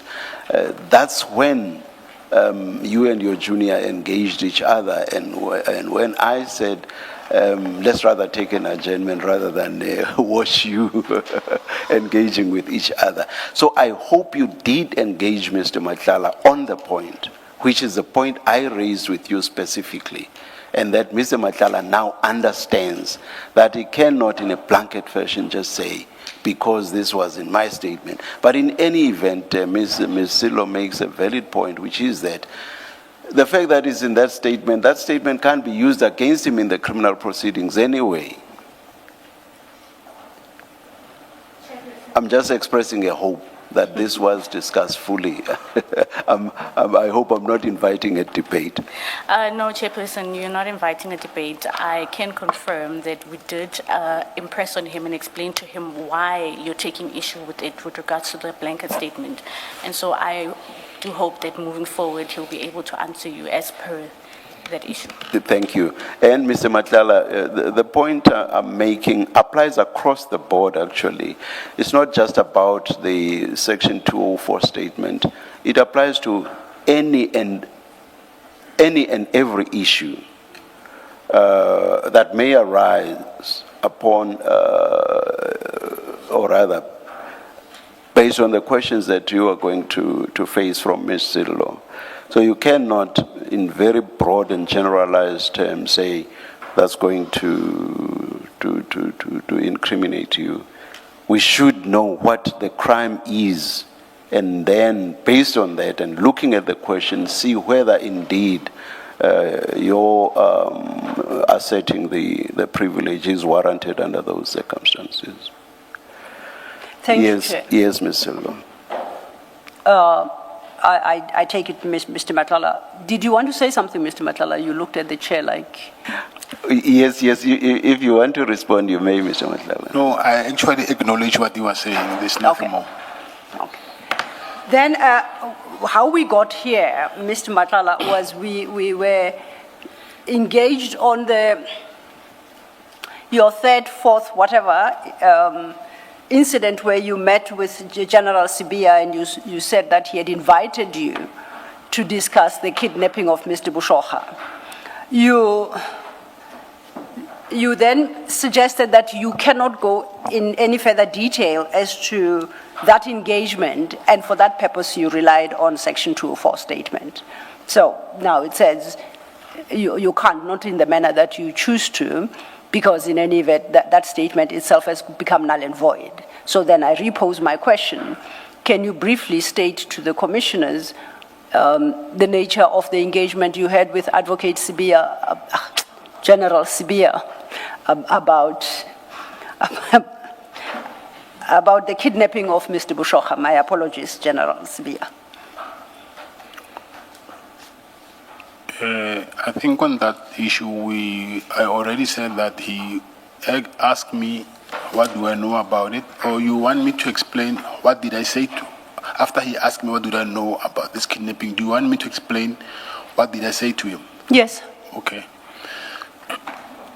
Yes, he started by asking me that why are they accusing me actually of that crime?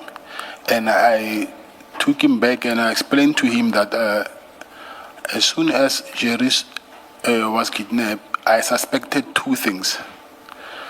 The first one was I went to Jerry's house together with Jerry's brother, and then Jerry's brother said to me, I must ask Jerry's wife to give me Jerry's cell phone, because should she find out that there is Jerry's side chick's number in that phone, she will go crazy.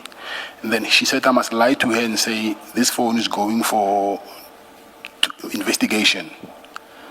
And I did that. That's the first point.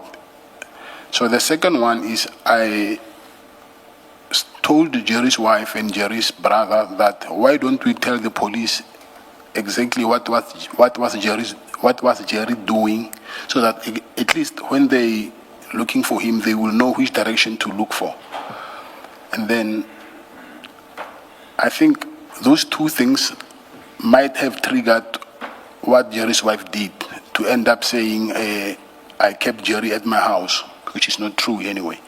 So, but those are the things that I discussed with General Sibia.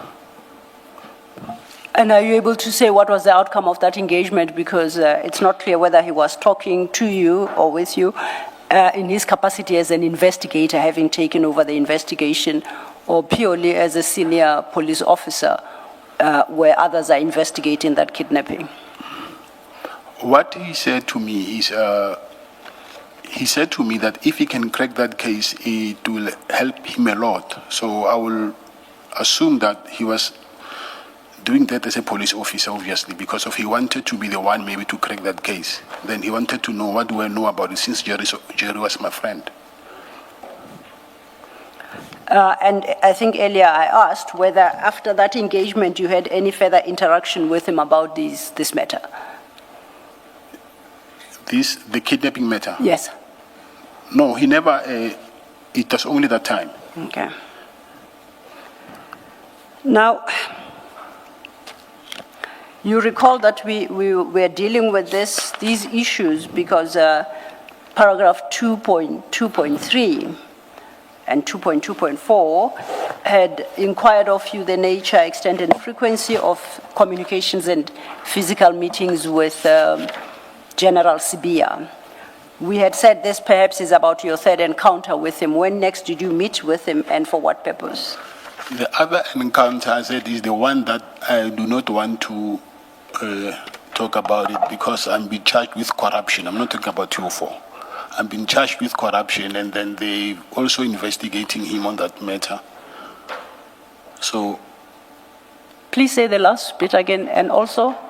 The investigators, they are also investigating him.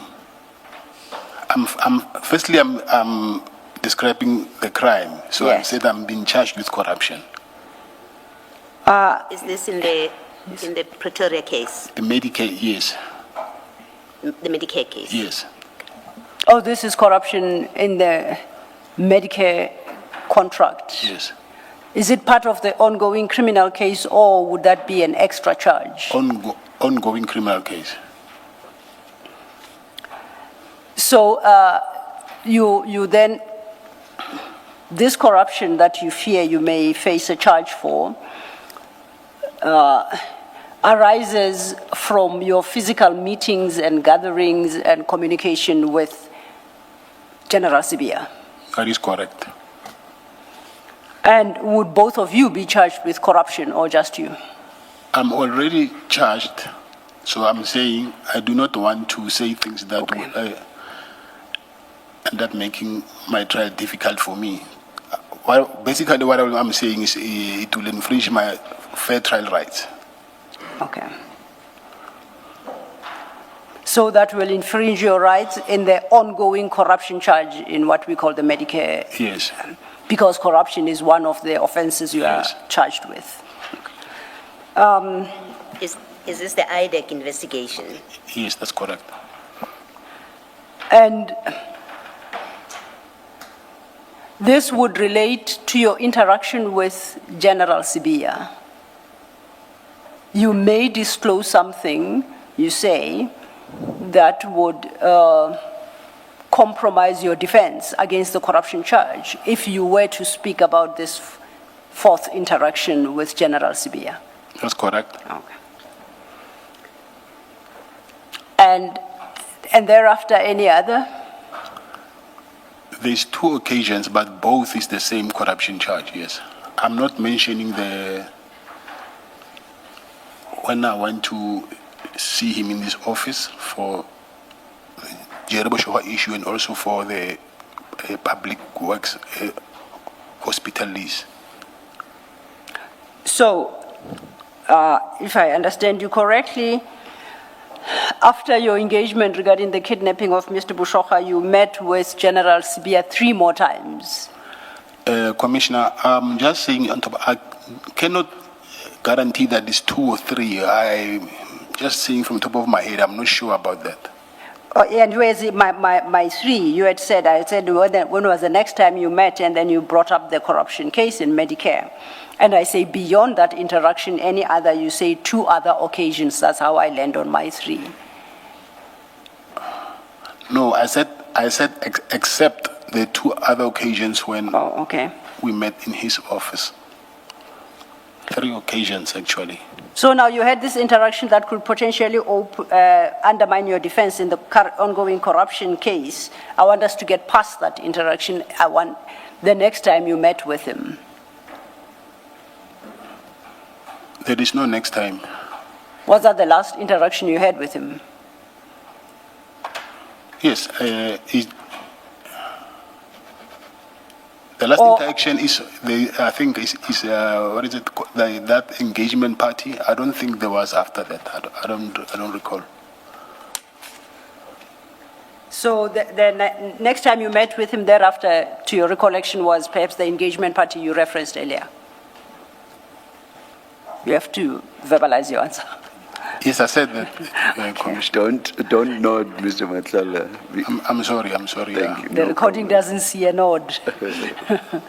And since the engagement party and the interaction at the engagement party, have you had any meetings, physical or otherwise, communications with General Sibia?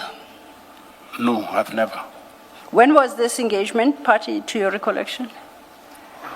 Sometime in 2024. So you said, okay, you can use the season, winter, summer, I'm trying to... I think it was towards the end of winter, if I'm not wrong. So I can say mid-year 2024? July, maybe July, somewhere there. Did the other witnesses not say it was 14 September? No, I'm not sure, Commissioner. I'm not saying that. I'm just... There's confirmation that, yes, the other witnesses so said.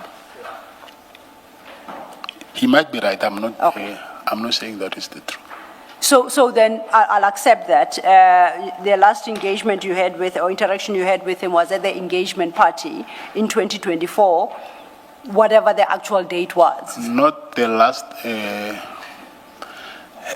The timelines, I'm a bit confused with them, Yes. but it's one of the interactions, yes. Okay, then let's get past the engagement party. When did you next engage and interact? After, now we have the engagement party in our minds. I trust fund was heard by all, so after that, when did you next engage? What I can remember is our own. Sorry to do this. Yes,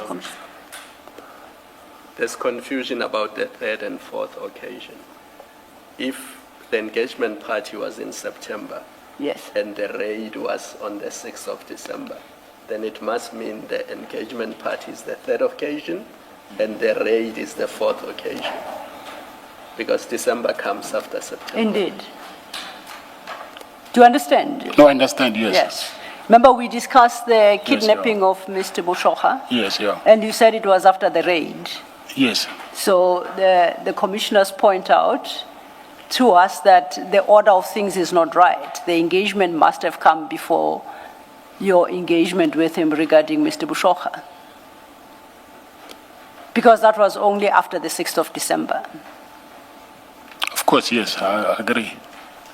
So we should swap the dates around. Yes. You said yes. Yes, Oh, you're still thinking. I don't know. I'm thinking. I don't want to rush you. I'm trying to remember. I think, if I'm not wrong, I also met him in 2025. So I'm trying to remember while you're speaking. I'm sorry. So I mean, I was trying to get the exact date. Then perhaps if we say, while we correct that you then met him next in 2025, perhaps if we discuss the circumstances of that meeting and what was discussed, that would help us sort out the order of things, hopefully. So what did you, in 2025 when you met, what was it about and where and how did it come about? Commissioner, I'm saying I think I met him in 2025. I'm not certain, but judging by the timelines, because after the raid, I remember I didn't have, there was no way after the raid, first I'll say maybe 15 days, there was no way that I could have seen him because I was busy with police and then I was busy with my meeting with, so it must be maybe January, I think. Oh, okay, I think I get you now. I'm trying to have a proper recollection, so. And is that in relation to the discussion around the kidnapping of Mr. Bushoka? That's the one you're putting it around January 2025, am I understanding you correctly? Yes. Okay. So then after the Mr. Bushoka discussion with him, when would then you would have met again? I don't think I've met him again after. Since? Yes. Have you ever communicated with him directly or via Sergeant Ngosi?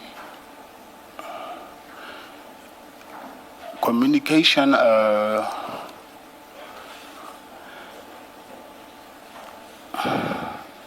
yeah, I think there was a communication via Sergeant Ngosi, yes. Are you able to just highlight what the communications was about and who had initiated such communication? And if they are different, then you can enumerate each and talk about who had initiated and what each communication was about. The communication was through, all the time, was through Sergeant Ngosi. But at whose instance?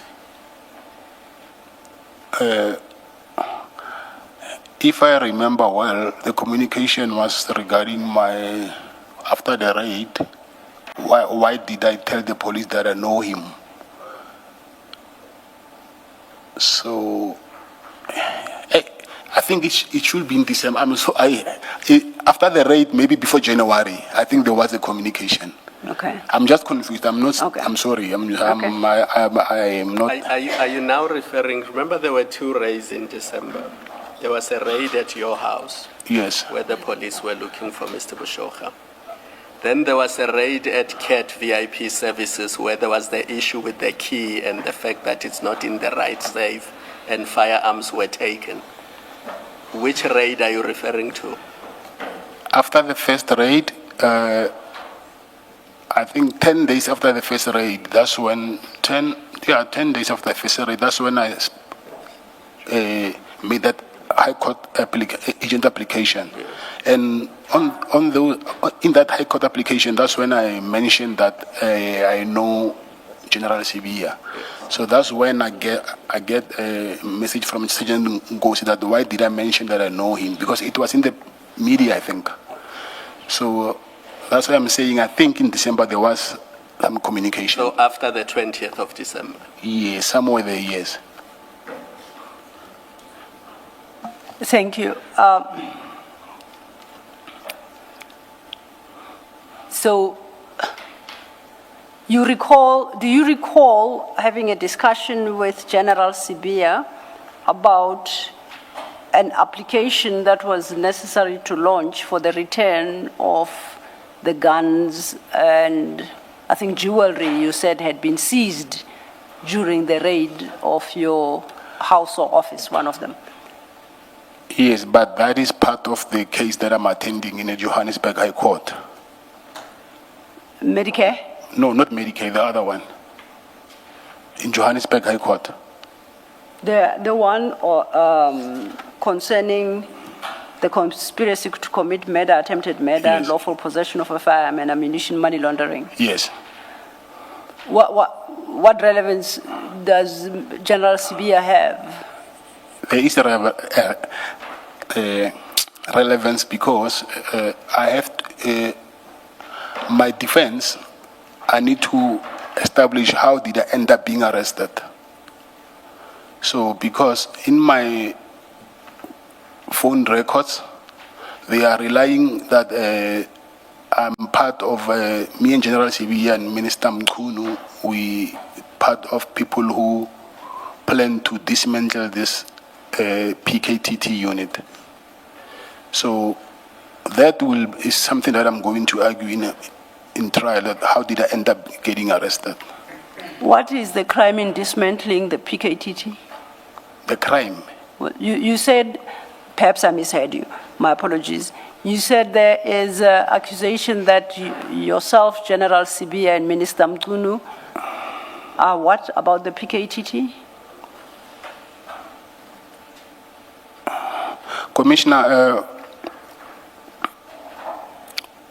when they did my cell phone downloads, there was communication which I do not want to, because it's part of evidence in my criminal court in the Johannesburg matter. But there is those engagements and where also General Sibia has been involved there. You said something about the PKTT. Can you say that again? The dismantle, of the T. Oh, yeah, okay. Yes. So that's why I say, what is the crime in disbanding the PKTT? What's your understanding arising from that case? Not the crime, not the crime, Commissioner. I'm saying part of my defense. I'm going to establish in court how did I end up getting arrested.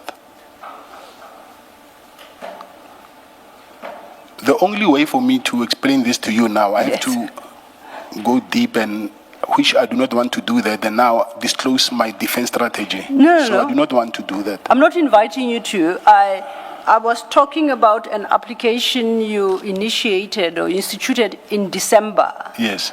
For the return of your guns and jewelry, which had been seized during one of the raids. Yes.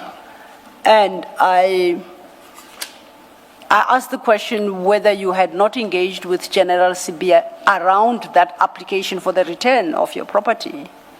So your response then speaks to the criminal case of murder and attempted murder and the disbandment of PKTT. And I'm not sure I understand. Because your question, what you're asking me now, is also part of evidence.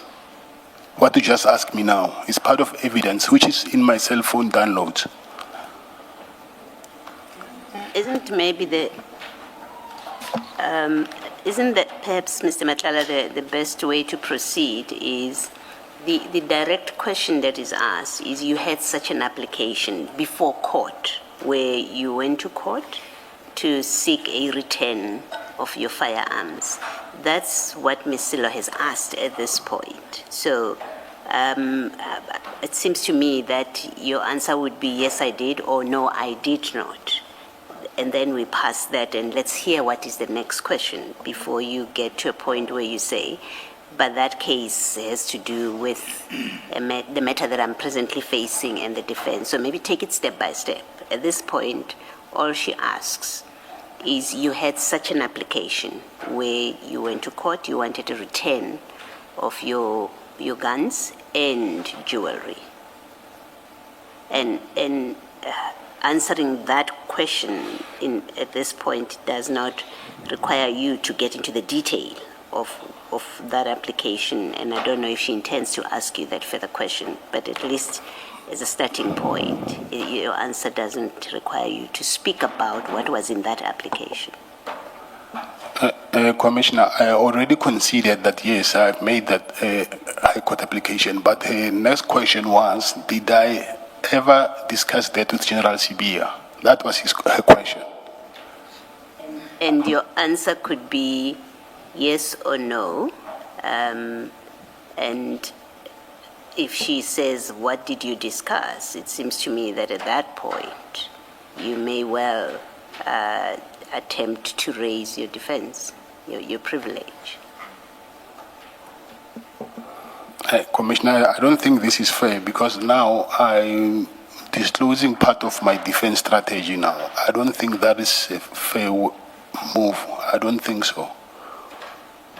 You are not, at least as I understand, you are not saying, I don't want to answer that question because it will incriminate me. You are saying, I don't want to answer the question because I don't want to disclose my defense strategy. Yeah, that's correct. So it's the second one. Yes, that's correct. And Ms. Silo will decide whether that's good enough for purposes of further discussion. Well, I would think that, and perhaps it's a tad unfair to Mr. Matlala, because the answer really lies in Section 3, Sub 4 of the Act, which means he must invoke some legal privilege. And in regulation, I think 610, it tells you that the only basis to refuse to answer a question is if you establish a privilege contemplated in Section 3.4, which is a privilege as recognized in law, and fear to disclose your defense as not one such privilege. So if that is the only basis, then you do not bring yourself within the ambit of the protection, because that does not constitute privilege, and you will be compelled to answer. You are raising a wrong basis to refuse to answer. It's not an acceptable basis, as determined by the law, not by us around here.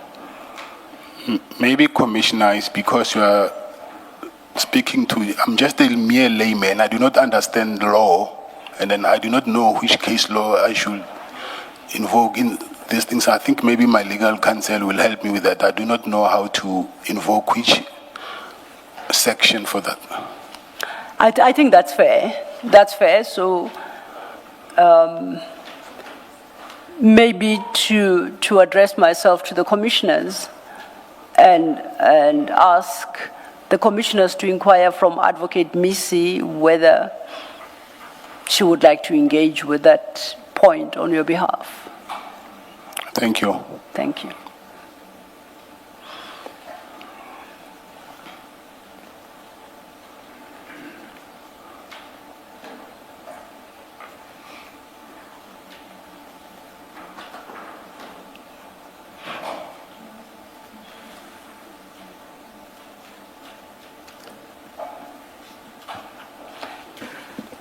Ms. Missy,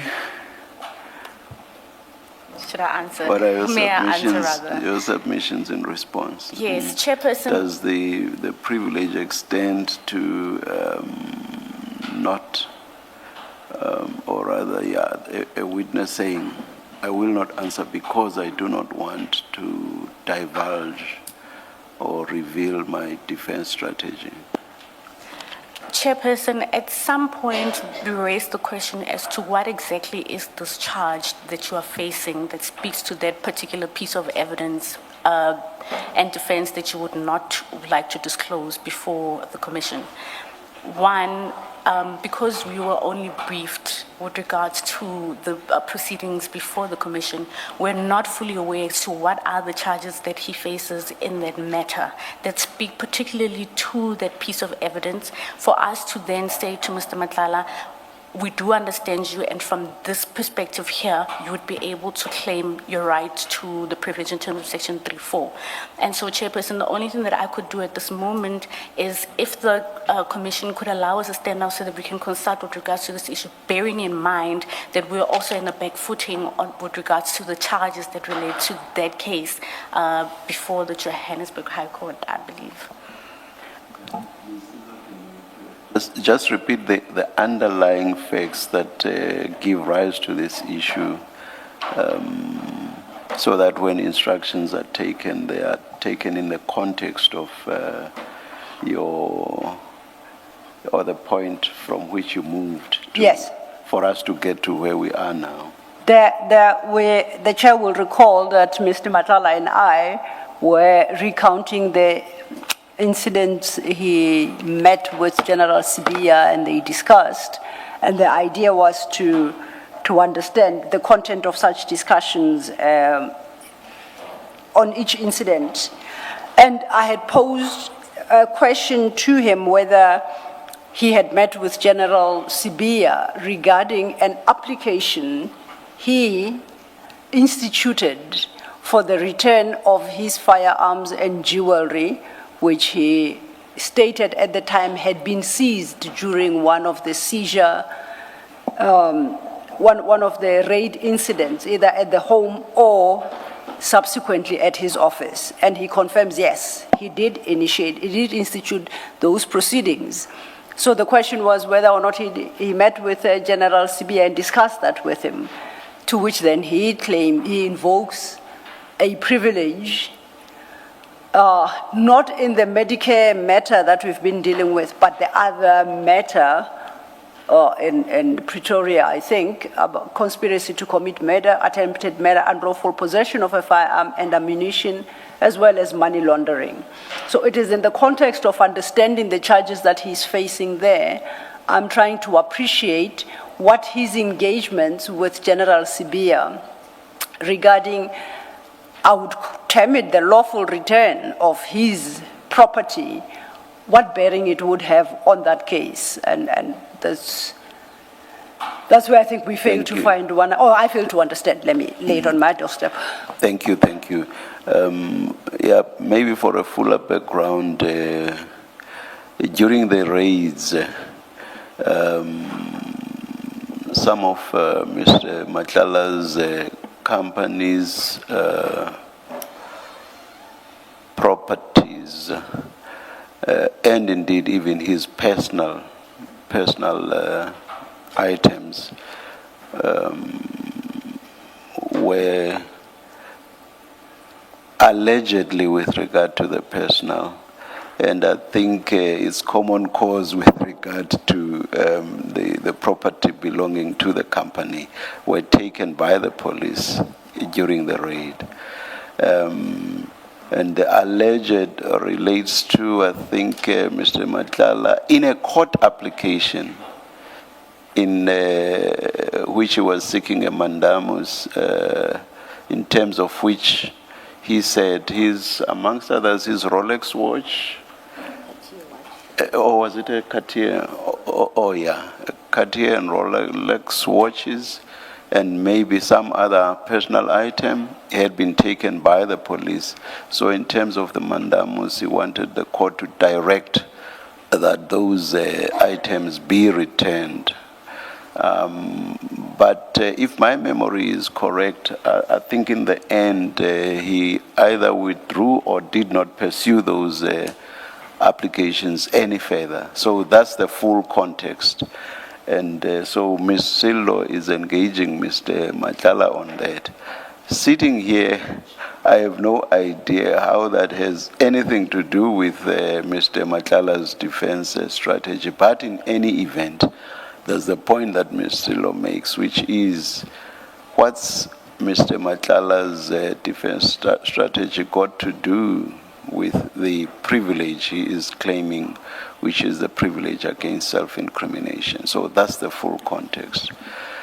Would you still say you want to take instructions, or would you accept that there is no basis for asserting the privilege in this context?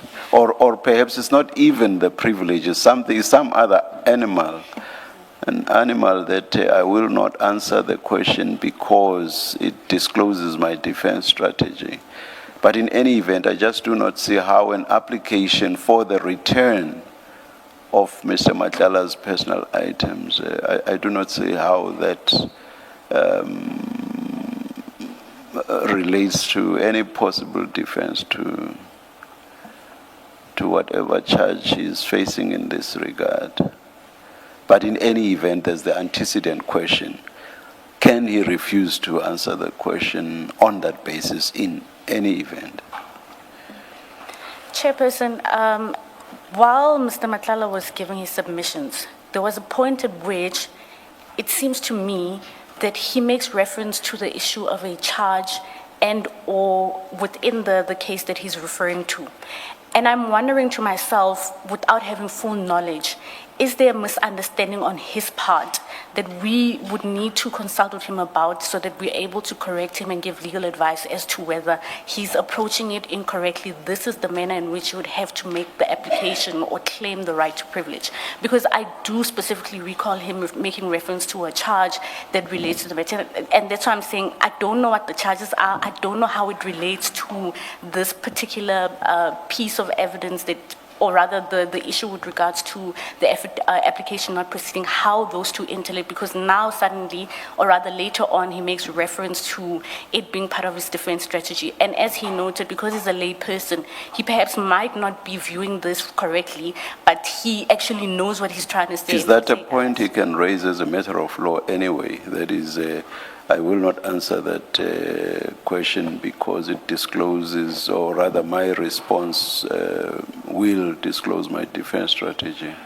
Is that a legal basis for refusing to answer a question? Chairperson, now that we have taken the instruction and we've decided to proceed based on where we are, having not heard the application or proceeded with the application at the point, I believe during our consultations and as part of the application, it called into question as to whether as a suspect or as an accused, does he have a right in terms of Section 35, and would go towards the issue of a fair trial, which there's a confusion with regards to that. I'm just off the top of my head on his part. And that's why I deem it important before we proceed for him to answer it, can we get an opportunity to understand exactly what is this point that he's raising that has to do with the charge and the evidence, as well as the defense that he wants to raise in the trial, Chairperson. I do believe, as he noted, that he's a lay person and lacks a proper understanding how. It's also to avoid an instance where, again, it's just regarded as a blanket approach of, because I am going to use this as a defense in my trial, therefore I don't want to address it. I do believe it's important that we get the opportunity to get an understanding exactly from why is he referring to this, why did he mention the issue of a charge, how does this all interlink, and then we can give him proper advice that in terms of claiming privilege, you have to make reference to the specific charge, etc., before you do. I have bent over backwards and allowed you an adjournment each time you ask for one, but we will never finish Mr. Matlala's testimony if at every turn we have to do this. We have to adjourn for you to take instructions. And I thought this is just a legal question. And sitting here, I just do not see the connection whatsoever with regard to an application, a civil application for the return of Mr. Matlala's goods, an application which he did not pursue. He either withdrew it or did not pursue it to finality, so it died a natural death. I just do not see sitting here, unless we get clarity, I just do not see how that has anything to do with his defense. But as I said, the antecedent question is, can that even be raised as a basis for not answering the question?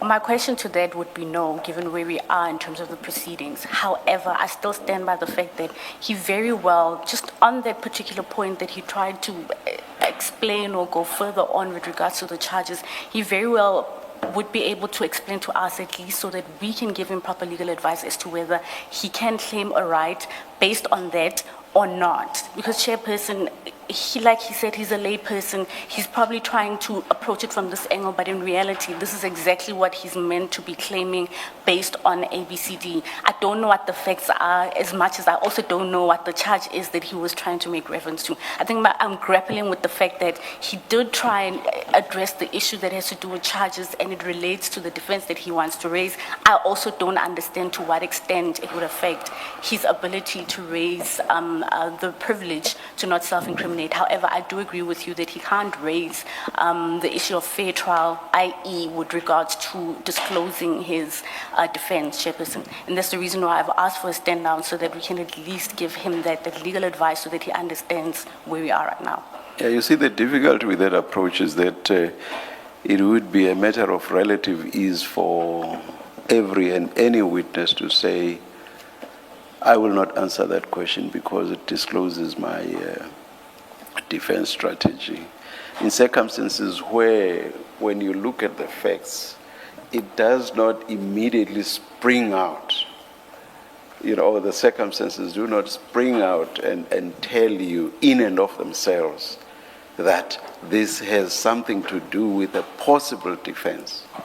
Civil case, civil application, withdrawn, and apparently, at least from the evidence that we have had, on the basis that no Cartier or Rolex watches had actually been taken from Mr. Matlala, how that should then lead to the disclosure of his defense in the criminal case, for the life of me, that escapes me altogether.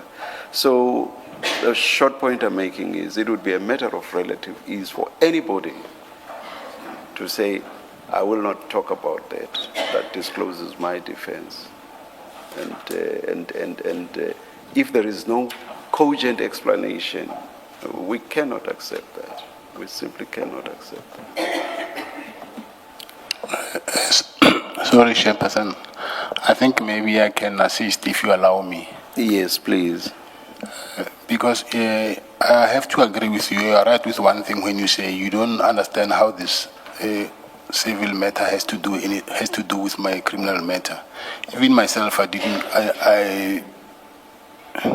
didn't see the necessity of why the state will bring that up. But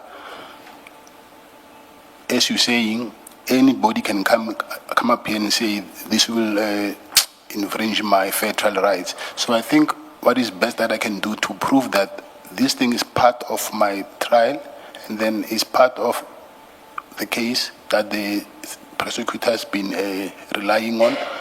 Maybe if I can bring maybe a copy that is signed by the investigating officer to show that indeed this is part of my case. Tomorrow morning, I have that document on me. I can bring it tomorrow morning.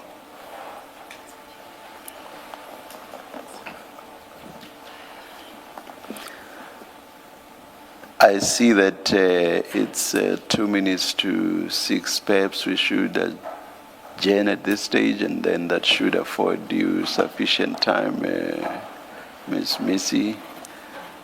And yeah.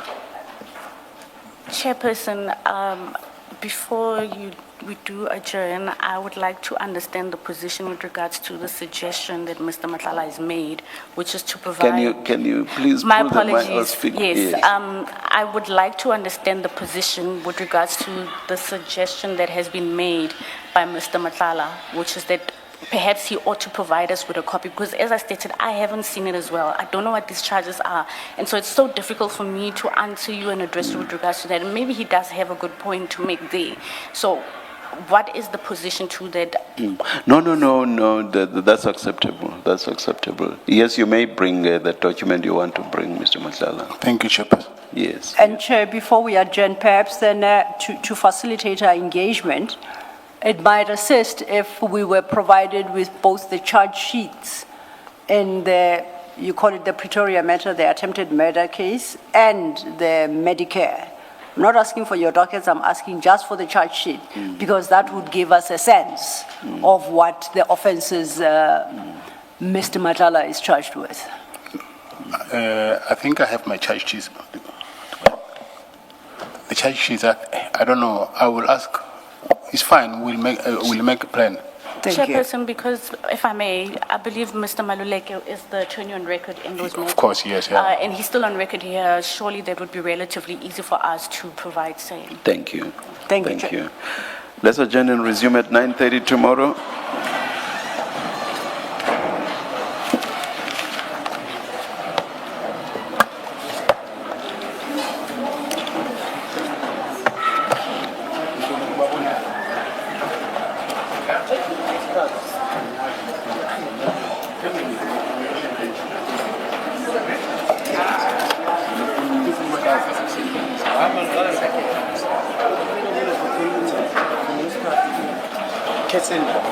Yes,